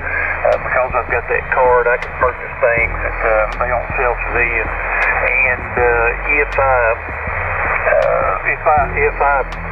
let's see, let me think. What else did I get out of that? I do get some perks here and there. Some of the places around town, I stole my card out there, and I was getting the gun show cheaper. I can tell you that. Okay, Dan. Yes, sir. What about donuts? Well, I don't know. I hadn't thought about that. He don't get sprinkles anymore. He's retired. Man, if you don't get free donuts, I would be like, what is this card worth? I'll tell you something funny, Roger. The place, my drugstore, I've been at the same drugstore for like 40 years, Westside Pharmacy, and they all know us, both of us. We're in there pretty regular because we both got prescriptions that are monthly, you know. But 2 of the guys in that store, we had a donut shop that's been in Benton forever, was going out of business. They bought this thing just to keep it running, and the owner retired and sold it, and they bought it from him just for the sole purpose. This made the state news, man, and everybody's all excited about them buying it. So the next time I went in there getting my prescriptions at the Westside Pharmacy, they were both in there working. I said, so I get a bag of free donut holes with my prescriptions now. Am I correct on that? Yeah, they got a hee-haw out of that. They thought that was funny. They said that was actually a good idea. Well, Dan, I bought a rifle today. Oh, what'd you get? Did you get something fun? Now, yeah, I got something that's going to be fun. Now, get this. I got my federal firearms license around 2006 or so, and it was a CNR FFL, and I would go over to Military Gun Supply in Fort Worth and buy firearms, curio relic, old military stuff. I'd buy that, but I always had a waiting period. For some reason, even the owner of the company said, Brent, you have a FFL, but you have to wait the 5 days. And I said, I don't know, I may be related to Charlie Manson or something back in the day. I have no idea why they make me wait. I still don't have a clue today. But today I went over there and bought went into a pawn shop looking for a flute meter. They didn't have one. I said, let me go look at the guns. And they had a sale on this little 22 rifle bolt action. I think it's like a Savage or something, bolt action 22 rifle with a scope for $136. And I quickly looked it up on Gunbroker, and they're selling for $300 on Gunbroker. And I said, I'll take it. Write it up. And I told the little girl, I said, look here, I'll be back in 3 days. Because you won't get a call back from the ATF. They will not call you back at all. I got to wait for 3 days. And she said, no, how's that? You had an FFL, you've already applied for a new one. How is that? And I said, well, I don't know. It's just that way. But I bought that little 22 rifle. Almost looks brand new.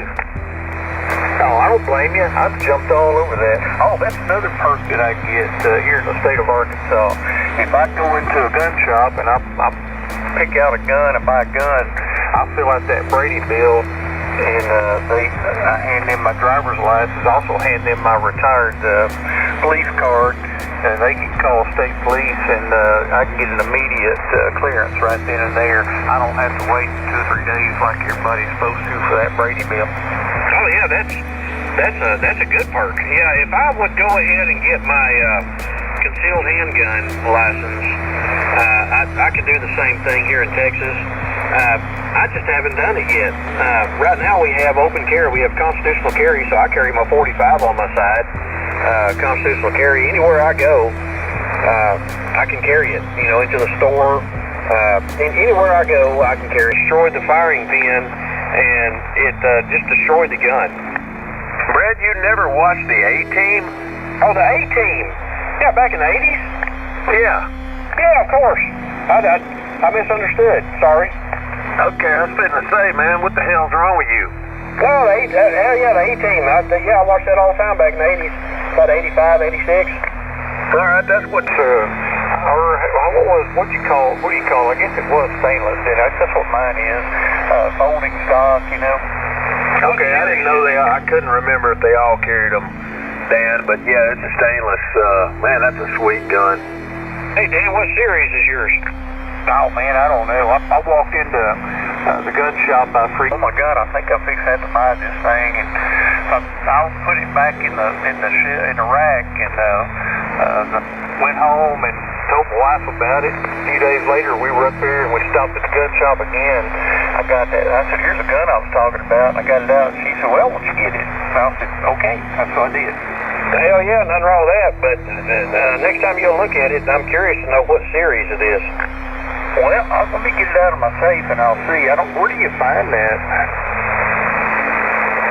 I think it's on the barrel of what series. If it's a 180 series or before, there's no parts available for it whatsoever.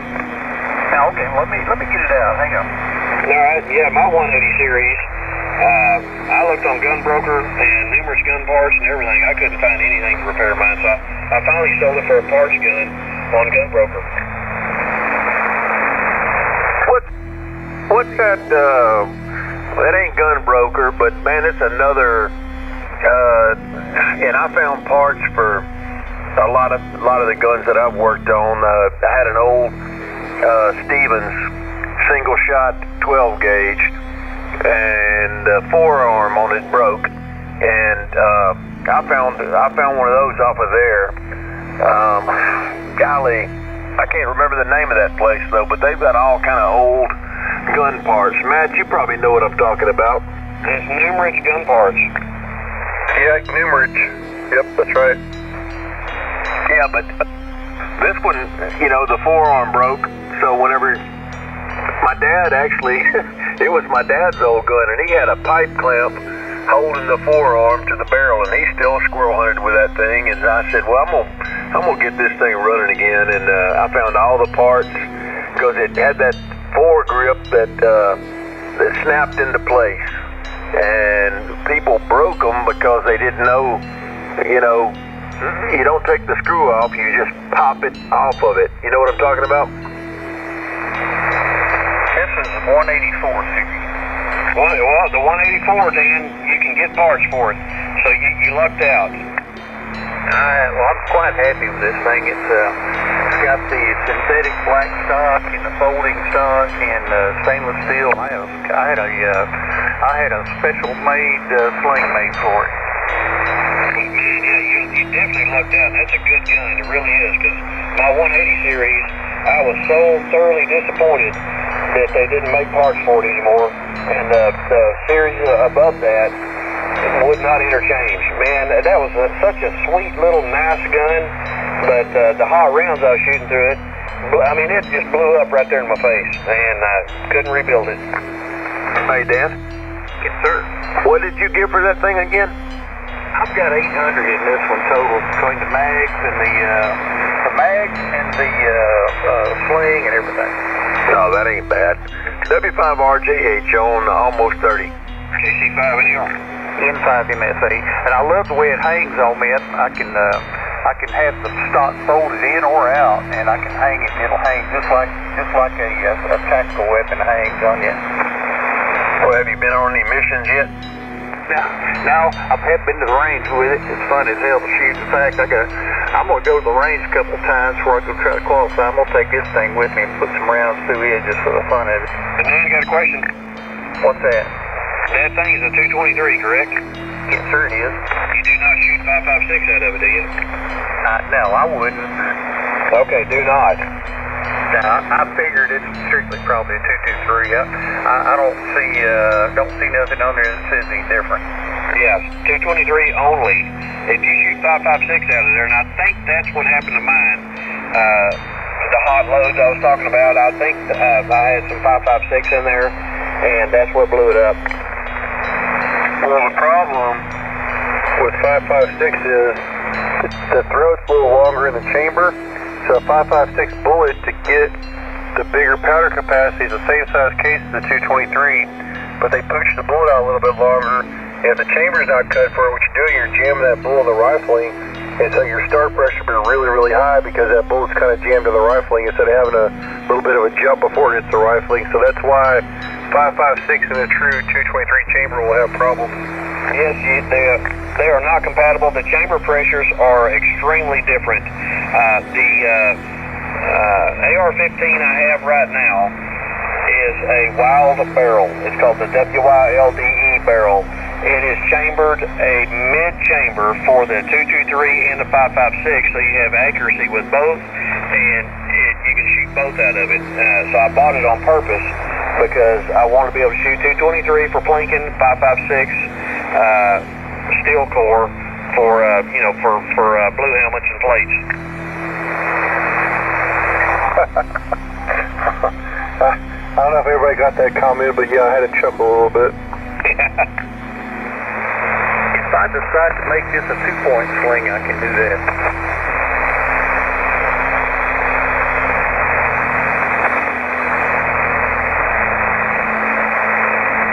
And the cool thing about this gun is you can take the thing completely down without any tools. You do it just with your hand. And there's a lot of people that don't like the little Ruger Mini 14s. I've seen several YouTube videos that people just can't stand them, and I have no idea why. Those are some of the neatest little plinking guns that you can have. Good ranch rifle. I mean, the ranch rifle is a 7.62 by 39, but it's the same platform. Those are some of the funnest guns I've ever shot. And you can make this thing fully automatic pretty easy. Well, we won't talk about that on this frequency. Who are you? Do you work for the FBI? No, but I've sure seen a lot of YouTube videos where these guys made these things fully automatic, And that thing, they'll get up here and run a mag or two through it, and it don't bother it at all. Yeah, the problem with that, Dan, is, and I can neither confirm nor deny if I've ever done that, but you waste so much ammunition that I just went back to semi-auto. Oh, I know. I've tried. I've shot a Thompson 45 full auto, and I've shot a AK full auto, and it's just you're all over the target with it. It's a spray and pray situation. Yeah, the last one that I allegedly made do that, maybe, I don't know if I ever did. You know, you can't tell about me. But there was an 80-round drum magazine. It was gone in about 5 seconds.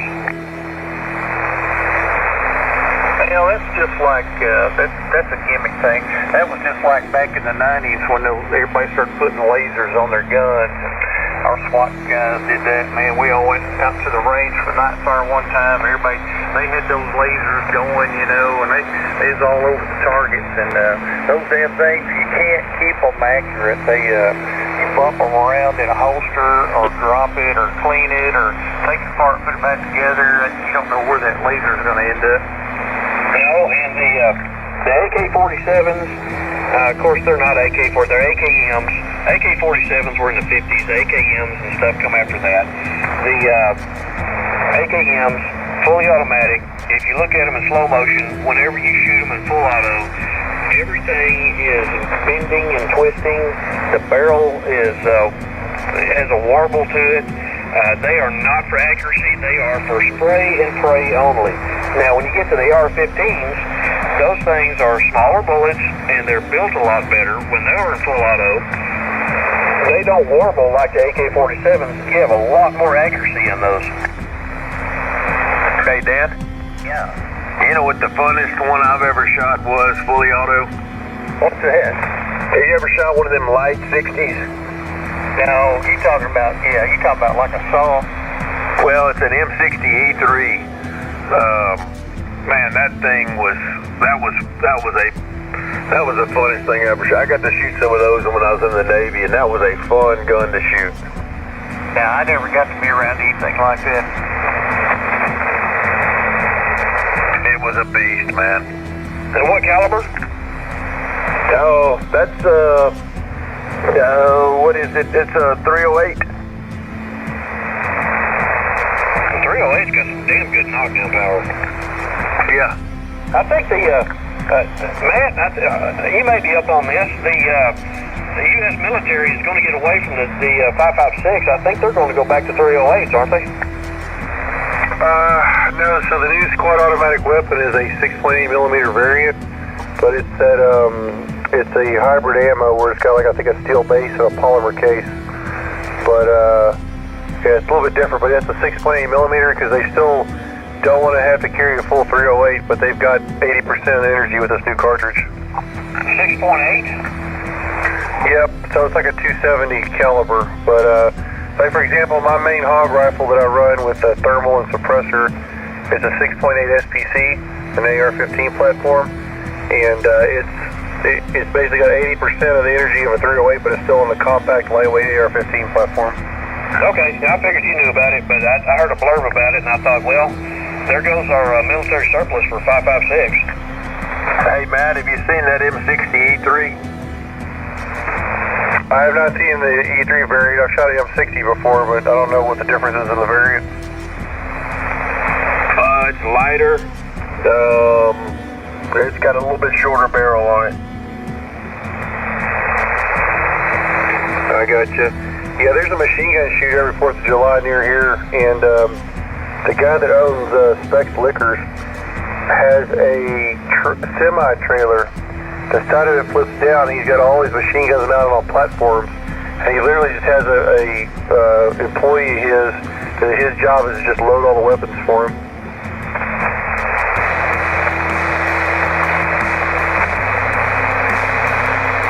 Man, I gotta find my previous FFL. That's the only thing holding me back right now from applying for my FFL now.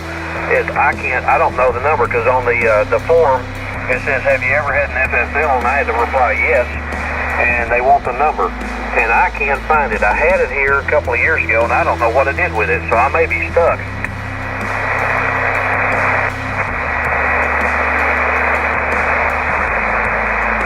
reason I'm doing that is because I've seen a lot of military surplus come across from the seas over here, that the old Mausers and stuff that are now available, that $100, $120, you get some damn good Mausers, and I want some of them, but hell, I can't do it unless I get my FFL filled out.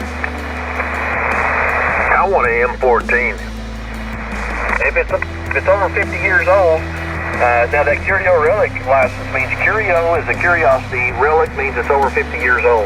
And right now there are some M16s that are coming up that are, they're over 50 years old, and you can buy them with a CNR license. And an M4 Benelli. Yeah, they're over 50 years old, so I'd be able to buy it with my license. I had an an AR-15A1. You remember those? Yeah, I just bought a stock for the A1 to try to fit it to my AR-15, and it doesn't work. Yeah, it didn't have the forward assist on it. I had one of those when I was in high school. The ones without the forward assist are very collectible because they were made for the Navy only. Yeah, made by Colt. Yep, man, that Navy only without the forward assist.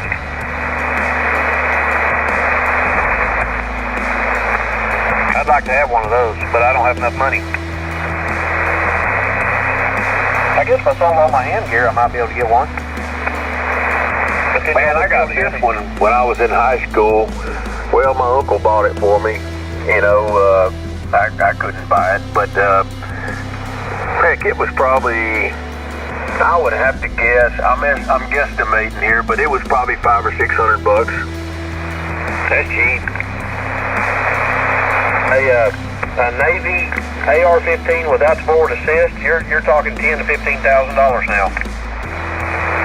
Damn.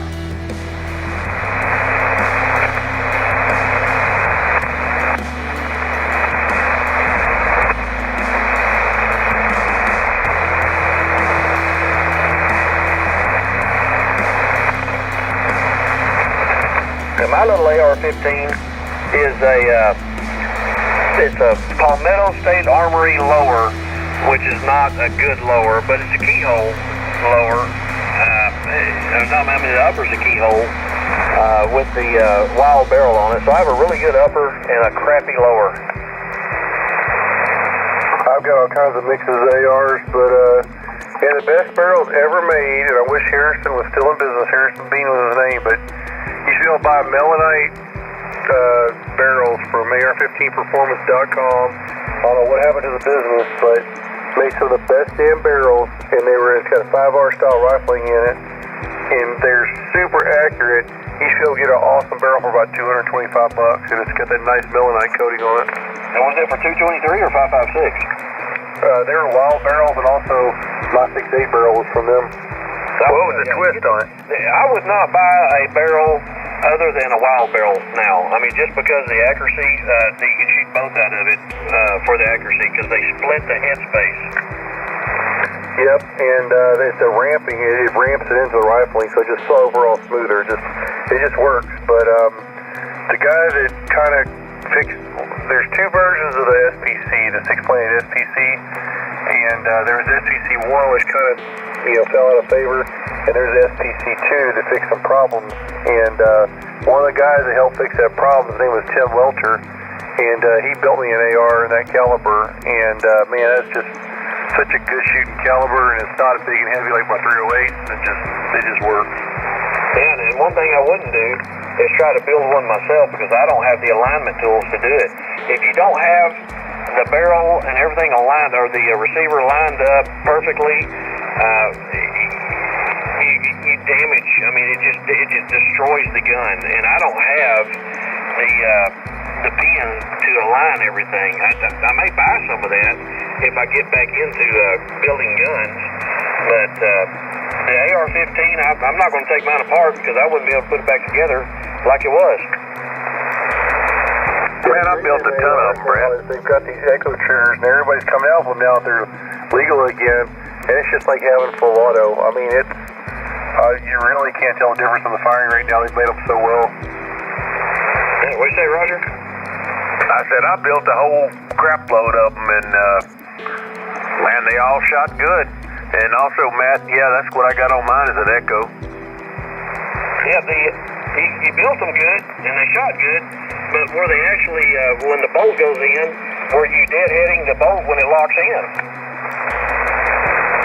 Never had no problems, man. Yeah, I don't know how you did it without the alignment tools.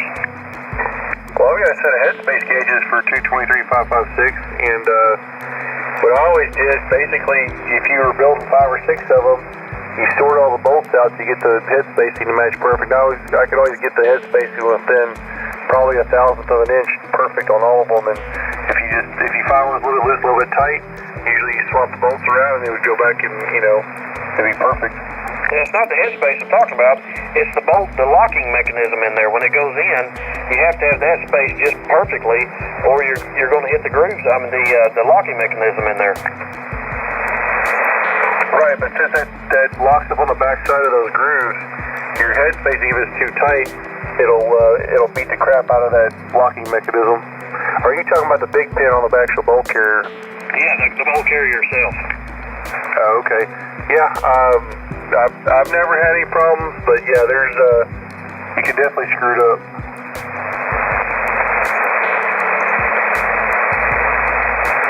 All right, guys. It's 10:43. I gotta go.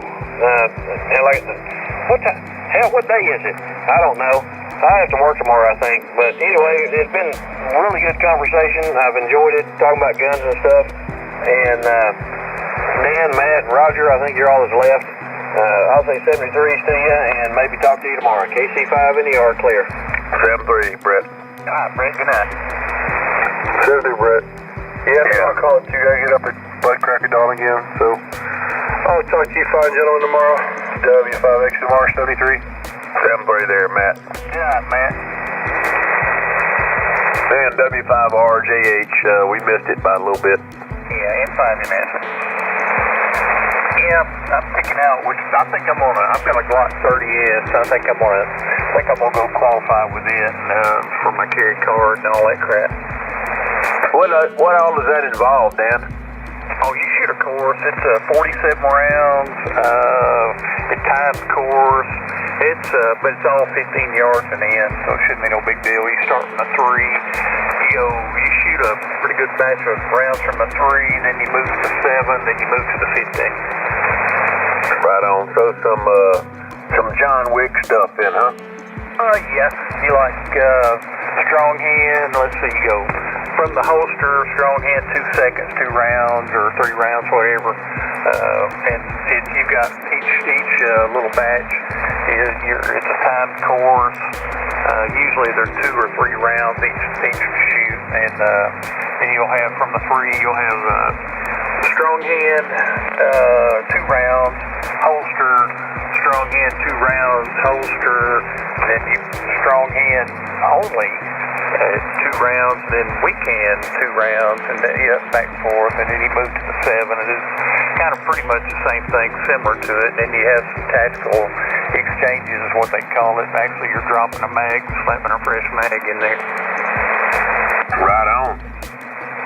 So it's a pretty good course, about 47 rounds, and I'm trying to think, but it's timed, and it's just a yearly. They do it once a year. They used to do it once a year, and after I retired, I did that every year for 2 or 3 years, and then they just kind of fell off and never called me and quit doing it.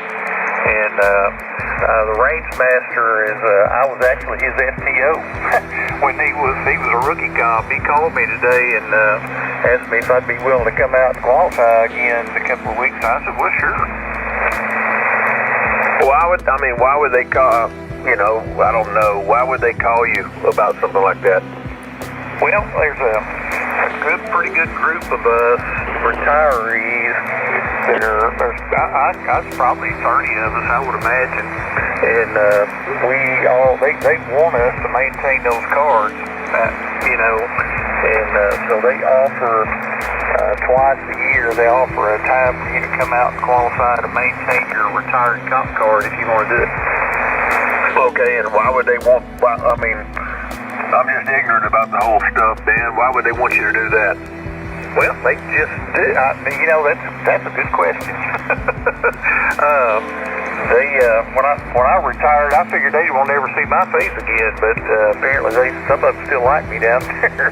But the lieutenant and the lieutenant over the firearms, or the lieutenant over the range, and the two firearm instructors all are people that I tutored at one time or another. And he told me today he's reaching out to all the old timers that still carry the off-duty, or carry the retired police card.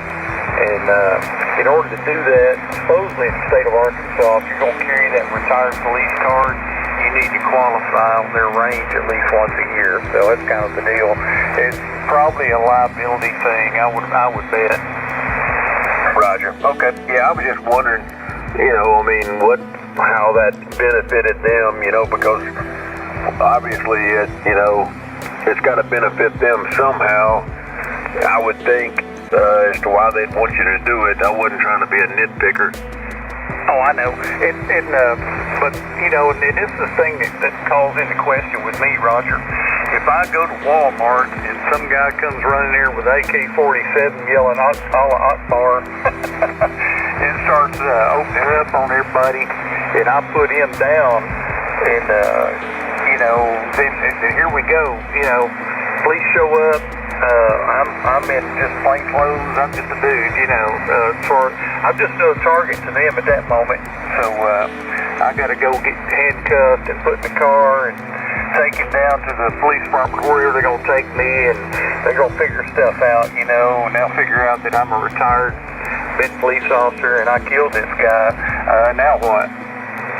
Roger. Yeah. Golly, that's a big deal. Yeah, that could turn into something pretty nasty. And so my rule on that is, if some guy runs into Walmart with an AK-47 yelling Allah Akbar and he starts hosing people, I'm probably just going to try to wing him unless he points that thing at me and my wife, and then I'm going to put one right between his eyes. Yeah, well, and the thing about it, if you wing him, Dan, then he can file a civil suit against you probably, huh? Yeah, and that comes into question as well. There's a lot of questions in there. So, the thing is, though, is whether I wing or put one between his eyes, we're gonna walk out of Walmart and go home. He'll go to jail, hospital, whatever. So that's the main thing. Man, that's what pisses me off so much about this system we have is, somebody doing something like that. I don't think their guns should be taken from them. I don't think they should be brought to jail. I don't think anything should happen to them except maybe a key to the city, something like that. Maybe a big ceremony thanking them for taking down somebody before they killed more people. That's all that should happen. Oh, I know, but society has twisted this into such a thing. Well, it's like that dude in New York on the subway, that guy got on the subway waving a knife around threatening everybody, and the dude who was a ex-Marine, he took action. He put the guy on the ground, and the guy fought with him, and he ended up ending the dude right there.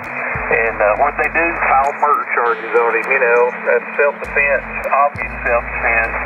But yet he's sitting in jail for how many days, waiting on his trial, thinking he was going to go to prison for the rest of his life, and that was all politically motivated. That's the other thing that kills me. Oh man, it's just flat out wrong. Golly, it pisses me off. But what do you do? That's it. Just try to make sure, to the best of your ability, that you convince 12 people that you did the right thing, and that there was no other option before you did what you did. If you do that, and in the process you save lives, that's really that's what it comes down to. Yeah, and all the people that were on the subway were thanking him. All different races and creeds and this, that, and the other, they were like, yeah, thank God he was there. Oh, yeah. What's sad is that thing in South Carolina, I think that's right, South Carolina, that little girl from Ukraine got on that subway. Obviously she was defenseless, gets on the subway thinking she's good and safe, and that thug gets on there and then looks at her, and then he just starts stabbing away, and all them other people sit there in that subway and didn't do a damn thing. That blows my mind. Well, I mean, I guess they were just scared, Dad. Yeah, I know. And I'd have done something. I wouldn't have sat there. I had to have done something. I took an oath. I'm like you. You did the same thing. You took an oath years ago, and I'm sure even though you're not in the Army anymore, that oath still stands with you. Oh, yeah. I mean, definitely. But, I mean, you know, look at the people that were on there. They definitely were not like us. You know, they weren't real men. You know, they were just kind of, I don't know, whatever the hell you'd want to call them, but I mean, I can kind of understand that because they were probably worried about getting killed themselves, you know, and I don't know, I mean, I can't justify it, but I can understand it. Right, I get you. So I took an oath, man, and just because I'm retired from what I did and can't do what I used to do anymore, I still don't forget that, you know. So if I'm somewhere and I see something going on that, you know, like I was at a gas station a few years back and pulled in there, and a guy had jerked his wife out of the car and was getting physical with her. I didn't have nothing, didn't have a phone gun or nothing. But I ran over there and I said, "Hey, dude," and he turned around and he said, he's trying to tell me to mind my own business. I said, I'm fixing to mind your business, man. I said, you put your hands on her one more time. I said, me and you got a whole different set of business to deal with. Oh, yeah. I mean, I understand that. Yeah, I mean, it's just the way you were raised and the way you was brought up and how you are, and that's how we are. And yeah, I understand that completely. Yeah, I told him, I said, I'm going to be straight up with you. I said, I'm an off-duty cop. I don't have nothing on me right now. I said, I've got a wallet. I said, I don't have nothing else. But I said, when my friends arrive, you're going to find out that I am not kidding. So you better think real hard about your next move. And he apologized to me, and he apologized to her and told her he was being an idiot. And I looked at her, I said, don't get in the car with him if you don't feel safe. She said, we'll be fine. I said, okay.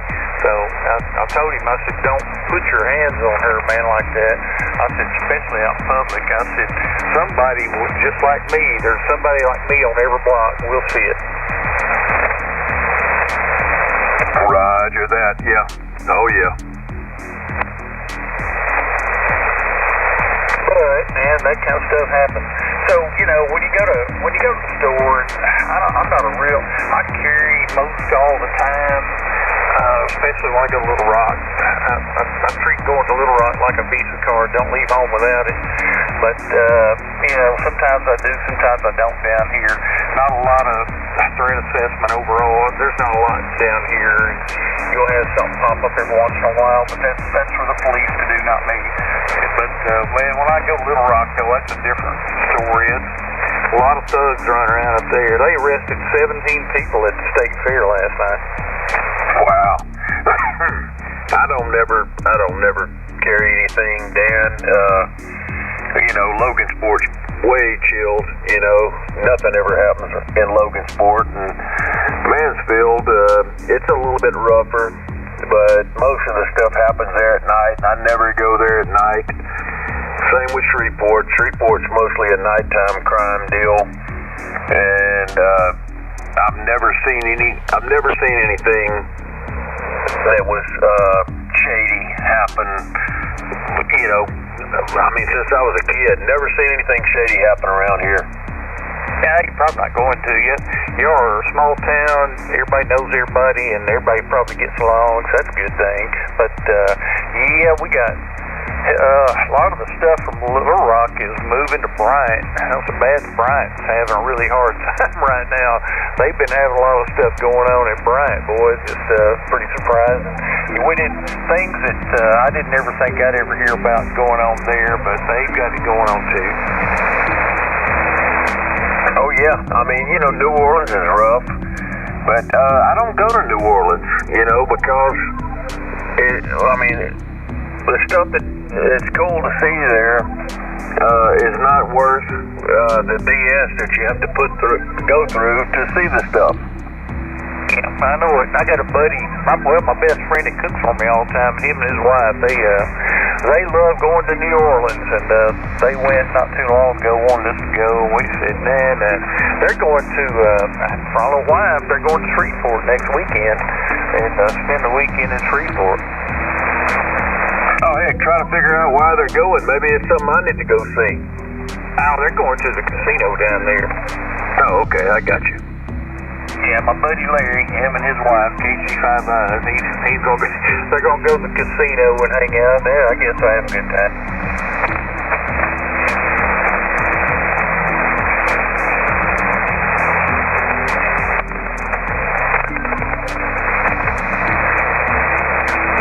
Man, I'm gonna be sore tomorrow, Dan. I ain't joking. Even though I had neck surgery, all that looking back today, golly, I'm gonna be a sore son of a gun tomorrow.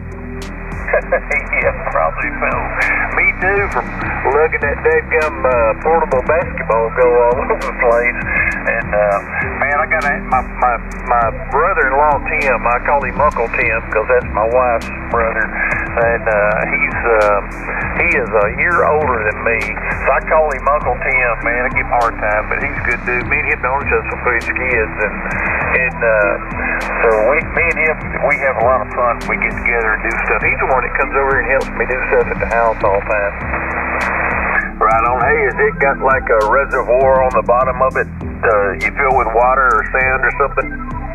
Yeah, that one had somebody clipped it with a mower or something and cut a hole in it. So we put water in it a while ago and it started gushing out. And I said, well, Tim said, I've got 2 bags of Quikrete at the house. Let's go get them. So we went and got them and put them on the back of it.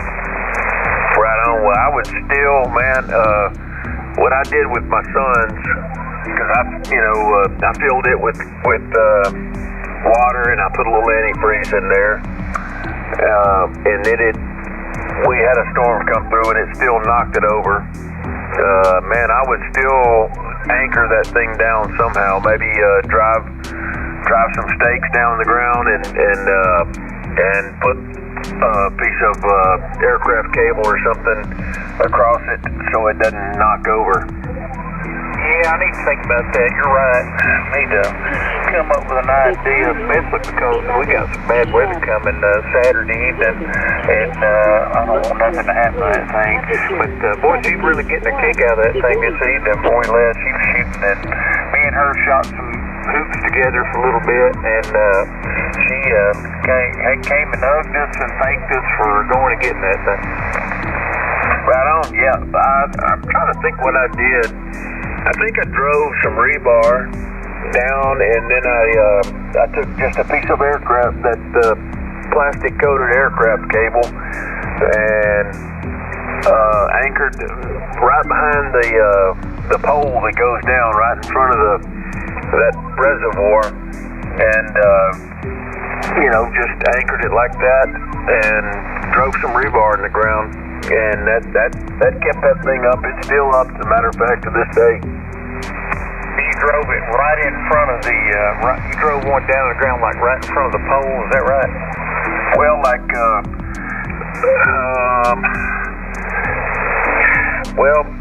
you just have to see how that thing pivots, Dan. And where it pivots, that's where you want to drive it. You know what I'm saying?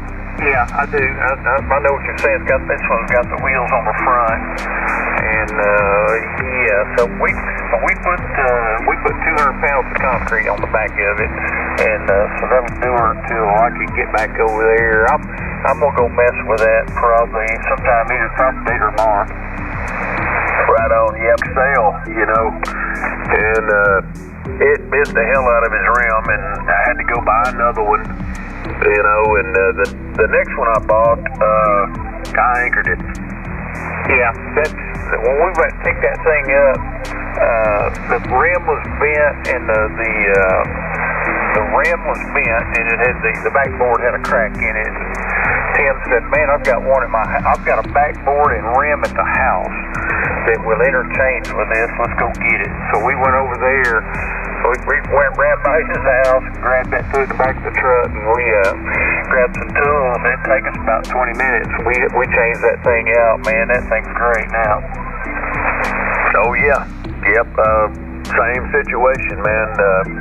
The first one he had out here, I filled it full of water, and I don't know if it was a hurricane or what come through, but it knocked it out. And after that, like I said, I anchored it. Never had a problem since. As a matter of fact, it's still sitting in the same place years after he's even, you know, been playing with it. Yeah, well, that's good. I'm hoping hers lasts for a long time. She can get out there and shoots, and she enjoys playing. So I'm hoping it's going to help her get her shooting up, and when she goes on, when the real games start happening, then she'll use it. So I had her out there shooting outside the key a while ago. I said, we need to make these 3-point shots. Oh yeah, how old is she? You said she's 13. She can make them threes. Oh yeah, she'll be alright. She'll be good. So, but she was really thrilled to get that thing. That's cool. Well, brother, it's 11 o'clock. I better get in there. The little lady wants me to be in there by 11, so I better jump off of here, Deno. And we'll holler at you tomorrow night, man. It's been great. We'll talk to you tomorrow. W5RGH, I'll be clear. Yeah, I need to do the same thing. All right, I'll catch you tomorrow night, man. You have a good day tomorrow, and just take your pain pill and move on. I'll see you later in 5 minutes. All right, 7-3.